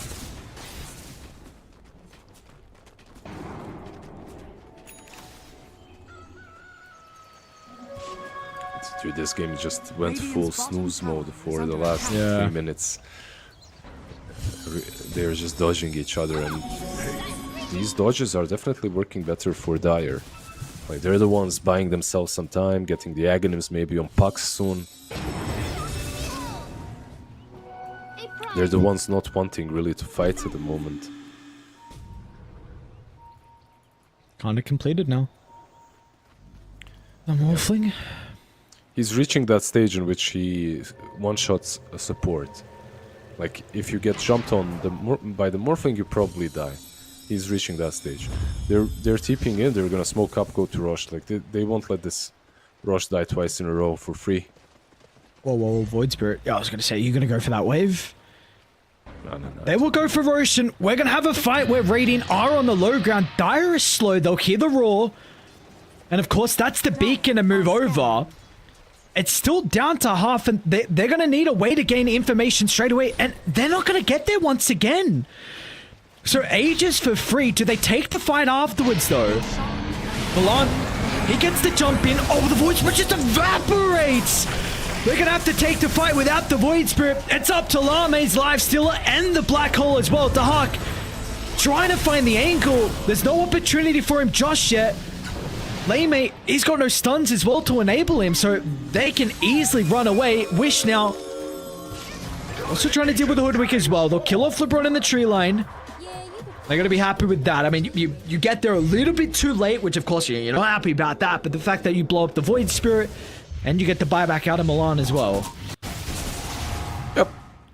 You're not happy with it. Like, if you're Dire, you're not super happy with it. But right now, you have to continue playing the same game, more or less. And that's the game of this pick-off oriented split push. The split push, try to get the pick-off on, like, Milan, maybe the Hoodwink. And that's it. Wait for your next items on Puck, on Morphling. You're happy with the buyback because it paints a target on the Slash. If you kill him, they probably won't be able to push, so that should be the game plan. But I loved how big of a deterrent Rubik was for Enigma. Like, this guy couldn't do anything at all. He was just like chilling there on the sidelines. Black Hole was off cold. He had an opportunity to 4-man Black Hole and he didn't, because it would get stolen. They're very split, Ozbert. 3 heroes bottom, and there's 2 heroes inside the base. Lamer's actually going to TP to join the team. We'll end up losing the Centaur, so Claw goes down. Doesn't look like it. What are we... Like, how are we going to address the puck? Because this is now at the stage where we need to be talking about this. Like, are you looking at a Hex? It does, in fact, look like Void Spirit has this queued up. So that's one way. Wind Wake is another way for at least to deal with the Scepter damage from the puck. But you have to consider this hero now. Yeah, like some sort of a Hex on someone would be pretty solid. It's already queued up on Void Spirit, right? So that's the play. Would you like to see Linkens on Enigma? Does that even work anymore versus the Rubik? It's not great, right? It's not like back in the day, BKB Linkens and he can't steal it, but I guess now it works anyway. I can't want him to have Hex. Yeah. Enigma? Yeah. Wouldn't be bad, yeah.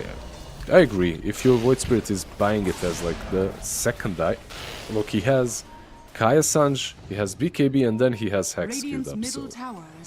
And who cares about Rubik stealing Black Hole? You've got Bushwhack. I hope Milan gets Agshard somehow, like from the Tormentor. You're gonna have Split Earth on the ground. The Void Spirit can like randomly cancel with a Resonant Pulse. Like, just use it. Get a kill on a call. See what and test the Rubik. Be like, all right, you have to outplay us to use it, because right now they're lacking this huge spell. Yep. No, I agree. Like in that last fight around the pit, he had a 4-man Black Hole and he was just frozen. He couldn't decide to go. It's, you know, it's easier said than done. Like, it's easy to say, of course, yeah, you have this Bushwhack, just use the Black Hole, but once your Black Hole is stolen, it really feels bad. Like, it feels terrible. Aghanim's Puck, let's see. Lifestealer is feeling untouchable again, but one more minute at least, he truly is untouchable with that Aegis. Who got the shard? Is the Void Spirit, which is like, it's one you don't buy, but it is one that actually feels quite nice to get. Just really the cooldown getting reduced is kind of the big one that I really look at with Remnant, down to 9 seconds now.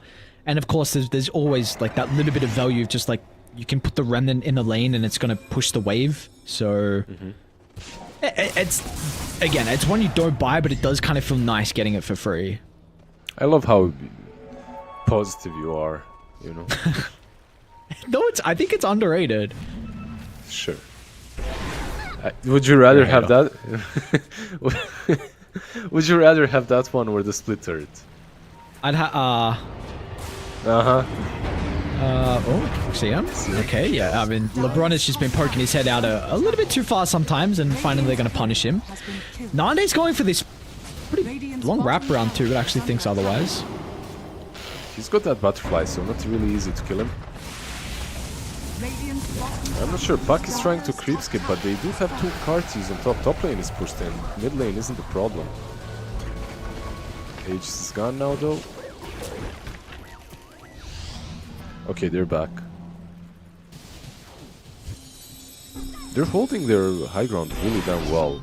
And you were talking about Morphling and this whole matchup and how strong he is. Well, he's getting stronger and stronger. He's got that butterfly. He's gonna have Satanic soon. Overall, Morphling for me is one of those ultra carries, you know. Eventually he just takes over, and this is that kind of a game. He should be taking over soon.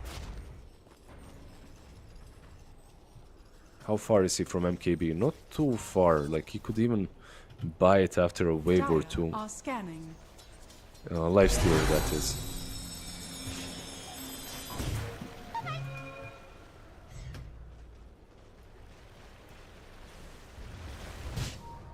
It's a very weird position we are. And this game is... you see 11,000, it's been the net worth lead for Ninja Penguins for pretty much the entirety of this game, but...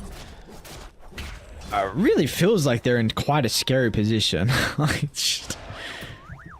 it must be so much pressure on them. I mean, you are getting some of these big items though, like Wind Waker queued up for the Hoodwink, and again, you know, Void Spirit's closing towards the Hex. It's still going to take quite some time, but you are getting these late game items that you're going to need against the heroes on Dire, but we'll see if that's going to be enough. Any gems as well? Dire's got 1 gem, so it looks like Mr. Luck has got 1. None on Radiant currently. Mr. Luck, I just saw it, dude. He's got no net worth. Yeah, the good old Centaur experience when you don't dominate the lane. Lifestealer wasn't smoked, so they did see him jump in the Infest. LeBron again is being so annoying. Oh, Wish actually jumped in. Coil down? Can they go? I think so. Like, absolutely nothing stopping them now.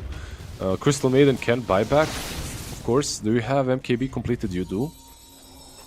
Like, it's not that simple for them to push high ground, but with the Rage, I don't see why not. Just pop that bad boy Rage on Lifestealer and let him hit. They saw him, they saw him! Oh, pops the BKB just in the nick of time. Nande's okay, Milan is not though. Any detection? Actually, never mind, another turnaround.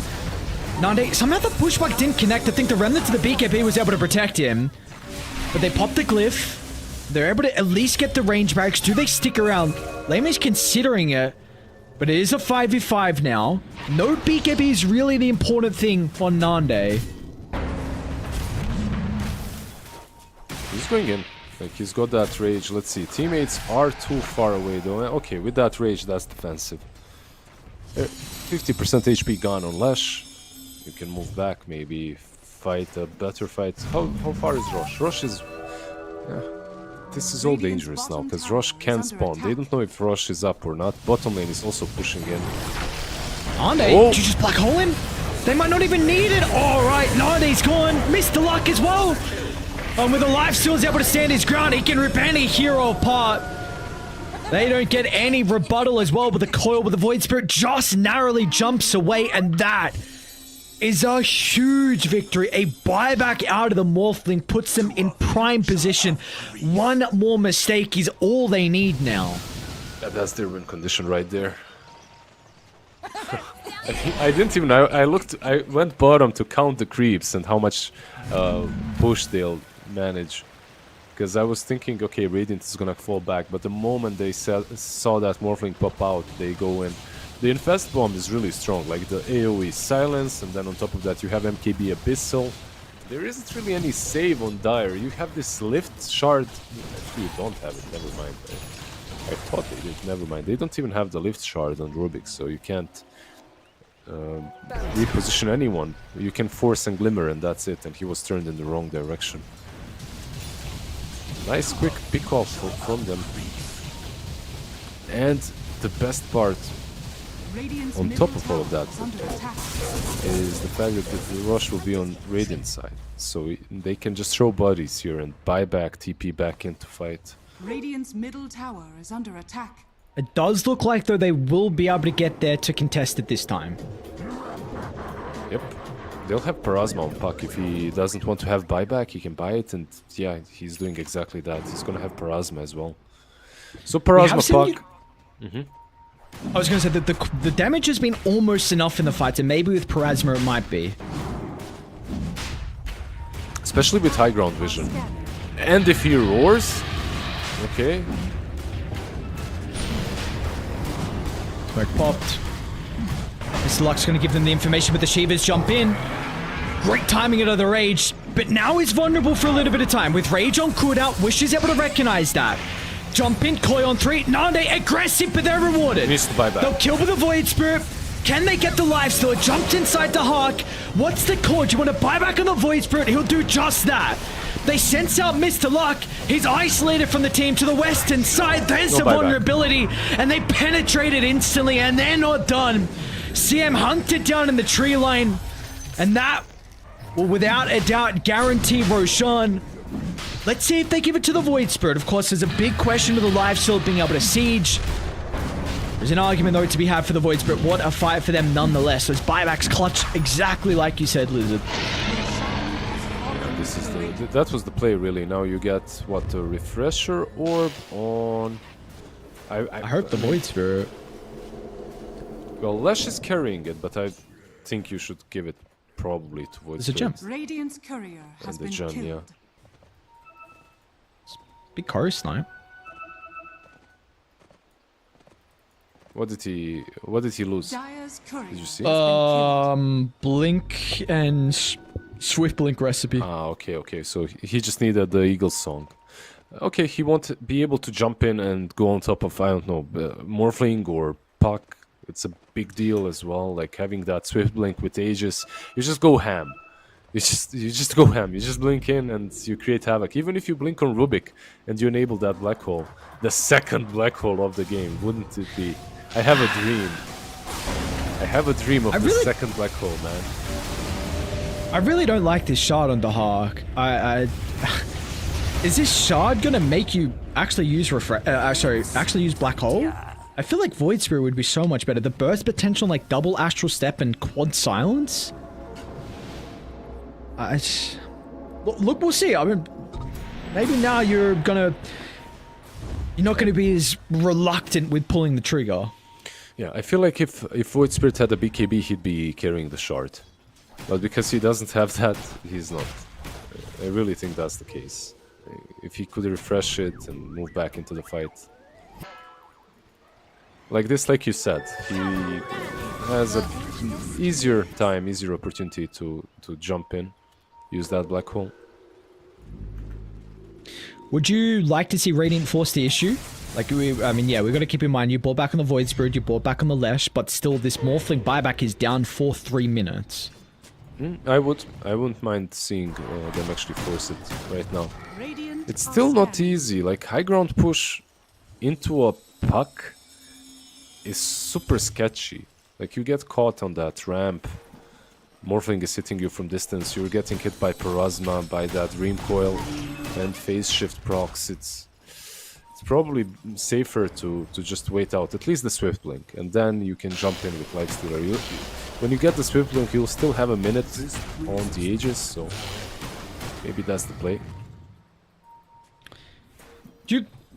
How do you feel about the Swift Blink? Is there another item you feel like he could have replaced it with? Because I'm just I love thinking it. like you have the Void Spirit. You love it? Okay. I love it. I love it. I think it just gives you another way of jumping in. It's that kind of a game.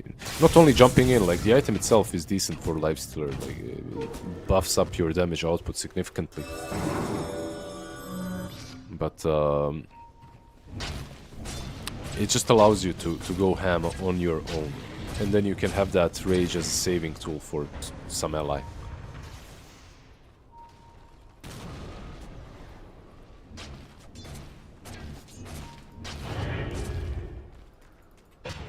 Minute 40 left on the Aegis.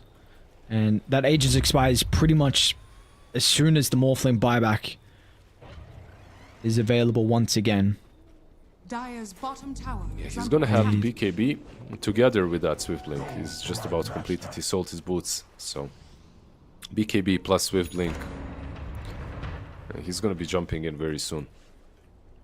Oh, so there'll be about of a window then. Sorry, 1 minute window potentially. Unfortunately, you're not going to have the Hex on the Void Spirit. A little bit behind off the back of the buyback. Yeah, Hoodwink as well on 4k gold. A lot of gold in these heroes without any big items being purchased. Oh, Puck with the Rapier, by the way. Look at that. Alright. Look at that Jump bad in. boy. Oh, they have to actually even stampede to get LeBron out.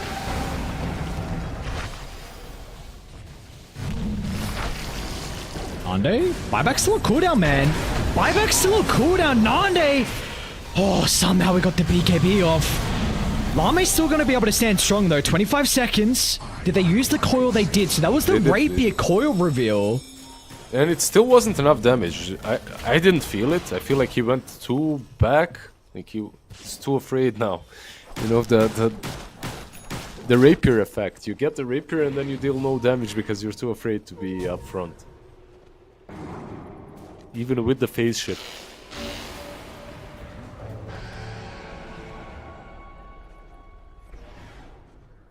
And what did Dreamcall connect on? Just the Lifestealer, right? It didn't hit anyone else. If I'm correct, I think so. Can I don't know, and if you know this mechanic, can the coil miss the attacks? I actually have no idea. I'm not sure. Yeah. Mr. Luck is really far up on the map. Got a pretty good observer one inside the lane. They just want to poke at the Centaur to force a reaction. Stampede is available. He might need to use it, but he may have taken a little bit too long. Laymate catches up to him. Ooh. Alright, they got him. He's got a buyback. Actually, that Aghanim's shard on Enigma doing quite some work there. Like the stun duration helping out against Stampede. He can't get away. I mean, he wouldn't get away anyway. They had Yules on Enigma, Yules on Lash. Just that they didn't have to use anything. They got him for free pretty much. It's scary to push this high ground. Like, you don't have the Aegis anymore. There's a buyback on Morph. Let's see. There's the coil. Oh, they all jump in. I guess, yeah. If you're ever worried, you just infest. I mean, you have that first Wind Waker that wasn't even required from the Hoodwink, and again, now coil's on cooldown for 50 seconds, and they might go through the top lane. LeBron, yeah, they're gonna jump. No hesitation with the Crystal Maiden. Peeking out for a second. 2 down. They've got buybacks, but they will lose some buildings now as a result of these casualties. Wish is trying to be a bit of a nuisance in the backline. Does just duck away. I don't feel his damage. Like, he has this Rapier Parasma. Whoa. First stun. If they got any more, they don't. They got a buyback though out of LeBron.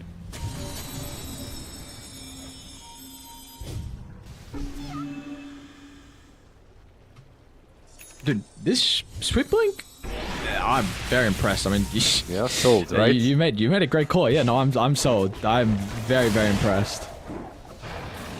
I think you exactly said this. Like, it just makes his game like easy to play. It looks so much easier now. Yeah, because before you had to worry about, okay, I infest the Void Spirit, he goes in, what if he gets controlled, what if he doesn't get the right jump? Like this, you have 3 heroes now with blinks. Everyone goes on their own target, you know, someone is gonna connect, someone is gonna die. And then to get out, you can use the infest, you don't have to worry about it being on cooldown, so... Nice little smoke, look at these guys, like they're actually leaving their base, shocked.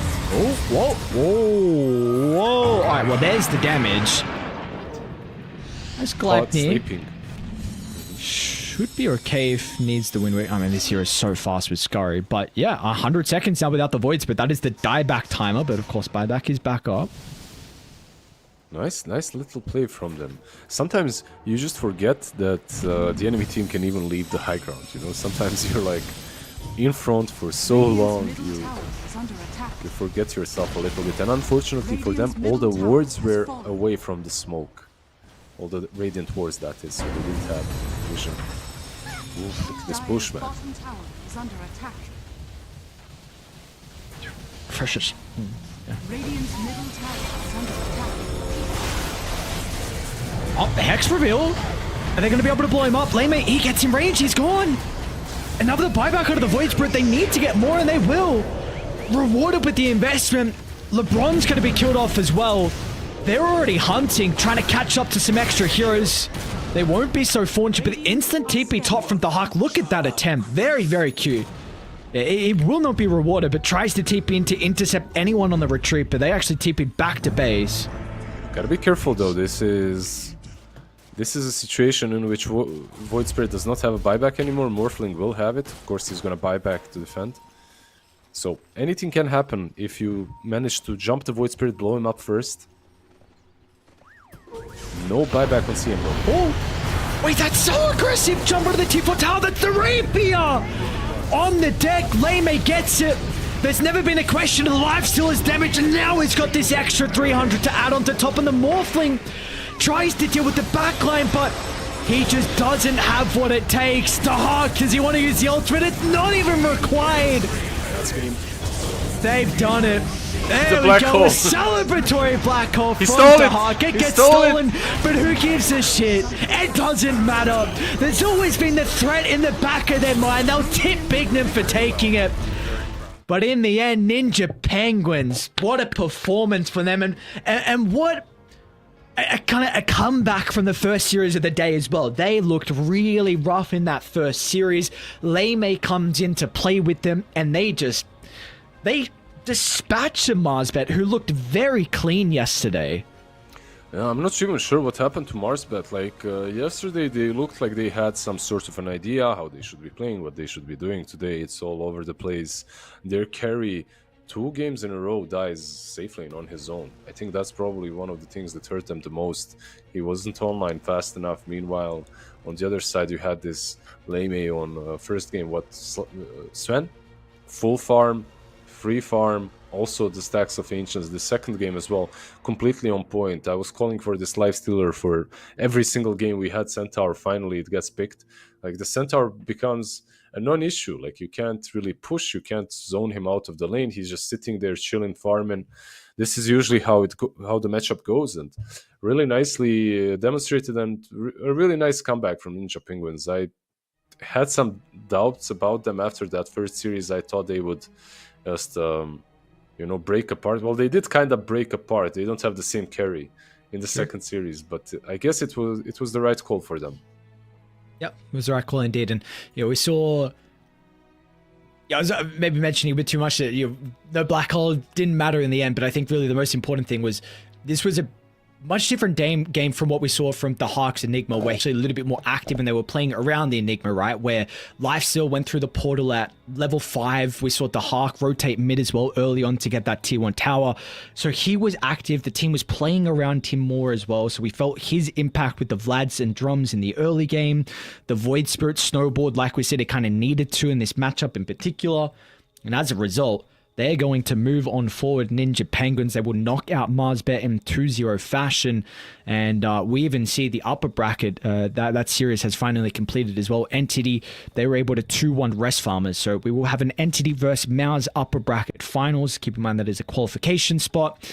And Ninja Penguins, they're 1 game away now. 1 game away from the lower bracket qualification spot. Of course, they still need to await the winner, which is the other series that's going to be going on the main channel currently. So there's a lot more Dota still yet to be played. But yeah, Ninja Penguins, let's see if they come back with Lame tomorrow, because yeah, it definitely looked like a brand new team with him added.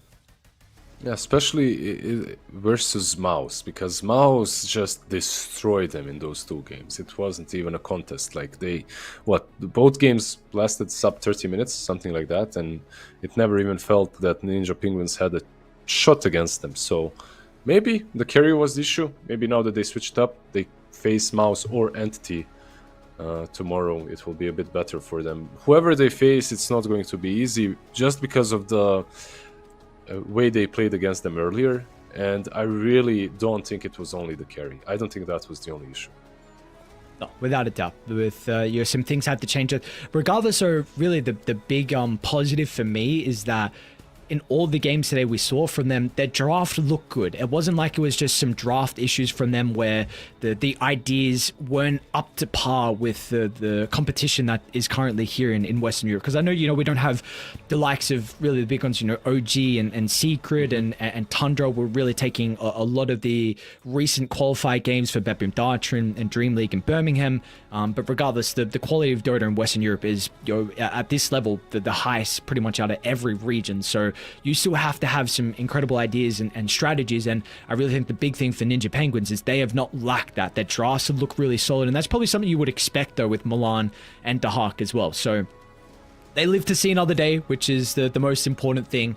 And for us, we are done for another day, though. We still, of course, again, there's another stream going on, so we keep you guys updated with what's going on that stream in particular. Again, it's going to be the second lower bracket series, and I'm sure there we go. We'll be able to get that up on screen. So the ones that were highlighted is that main screen, the ESB_Dota2_English. Of course, there's a YouTube channel as well, if that's where you guys prefer watching. Make sure you guys follow all the other channels as well to keep up to date with a lot of the regional qualifier action that we have, because when we finish these regions, we still have more going on as well, the likes of Southeast Asia, which is going to be very, very exciting. You got Eastern Europe to battle it out as well. I know China still needs to complete. North America still needs to complete as well. So yeah, there's still a lot of Dota to be had. But Lizard, any closing thoughts? Let's do this actually. Who do we think now with the teams that are remaining are the 2 teams that will make it through and qualify?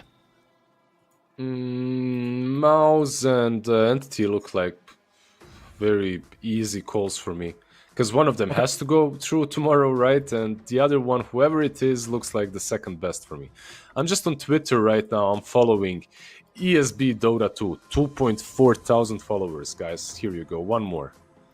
There you go. And let's add a couple more as well with all the action we see from them and all the Dota events going on. So with that being said, we're going to be done for another night of qualifier action. Elite League Western Europe closed qualifiers. Again, come back tomorrow. We will still have more going on. And again, the mainstream, they've got one more series over there. So with that being said, we're done for tonight. We'll see you guys back tomorrow for some more qualifier action.